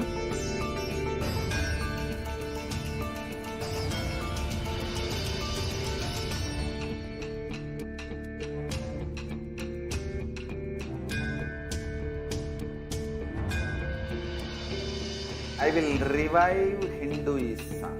I am a Hindu revivalist, not by any revolution, but by evolution.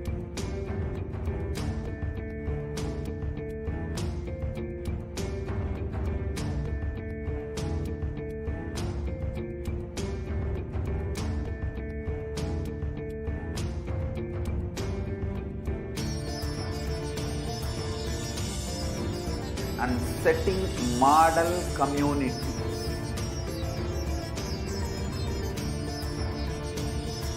Kailasas, enlightenment ecosystems, Sarvanya Pitas all over the world.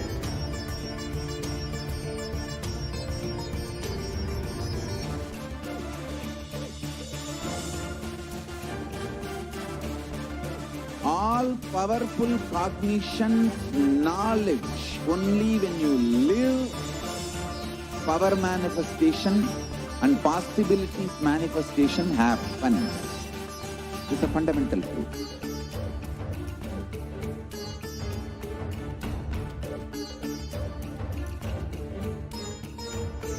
Hinduism cannot live exclusively as one sampradaya. No.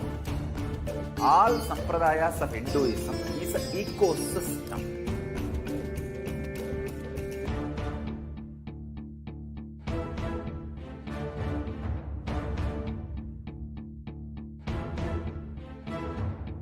So don't keep quiet thinking that if one sampradaya is attacked, only that sampradaya is going to be affected.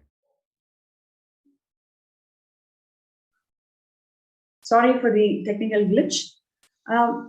When the first world countries closed the border during this massive global emergency, it is Kailasa that has opened its door to one and all. It is the Supreme Pontiff of Hinduism, Jagadguru Mahasannidhanam, His Divine Holiness Swamiji, who has opened his home unconditionally to one and all, where you have free food, free accommodation, free internet services. You can work from home. Above everything else, you can spiritually evolve. You can experience the conscious sovereignty and experience the superconscious breakthrough by being in these spiritual ecosystems that are personally built and blessed by His Divine Holiness Swamiji. A number of free COVID care centers are opened across India, which includes the Adi Kailash in Bidadi, Bangalore, Salem Adinam in Tamil Nadu, Tiruvannamalai Adinam in Tamil Nadu, Rajapalayam Adinam in Tamil Nadu, Puduvai Adinam in Puducherry, Pattanam Adinam in Tamil Nadu, Siragapadi Adinam in Tamil Nadu, Sri Puram Adinam in Hyderabad, Madurai Adinam in Tamil Nadu, Avattipalayam in Tamil Nadu, Hosur Adinam in Tamil Nadu, Baroda Adinam in Gujarat. Kailasha rushes to aid India as India finds itself on the verge of COVID-19 third wave. These multiple free COVID care centers that are opened across India offer various social services and various spiritual services to one and all. A number of free social services that are offered during COVID-19 in de facto spiritual embassies across India includes free medical care.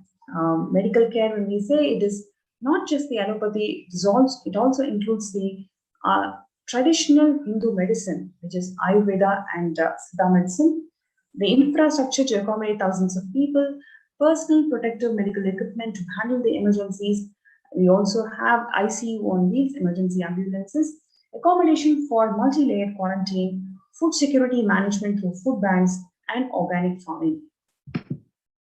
So you have this wonderful opportunity to be part of these COVID Care Protection Center in Adi Kailasa Nithyananda Paramashivam. So we welcome you one and all to register in the link below, which is kailasa.org/kailasacare, kailasa.org/KAILASACARE.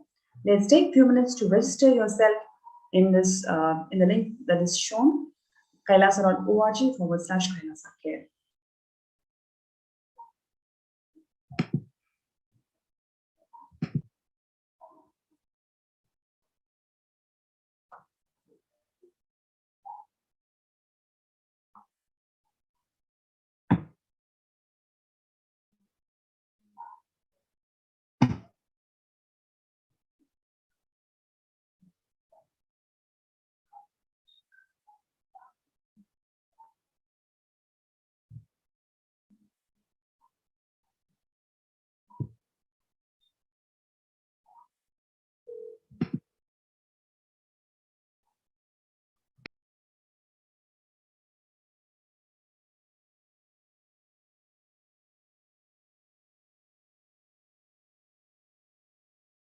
mean by the word e-Kailasa?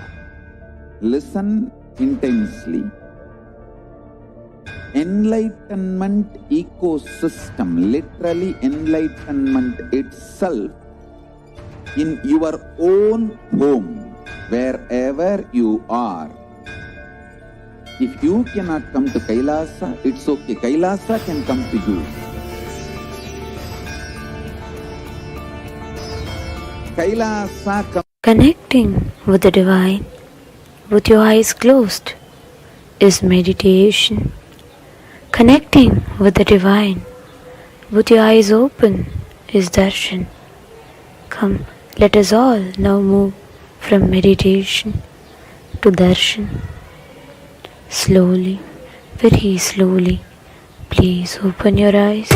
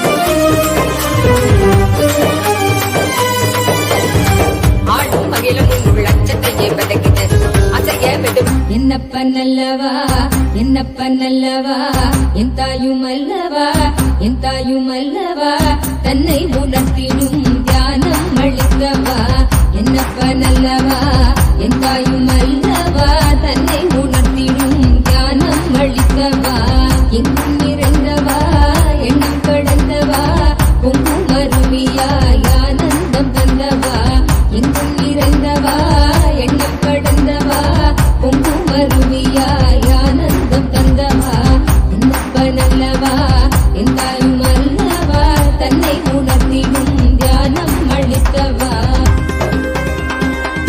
ஏழாம் உடல்கள் தாண்டி நித்திய வாழ்வும் கண்டிட கேடான காலம் தன்னை வென்று நீலை நின்றிட ஏழாம் உடல்கள் தாண்டி நித்திய வாழ்வும் கண்டிட கேடான காலம் தன்னை வென்று நீலை நின்றிட சீரான பாவம் பழி நீங்கி பெரும் வாழ்வினே கொண்டாட நித்யானந்த ஸ்புரணம் தன்னை செய்தவா சீரான பாவம் பழி நீங்கி பெரும் வாழ்வினே கொண்டாட நித்யானந்த ஸ்புரணம் தன்னை செய்தவா என்னப்பன் அல்லவா என் தாயும் அல்லவா தன்னை உணர்த்திடும் தியானம் அளிக்கவா என்னப்பன் அல்லவா என் தாயும் அல்லவா தன்னை உணர்த்திடும் தியானம் அளிக்கவா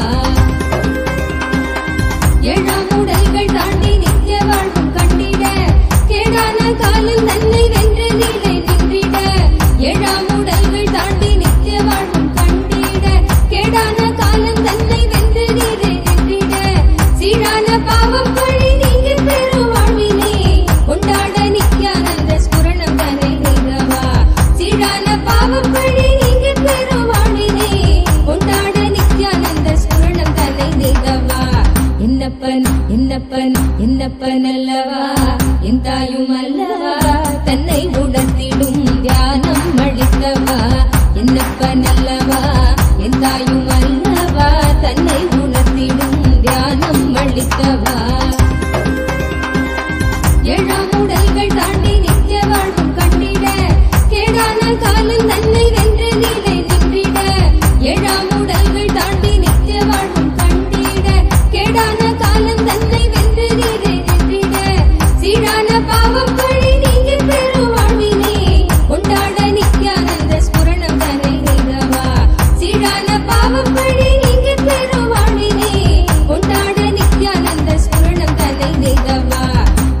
என்னப்பன் அல்லவா என் தாயும் அல்லவா தன்னை உணர்த்திடும் தியானம் அளித்தவா என்னப்பன் அல்லவா என் தாயும் அல்லவா தன்னை உணர்த்திடும் தியானம் அளித்தவா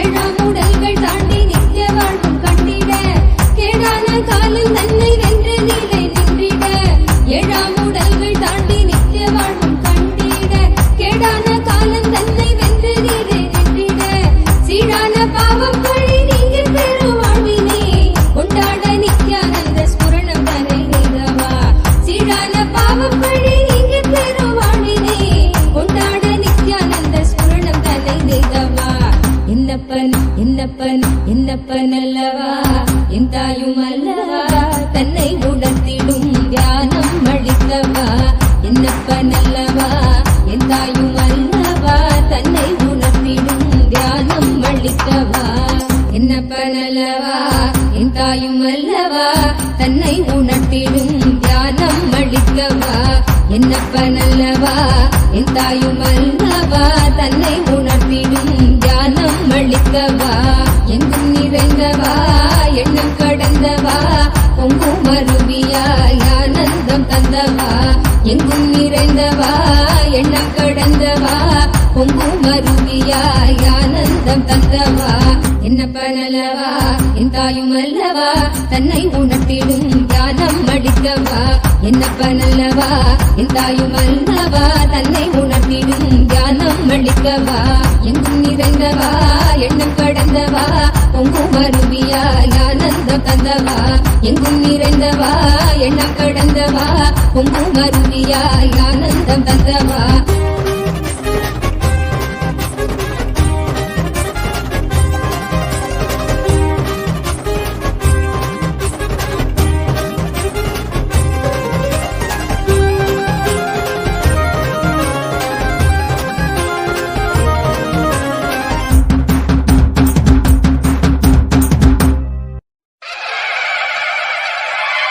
என்னப்பனே என்னையனே நித்யானந்த நித்யகாருண்யனே என்னப்பனே என்னையனே நித்யானந்த நித்யகாருண்யனே நித்யா நித்யா நித்யா நித்யா நித்யானந்தனே நித்யா நித்யா நித்யா நித்யா நித்யா நித்யானந்தனே நித்யானந்த நித்ய ரூப நித்ய காருண்யனே நித்யானந்த நித்ய ரூப நித்ய காருண்யனே என்னப்பனே என்னையனே நித்யானந்த நித்ய காருண்யனே நித்யானந்த நித்ய காருண்யனே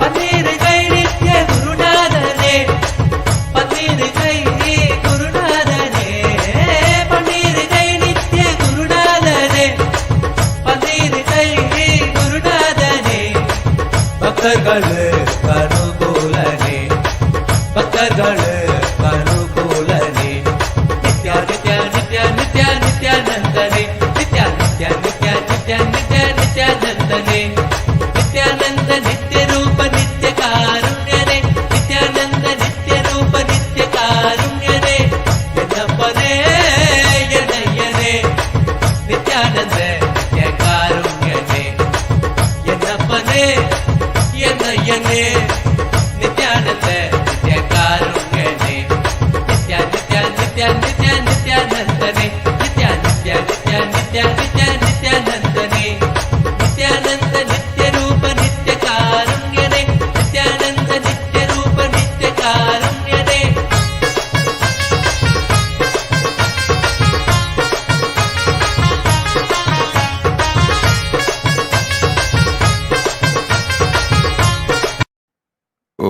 ॐ नित्यानन्देश्वर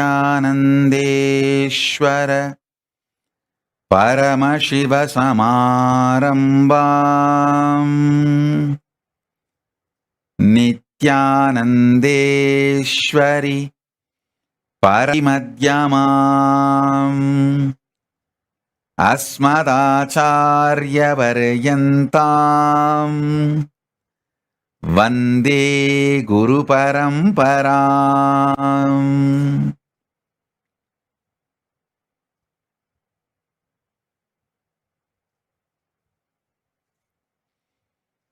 I welcome you all with my love and respect. I welcome all the devotees, disciples, Samajis, Satsangis, Shri Mahants, Mahants, Mantreshwara, Vidyeshwaras, Ganeshwaras, Lokeshwaras, Astreshwaras, ambassadors, diplomats, e-diplomats, citizens, consulate generals. I welcome all of you with my love and respect. Paramashiva's message directly from Kailasa. Listen. Listen intensely.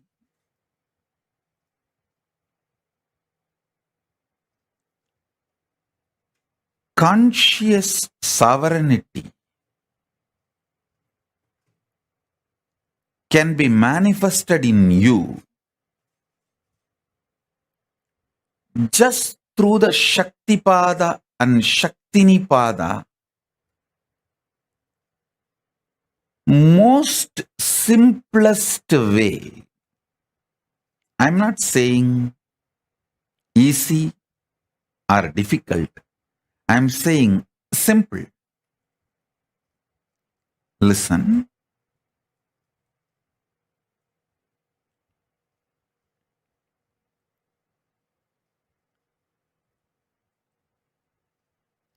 Mind always works in the language of quality and quantity.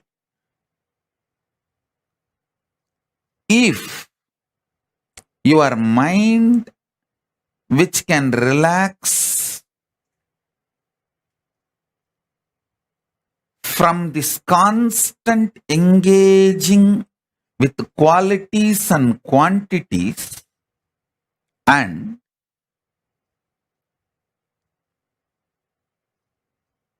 Shaktipada, initiation,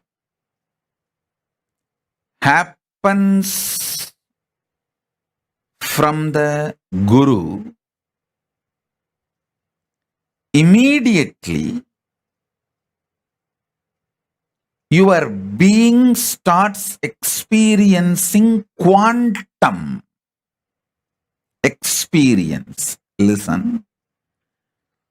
Because you are constantly engaged in the activities related to quality and quantity,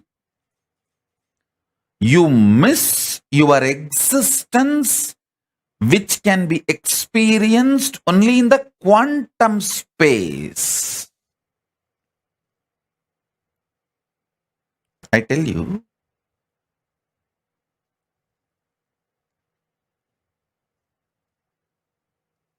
you can achieve conscious sovereignty in multiple ways. Through powerful yoga, you can achieve. Through kriyas, you can achieve. Through bhakti, you can achieve. Through yoga Vedanta, yoga and Vedanta together. By practicing, you can achieve. You can achieve with Veda and Agama. Making Veda and Agama as your lifestyle, Charya Pada. You can achieve. There are multiple paths. You can achieve conscious sovereignty. I'll explain the most simplest way I achieved and transmit that same to all of you, because I committed to all of you by this Guru Purnima. I want to give this great gift of conscious sovereignty to all of you.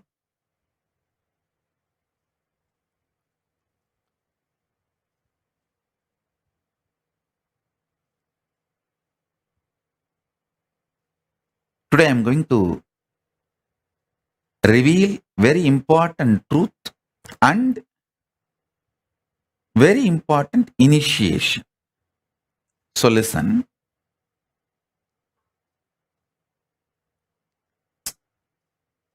This quantum experience of initiation, Shaktipada and Shaktinipada, happens in a very sweet, simple, relaxed sitting with the Guru.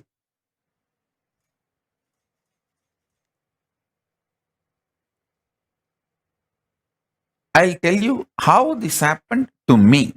Then you can understand. When I sit with Arunagiri Yogeshwara,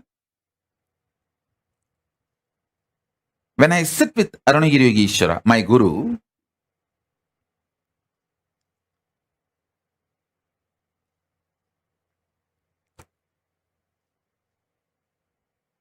I used to be so enamored by the charisma, the personality, the way he carries himself. I just used to be lost in him. I used to be so attentive, so much into his eyes. When I asked a question, the way his eyes react or respond, I know I asked the right question, or I asked the useless question, or I asked the wrong question, or I was just trying to poke him. More or less like an attention need, not the real question. I know everything just by the way his eyes react. The way he turns his head, I know whether he likes the question I put or is neutral about the question I put, or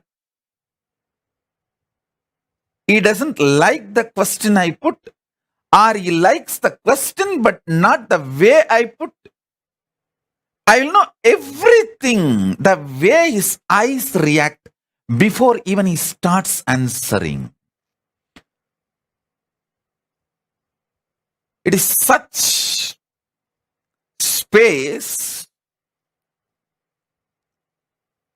I know every thought current getting created or I am entertaining, engaging with. Some thoughts will appear, I will not engage with it. Some thought currents will appear, I will engage with it. Some thought currents will appear, I will just try to drop it. All this he just knows, and I know that he knows. It is like I am absolutely in a nirvana space with him. This body cloth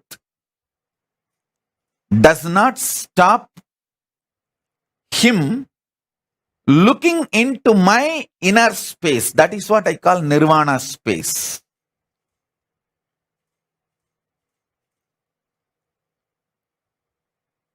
Don't try to misunderstand purposely the word nirvana as a nudity. No.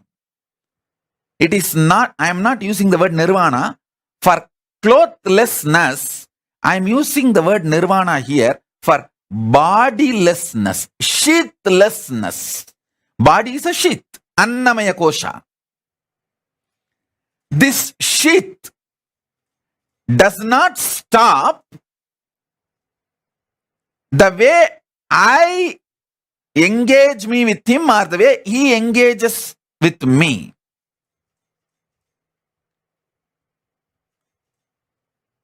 It is extremely sweet,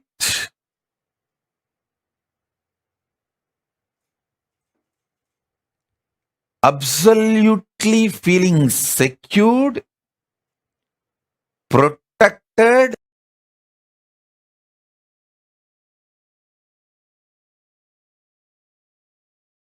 even if you have to go through death, you will not bother, because somebody who is very trustworthy and right person who loves you and your interest, you are going through that death in his lap, under his control, monitor and space. It's extremely feeling protected, sweet. Understand, whenever you feel secured, you are ready to go through any change at any level.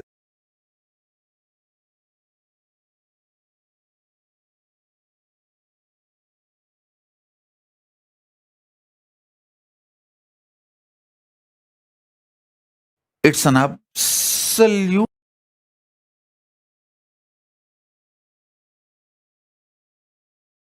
feeling connection, absolutely sweet, boundarylessness. I will feel so free with him, even when he eats, if food particles, if they drop from his mouth on his body, or few grains, I will never leave them. Without missing a single grain, I'll pick up and eat it away. Even if it falls on his body, some sambar or little curd, I'll make sure I'll take it and eat it away. Because Guru Uchishta, the Guru's prasada, is so sweet. The Guru Uchishta is such extremely sacred.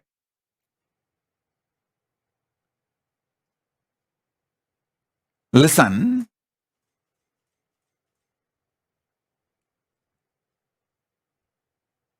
it is that kind of a space. Actually, few days before, I was telling a story of ant picking up few grains of rice fell from his hand while he was eating, and I was brushing aside that ant. I did not tell you precisely more details. I want to tell you now. Actually, I was irritated about that ants. First, I felt is, how did I miss that few grains? Because anything falls from his mouth, I'll first pick it up and eat. First thing I felt, how did I miss it? And second, before I can find and pick it up, the ants came and picked it. It was more like that irritation. Guru Uchishta is sacred, sweet. That is the space in which this initiation happened to me, where this constant engagement with quantity and quality dropped, where I relaxed from the engaging myself with the quantity and quality centric thought currents. Vacation means your ability to relax from quality, quantity centric thought currents. In the Guru's lap, in the Guru's space, that real pure vacation happens. Where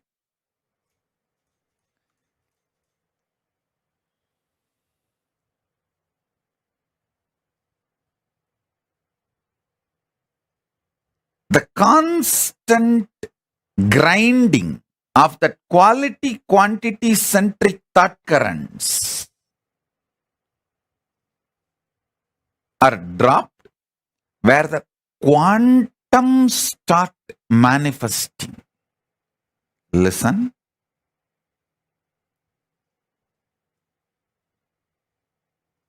Now, I will describe exactly conscious sovereignty as I received from my Guru, Arunagiri Yogeshwara.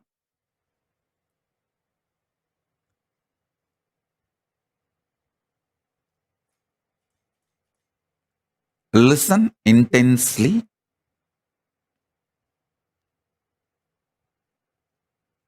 Listen. Paramashiva, in his unmanifest being, in his unmanifest state, he, me, you, all are one and the same. He manifests as creation, sustenance, rejuvenation, delusion, liberation. Listen. Creation means manifestation. Sustenance, rejuvenation, destruction and rejuvenation together. Putting in delusion or getting out of delusion together. That is called Trobhava. Liberation. These are the 5 ways he manifests. The unmanifest Paramashiva manifests in these 5 ways. And still he continues to remain as unmanifest also. Listen. This every truth I am revealing now, internalizing, will make what I am experiencing as Paramashiva as a quantum experience in you and me, where the Shakti Pada will happen in you. What I am going through, you will go through. So what I received from my Guru, you will receive it now. My Guru, Arunagiri Yogeshwara, Paramashiva himself, me, you, all 3 of us will vibrate in that same oneness frequency now through this quantum initiation. Listen carefully.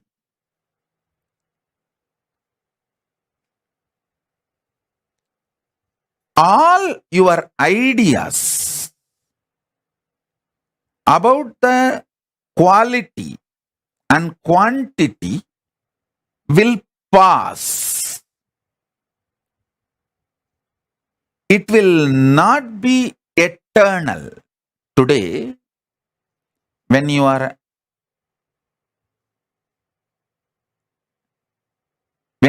young, some things you want to add in your life, some things you want to leave from your life. The quantity, quality, greed and fear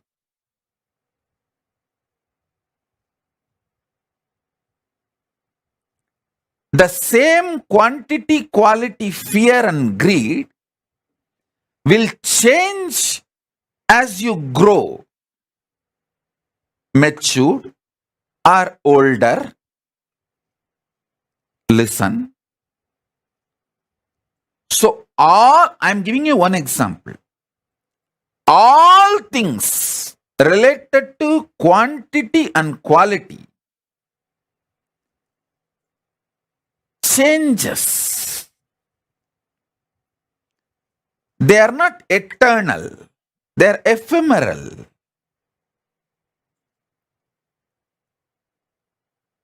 Sometimes you enjoy the change. That is called maturity.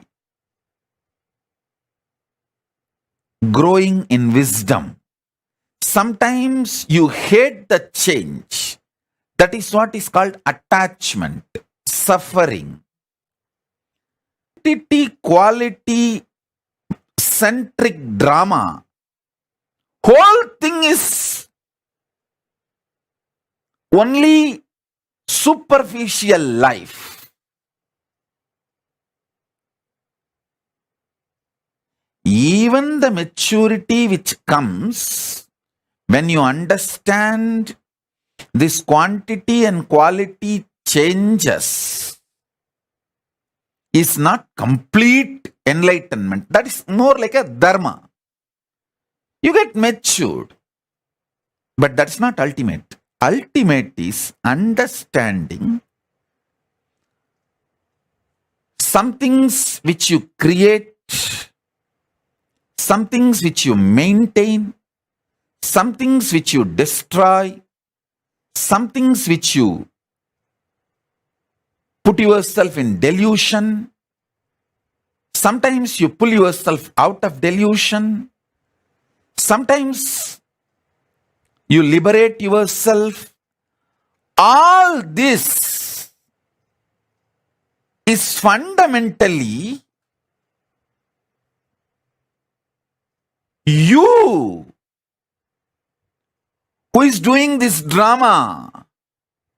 You, the consciousness in you is doing this whole drama. Waking up to that is conscious sovereignty. Listen. Listen. Later on, today again, when you have time, sit with cup of coffee, hot chocolate or tea, relaxed way, listen to this satsang again, sipping cup of coffee. Remember, you are sitting with me on the foothills of Arunachala, alone. Only you and me and Arunachala. Nobody else is there. Cup of coffee for you. Keep a cup of coffee for me. We both sit and sip cup of coffee. And I am giving you this quantum initiation. Listen with this relaxed mood. You will understand. I want you to understand 3 layers. 1, the quantity quality based thinking, acting, whole productivity centric lifestyle.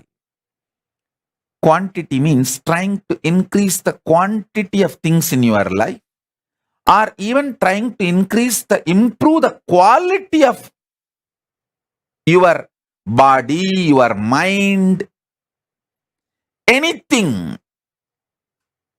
Trying to increase the quality of you. Both are stupid. Both are useless. That's the first thing. Second, the quantity quality centric greed you have. You want to sometime accumulate more money. You want to spend more time in the office. But later on, you understand anyone can replace you in your office, but no one can replace you in your home. So you get the shock of your life and realize, oh God, I should have spent more time in my home. Then the next level you will understand. Anyone can replace you even in your family, but no one can replace what you need to do to yourself to raise your quality, then next level you will get matured. Even the idea of raising your quality by yourself is extremely wasting time. Instead, a simple quantum initiation with Guru can raise you beyond the quality, quantity, stupidities. The levels of evolving. Because even if you work on yourself, raise all your qualities to higher and higher level, it is more like an ant trying to climb the hill. When it is going to reach the top. But the same ant sitting on the shoulder of the Guru, when he climbs the hill, just in few hours, it is going to reach the top. So, now, what I am doing is I am just taking you on my shoulder and raising you to the Kailasa top, offering you at the feet of Paramashiva so that quantum initiation can happen. Listen. Things you desire when you are in the creation space, you may hate when you are in the destruction space. And you should know, all the destruction in your life is your conscious choice. Things you like very much when you are in a maintenance mode, you may hate when you are in delusion. Many things which you hate when you are in delusion, you may feel so valuable when you are liberated. Listen, when you are in delusion, you will feel suffocated by Guru. You just want to escape from him. You don't even want to see him. You don't even want to remember. Even if you see his photographs in some shop, you will feel irritated and leave that shop when you are in delusion. But when you are moving towards liberation, you just wait for him to appear here and there. Even in the car sticker, if you see him, your face becomes white with a smile. Listen, like when you are in delusion, you will hate when you are in liberation. Things you hate when you are in delusion, you will love it when you are in liberation. So the quality, quantity based ideas constantly change.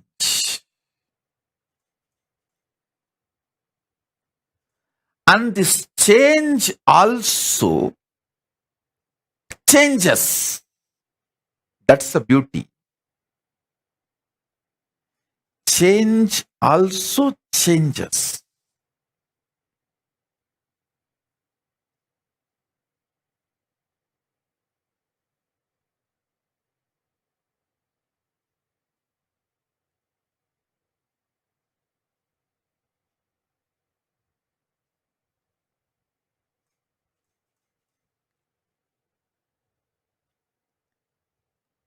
I will reveal statement by statement.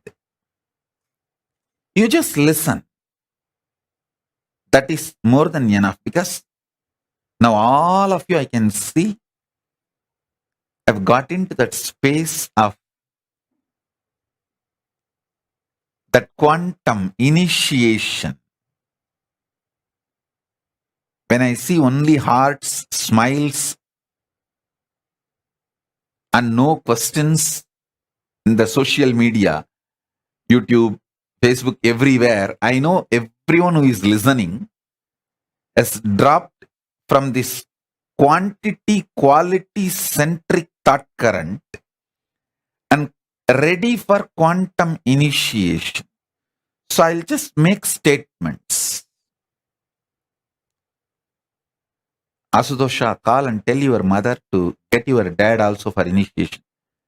Always your dad comes for initiation. Today I am not seeing him. I don't know whether he is there or if he is not there. Call him for initiation. And Ma Bhaktivashyananda, hurry, get your pet.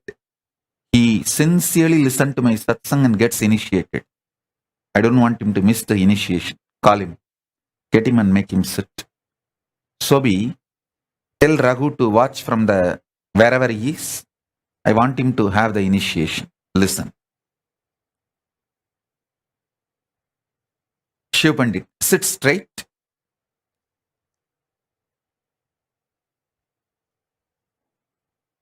And listen intensely. I'm only going to make simple statements. Just listen intensely.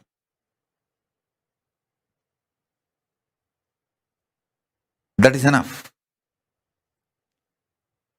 Shiv Pandit, if you are able to see me, hear me, wave your hands. I want you to know every day I accept sincerely that banana, fruit, and the betel leaf and the offerings you keep for me. So sit straight. Listen to this initiation.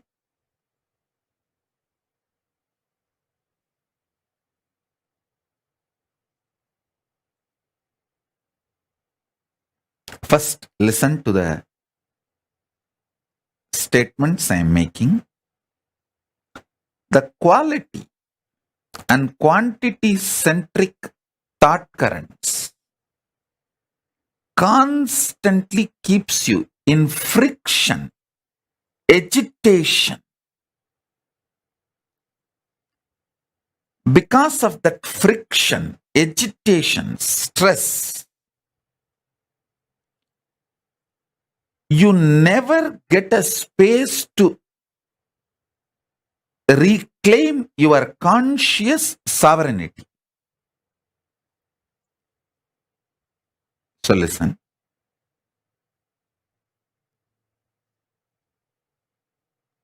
Vinayaka Shrikanta, settle down. Listen to the initiation. You can attend to work later on.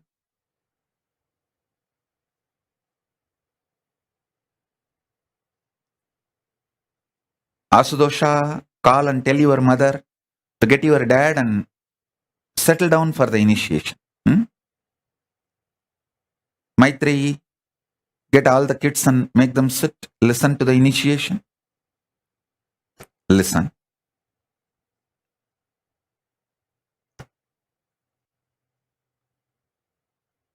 If you want to call your friends, family, whoever you want, very important people in your life whom you think should have their initiation, call them. Because these initiation moments are the essence of all the satsangs I give. Satsangs are fundamentally to prepare you to come to this nirvana space where you just know everything happening in my inner space and I know what is happening in your inner space and we both are happy about it. I am so happy. You know what is happening in my inner space and you are so happy. I know what is happening in your inner space.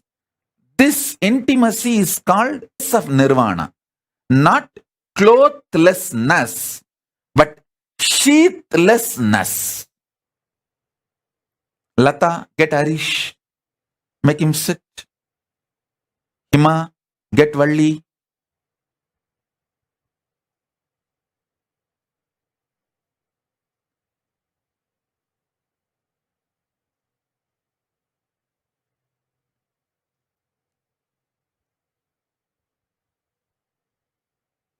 Listen.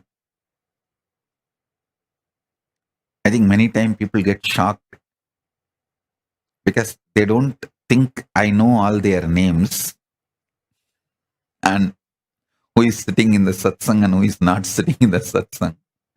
When I call and tell them, they get shocked. Oh God, Swamiji is watching so closely.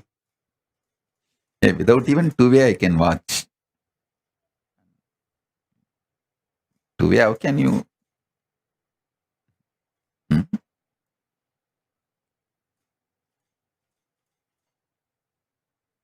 Sadantra Priya, I think Asudosha is not able to reach your mom. You call and tell your mom, still your dad has not come for initiation. If he is not in home, let him log wherever he is and get him to initiation. Listen. Now I'll make the next statement.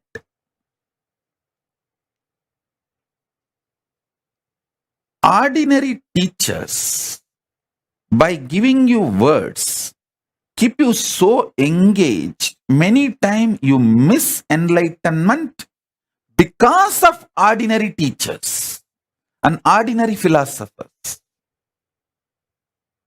Like how your quantity quality centric thought currents irritate, keeps you in friction, engages you in stupidity, and makes you miss the conscious sovereignty.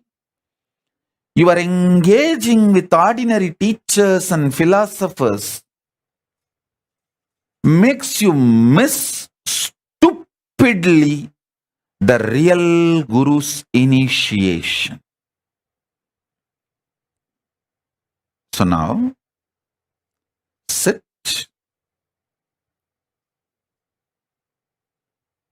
I'll bring the initiation to you. Nirvana Diksha. Again, I wanted to repeat, Nirvana is not clothlessness, it is sheathlessness.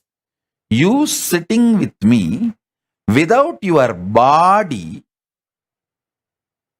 such deep engagement where you know whatever is going on in you is known to me, and I know whatever is going on in me is known to you, and both of us are happy to know each other's inner space. I have nothing to hide from you. Everything is happening here. I want you to know. Not only I don't want to hide, I want you positively for you to know. Same way, if you feel everything happening in you, you have nothing to hide, you want me to know and you are happy that I know it. You are very positively interested in me knowing it. This space is called Nirvana. And in this space only that quantum initiation happens. The conscious sovereignty is experienced by you. In this space of Nirvana Diksha, the Shakti Pada and Shakti Nipada for the conscious sovereignty happens. So listen.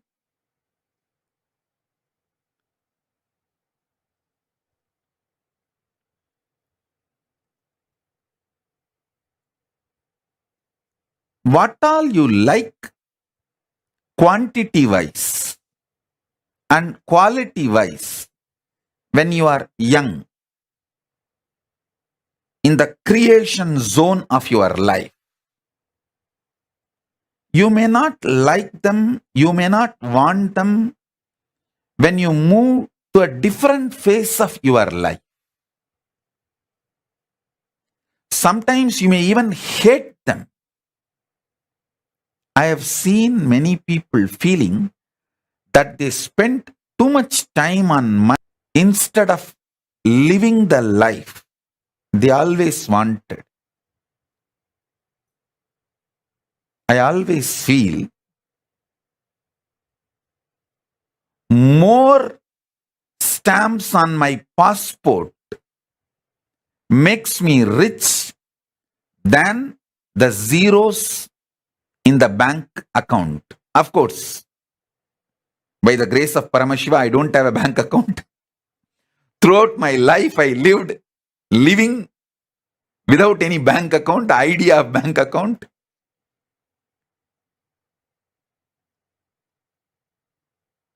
Many times, your likes, dislikes, changes based on the space you are in. All I am asking you is, first, get comfortable. First level, the preliminary level. Get comfortable with the idea this quantity quality centric lifestyle is not complete. That is not absolute. That is not freedom. That is not your sovereignty. The second thing, you knowing the likes you have, dislikes you have, the greed you have, the fear you have about some quantity, some quality during the creation dimension or maintenance dimension, destruction dimension, delusion dimension, liberation dimension, all this is your decision. You, who is the source and center, you are the powerful existence during all this. Listen to this statement very deeply. You will have conscious sovereignty now. Before this satsang is over, you will experience conscious sovereignty, because it's not difficult and it's not easy, it is simple.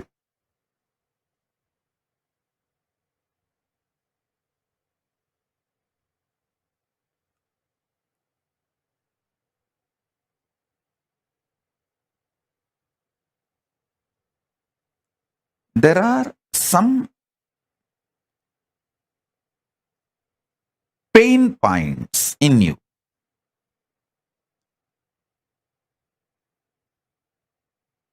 Like you feel, yes, I know change is inevitable, so I have to accept change.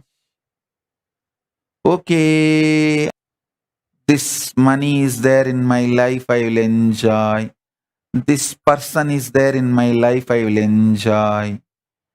When I am not able to handle the pain I have to go through to keep this money or keep this person, when it becomes high maintenance, I will drop. All this kind of a very vague strategies, thought currents. Take all this into consideration in front of you. What you firmly like, what you firmly hate, what firm greed. Come what may, I am not going to leave this person. I am not going to leave this luxury. I am not going to leave this habit. That kind of a firm attachment or some firm hatred. Come what may, I will never see this fellow again. Come what may, I will never go to that place again. Firm hatred, firm attachments are strategic hatred and strategic attachments. As long as he is good to me, I will be attached to him. When I feel he is not good to me and to my interest, I will throw him. I may even want to kill him. I may even want to discard him, not only from my life, he should not even be there in the whole world. But all these kind of strategies, cunningness, all these kind of ideas, take everything into consideration in front of you. This whole thing is not compulsion on you, and you don't need to feel they are all binds you or chains you. You, conscious sovereign being, is above all this. Listen. You, conscious sovereign being, is above all this. Good, bad, self-doubt, dread, self-denial, virtues of enlightenment, tyaga, love, selfishness, different things, sometimes extreme opposite, paradoxical. Even those qualities, those kind of people, those kind of experiences, all that can coexist in you. That coexistence does not need to be contradicting your conscious sovereignty. Your conscious sovereignty is your identity, existence. Listen, sometimes you may cook, that does not mean you are a chef. Sometimes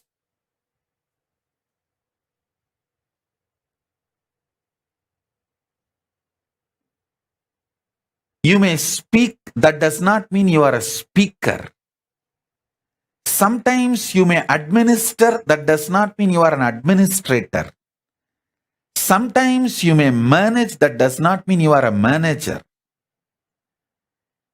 All this is periphery existence of you. The quantum existence, the actual existence of you is conscious sovereign being who plays with creation, maintenance, destruction, delusion, liberation. It is you who is playing all this. It's like a lotus having 5 petals. The core lotus is unmanifest Paramashiva, and these 5 petals are the manifest Paramashiva. My Guru has given me the Paramashiva mandala. It has that 5-star symbol. The center one linga and 5 stars, 5 lingas are drawn. That's one of the meaning of that mandala is the unmanifest is the center linga, and the pancha linga on 5 side is the 5 face of Paramashiva. If you are in delusion, don't be afraid. It is actually delusion kicks you to the next level of liberation.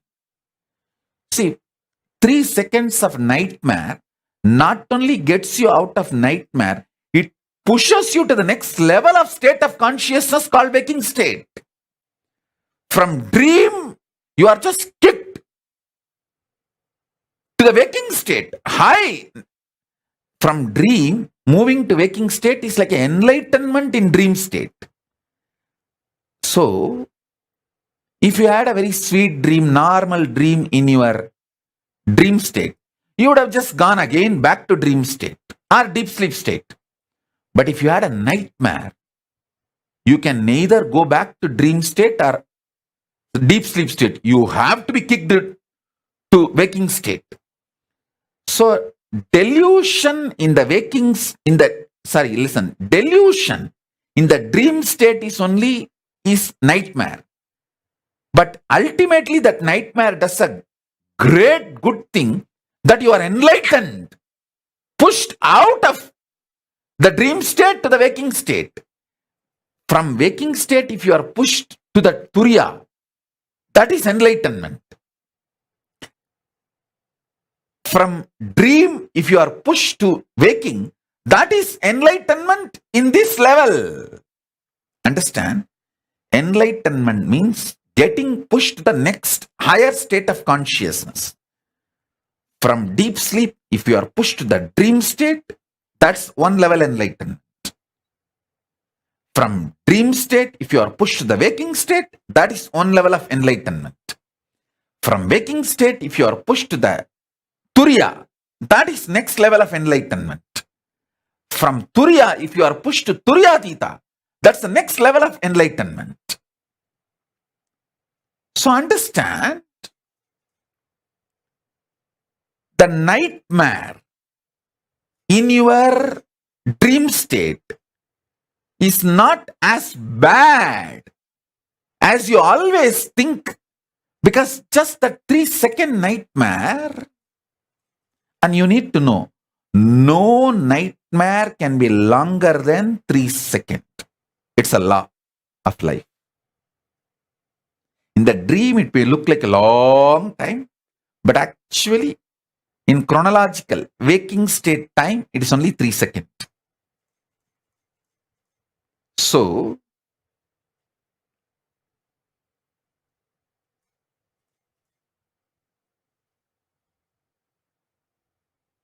all nightmares are enlightenment in the dream state, because it has pushed you from dream state to the waking state, which is a level of enlightenment. As far as the dream state is, I should call, there are 4 levels of enlightenment. From deep sleep, when you are pushed to the dream state, it's called dream enlightenment. From dream state, if you are pushed to the waking state, it's called waking enlightenment. From waking state, if you are pushed to Turiya, it's called awakened enlightenment. From Turiya, when you are pushed to Turiyatita, it's called living enlightenment. So,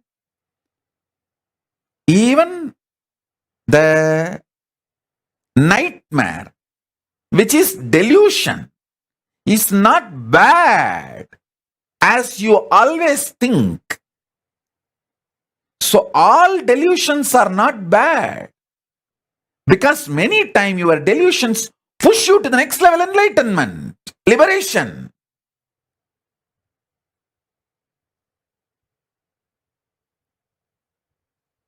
So understand this truth, powerful cognition.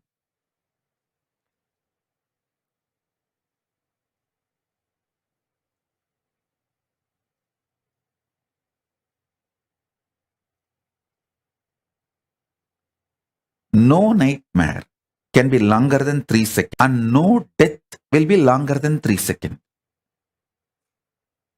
Because during the death, you go through the nightmare, the worst nightmare of your whole life. If you lived as a deep devotee connected to Guru, you go through the best wet dream of your life. Wet dream also wakes you up. Nightmare also wakes you up.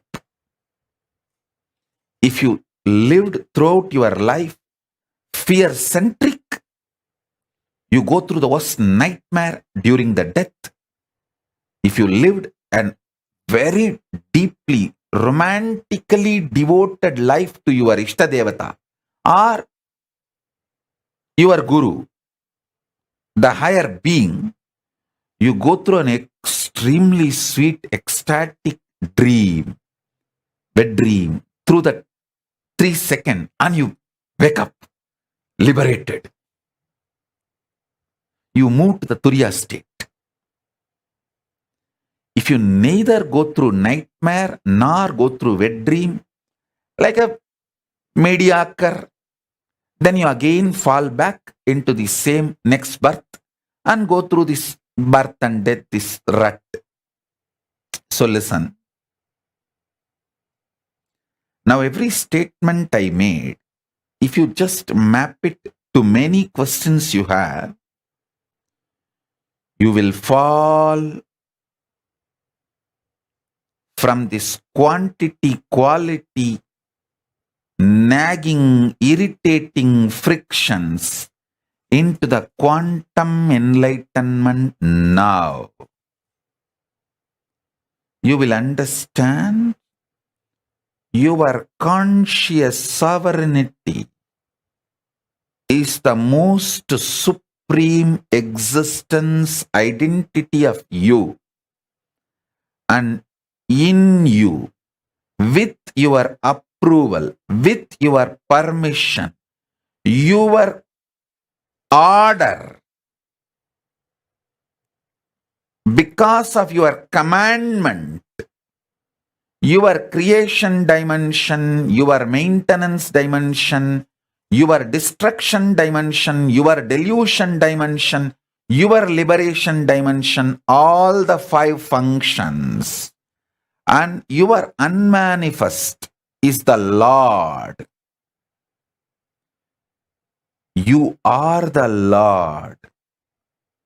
This truth, when it clicks in you, you regain your conscious sovereignty. My life is to give you conscious sovereignty. Not just my life's mission, my very life is to give you conscious sovereignty.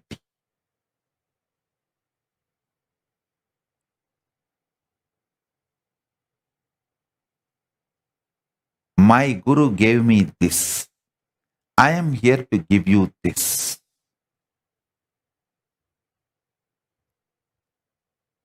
I will repeat the same truth in a different words, from the different angle. Listen. Gauri Bharata, tell Anusha to come and sit for initiation. Get Anusha. Shilpa, get Shaktidhara for initiation.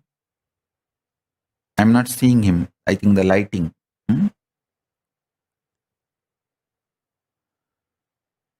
Listen. I'm going to repeat the same truth with the different words.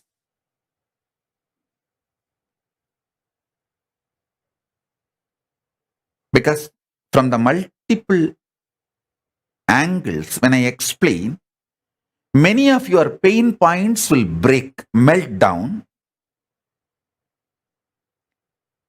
The arrogance with which you stick to your ideas, if it melts down, you can achieve the conscious sovereignty now. My goal is you experiencing conscious sovereignty now.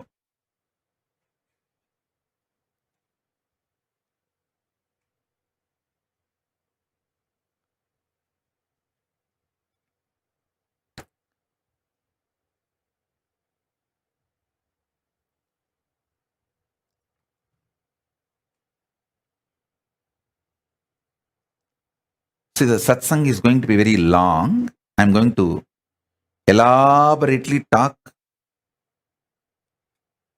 and initiate all of you. So if you guys are a little tired, I think it's already going to be 11 o'clock night. So if you guys want to pick up a cup of coffee or a cup of hot chocolate, tea, you can pick up.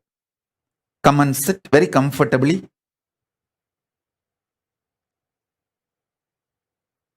All I want is you being in a very relaxed, sweet, fresh mood. With a cup of coffee or hot chocolate, tea, anything is okay. Just come and sit.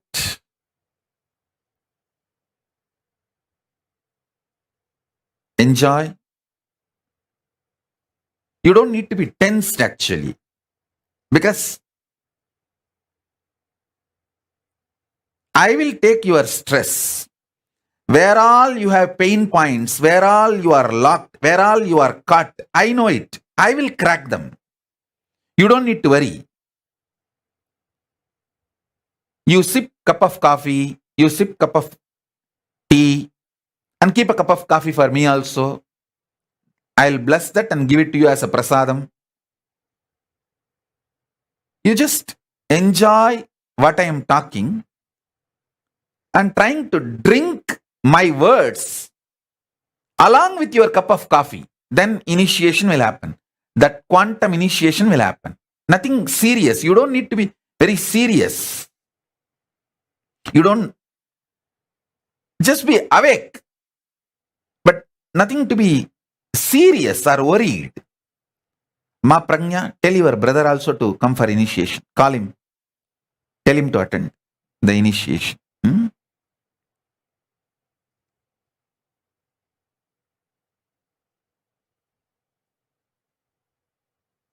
Vinesh, can you get all your pets?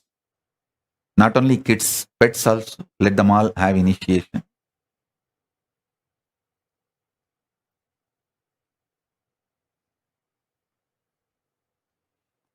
So listen.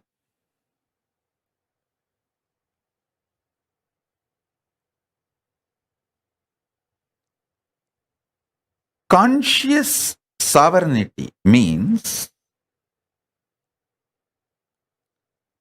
there is no blind spot about you and your existence.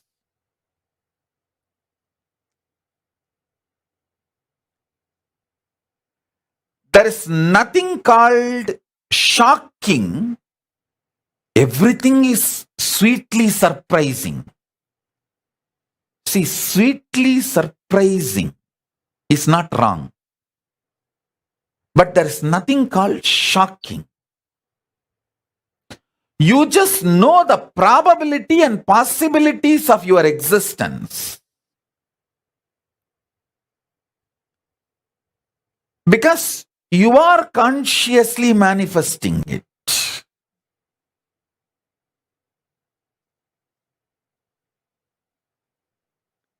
Even your so-called negative patterns, bondages, chains, which binds you, your mind, your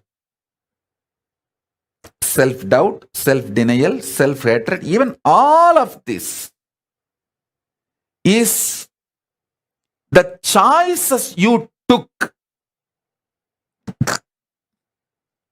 maybe out of delusion, but that does not mean it is bad. When the delusion becomes strong, you will simply wake up to the next level of consciousness.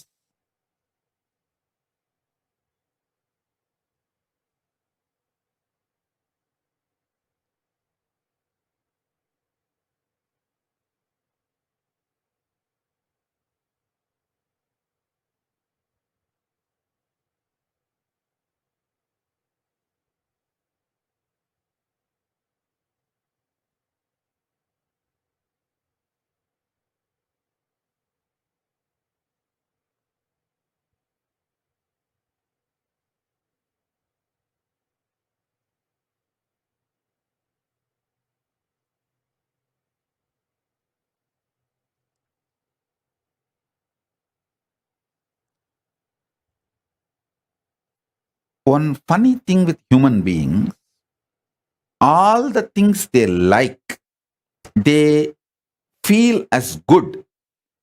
They take the responsibility. Yes, I manifested this. I am the conscious sovereign authority for this because it is such a good thing. But the most funny thing, things you don't like also you only manifested.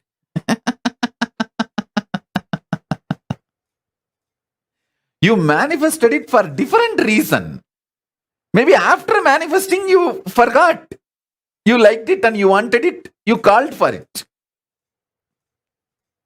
So listen. Tripura, call Vedaswarupa to attend. Nice. Vedaswarupa, call Bhagavan Reddy also to come and attend. Bhagavan Reddy and his daughter and wife, the whole family. Listen. I'll repeat now. Even if you missed the whole satsang last, I think 1 hour I am speaking. Even if you missed the whole 1 hour, don't worry. I'm going to be elaborately repeating in various words. Because it's the initiation, the words I am uttering are like a mantra.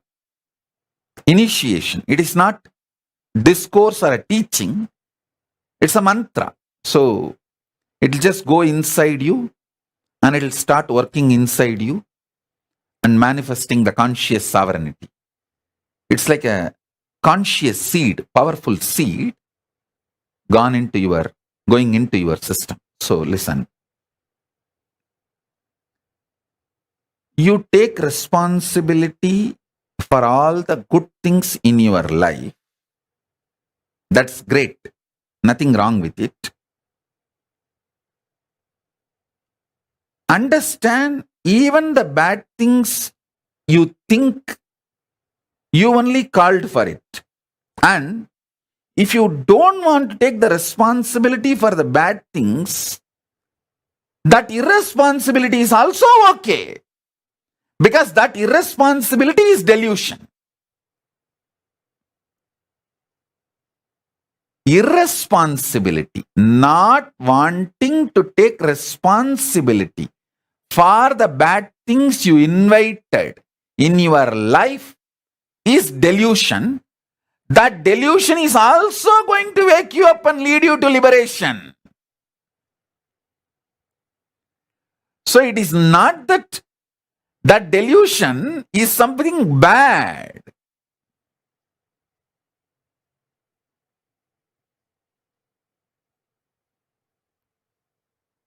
Be very clear. You be the good guy in your life, bad guy in your life, right guy in your life, wrong guy in your life, neutral guy in your life. You be your deluder, you be your liberator. You are that. It is not that you have to be or become. You are that. That is a truth.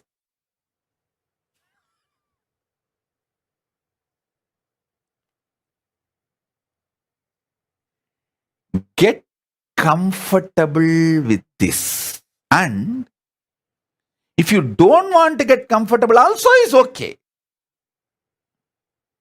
Because you are that.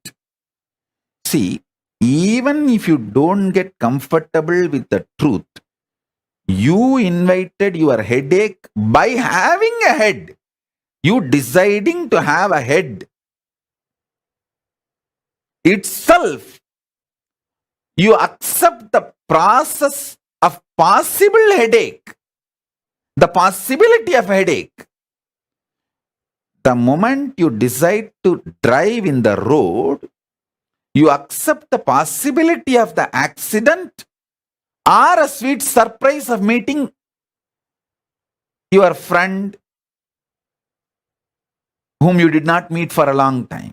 So the surprise, sweet surprises, shocking accidents, both are possibilities, probabilities of your decision to drive in the road. So ultimately, you are the source is not teaching, it's a reality. And the great news is, when you start getting comfortable with this truth, you manifest powers. You manifest powers. You manifest powers of conscious sovereignty. That is what is powers of Paramashiva. Every time when you manifest powers of Paramashiva, I give you one powerful cognition to manifest that power. That powerful cognition is one of this liberating principle. So now I am giving you multiple liberating principles. So you start manifesting multiple powers.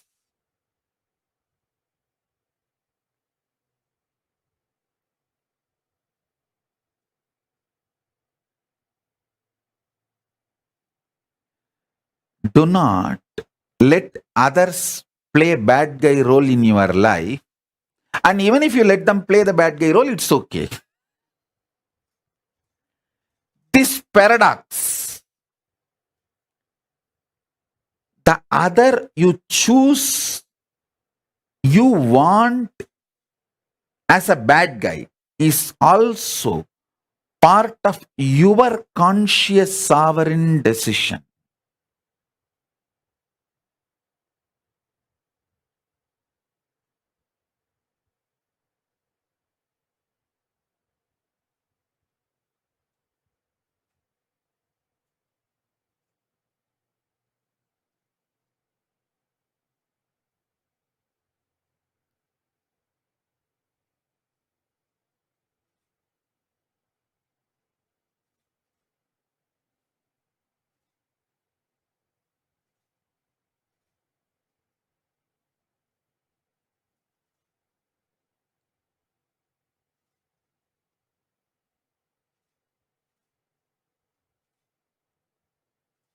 Paramashiva,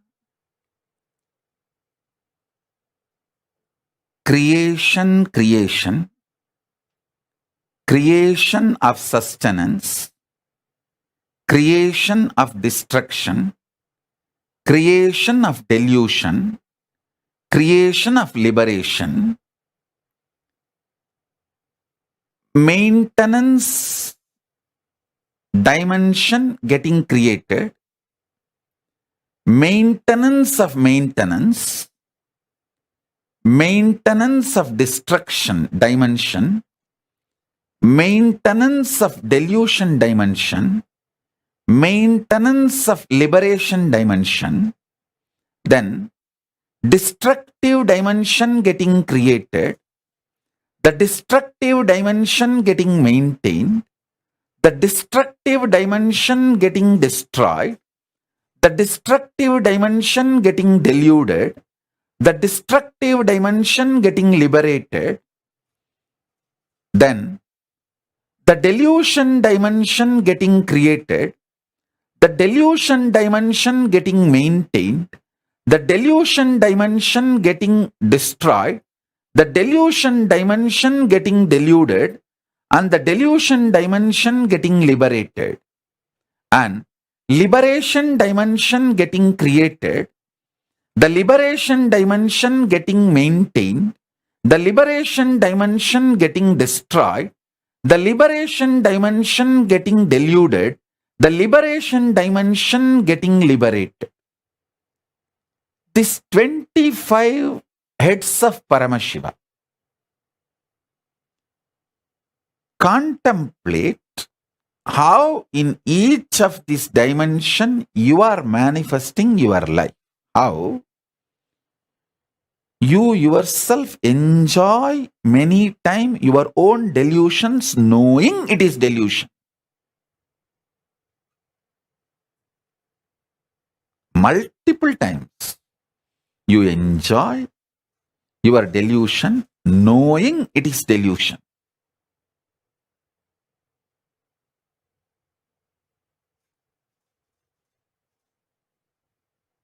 I am not saying don't enjoy your delusion.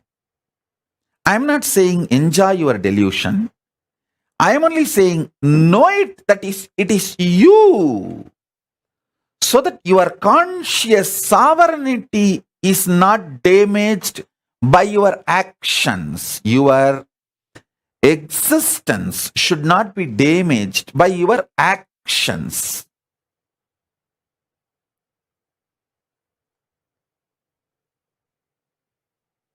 You may be eating, does not mean you are an eater.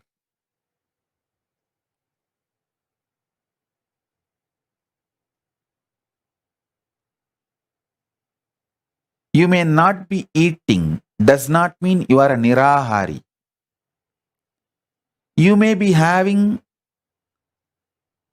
sex, maybe sometimes even with different persons. That does not mean you are a womanizer or a nymphomaniac. I am not saying go and be a womanizer. I am not saying do this or don't do this. All I am trying to tell you is the actions does not damage your existence. Your conscious sovereignty is independent of all your delusions put together.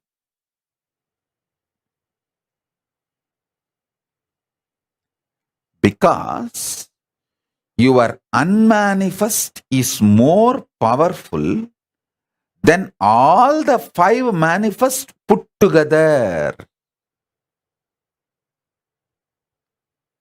Your creation, maintenance, delusion, destruction, liberation, all 5 put together is only 25% of you.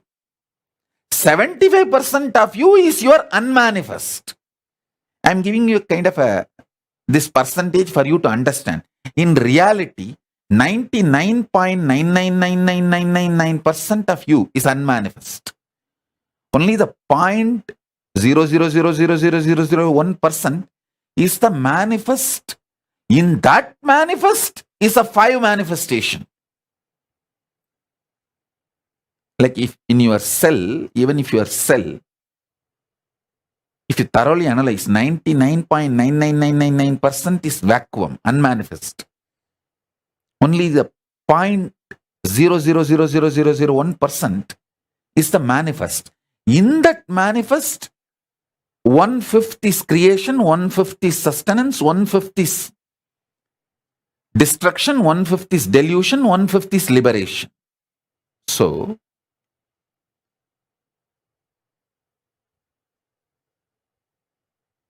drop from quantity, quality based, irritative, stressful, kind of a drugged thought flow, life current. That's the right word, I'll call it. Drugged life current.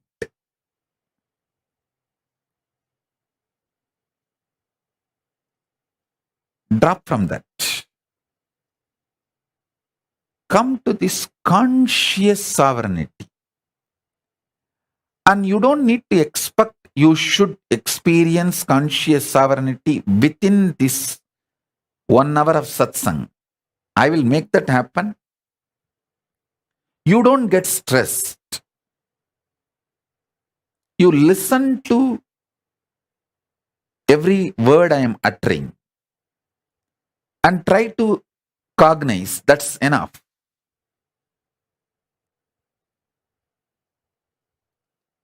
Mind is a drug.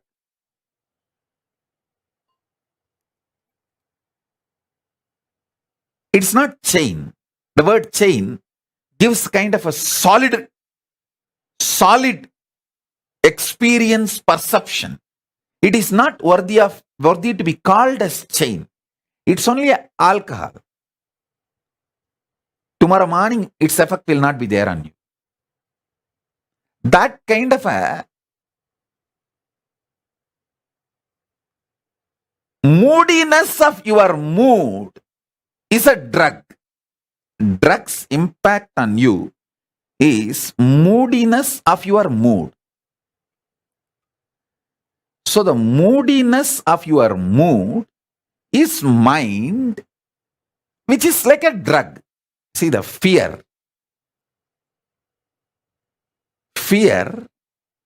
is the substance out of which your mind is formed.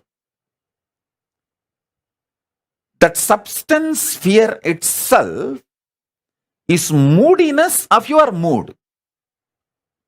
It is not even the permanent mood. When the lust comes, the fear just disappears because it is only moodiness of your moods. As I said, delusion is only one dimension of the 5 dimensions. So the fear is just a moodiness of your mood.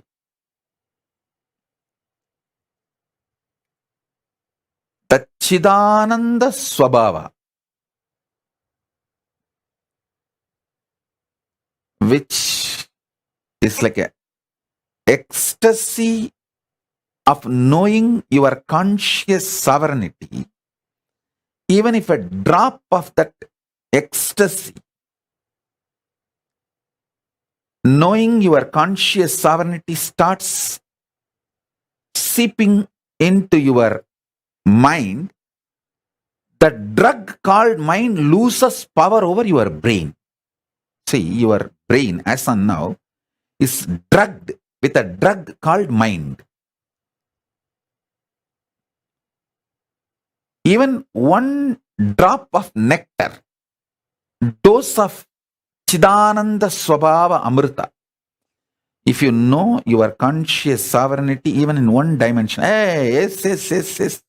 What Swamiji is saying is clicking, yes. Other words I don't understand, but this one word I understand what he is telling.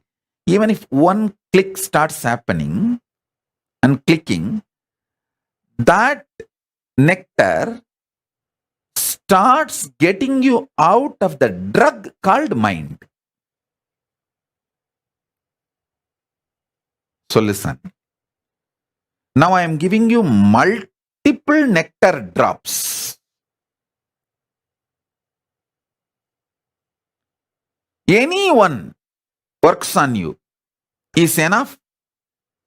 You will start cherishing the conscious sovereignty, which I sincerely want all manifest by Guru Purnima. By Guru Purnima, I want all of you to have the conscious sovereignty, because by this whole Chaturmasya, I want all of you to enjoy this conscious sovereignty and manifest powers. Powers of the unmanifest, Paramashiva, the source of you. Listen.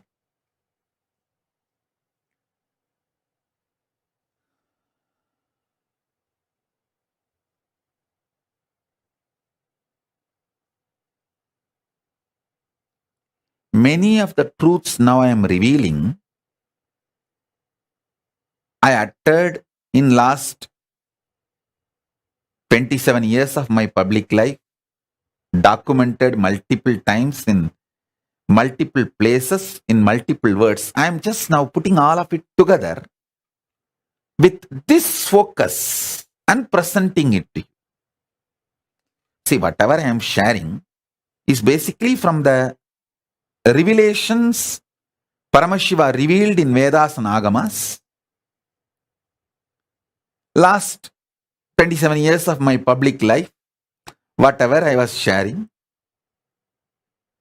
from what I inherited from my gurus, now I am compiling with the focus of you experiencing conscious sovereignty. I want you to catch the glimpse of conscious sovereignty. Vishoka, tell your mom to attend the session. Vishoka, get your mom to attend the session.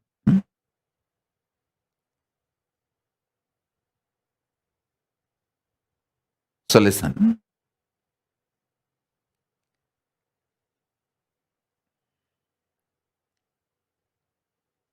First, stop hating. Stop getting powerless about anything in your life. Do not get powerless. Do not hate. There were so many assassination attempts on me. Even those things, I neither care nor hate nor enjoy. I don't enjoy the assassination attempts on me, and I don't hate the assassination attempts on me. I don't care about it. So first thing, stop forming rigid attitudes. Stop appreciating rigid attitudes as your wisdom. That is not wisdom. Rigid attitudes are informations frozen in your brain, not wisdom radiating in your brain. Informations frozen in your brain can only be the brain blockage.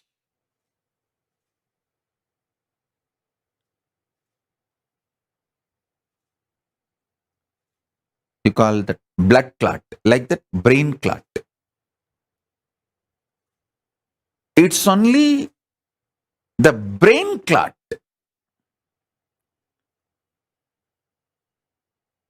Go for conscious sovereignty centric existence.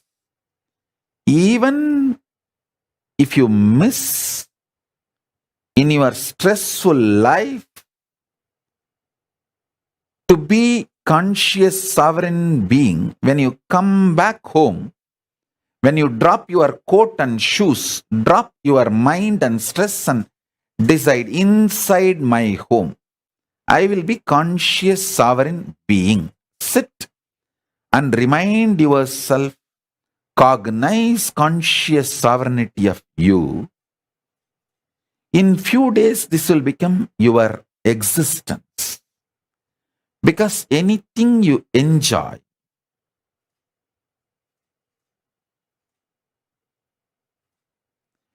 anything you entertain, you become that becomes you. See, throughout your life, if you enjoy being a clerk, you will retire as a clerk. If you enjoy being a manager, you will retire as a manager. If you enjoy being a king, you will retire as a king. What you enjoy, you will manifest. Do not tell me, oh, I enjoy being a king, but I am not getting opportunity. No, life is too big. And even if you are struggling, no, I really want to be a king, but I am not getting opportunity, then okay, entertain with that. You are engaging with that. Engage with that delusion. It's okay. But know it, you are engaging with that delusion. Listen.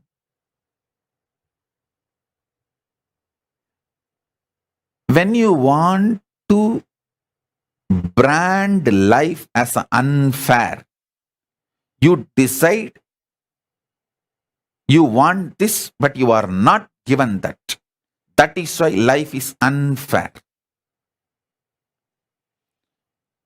The conclusions you want to come due to your non-involvement with the life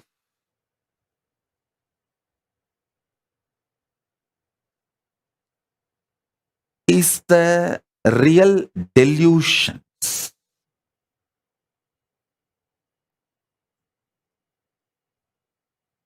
But as I said, it's not that delusions are wrong, because when the delusion becomes thick, it becomes nightmare and you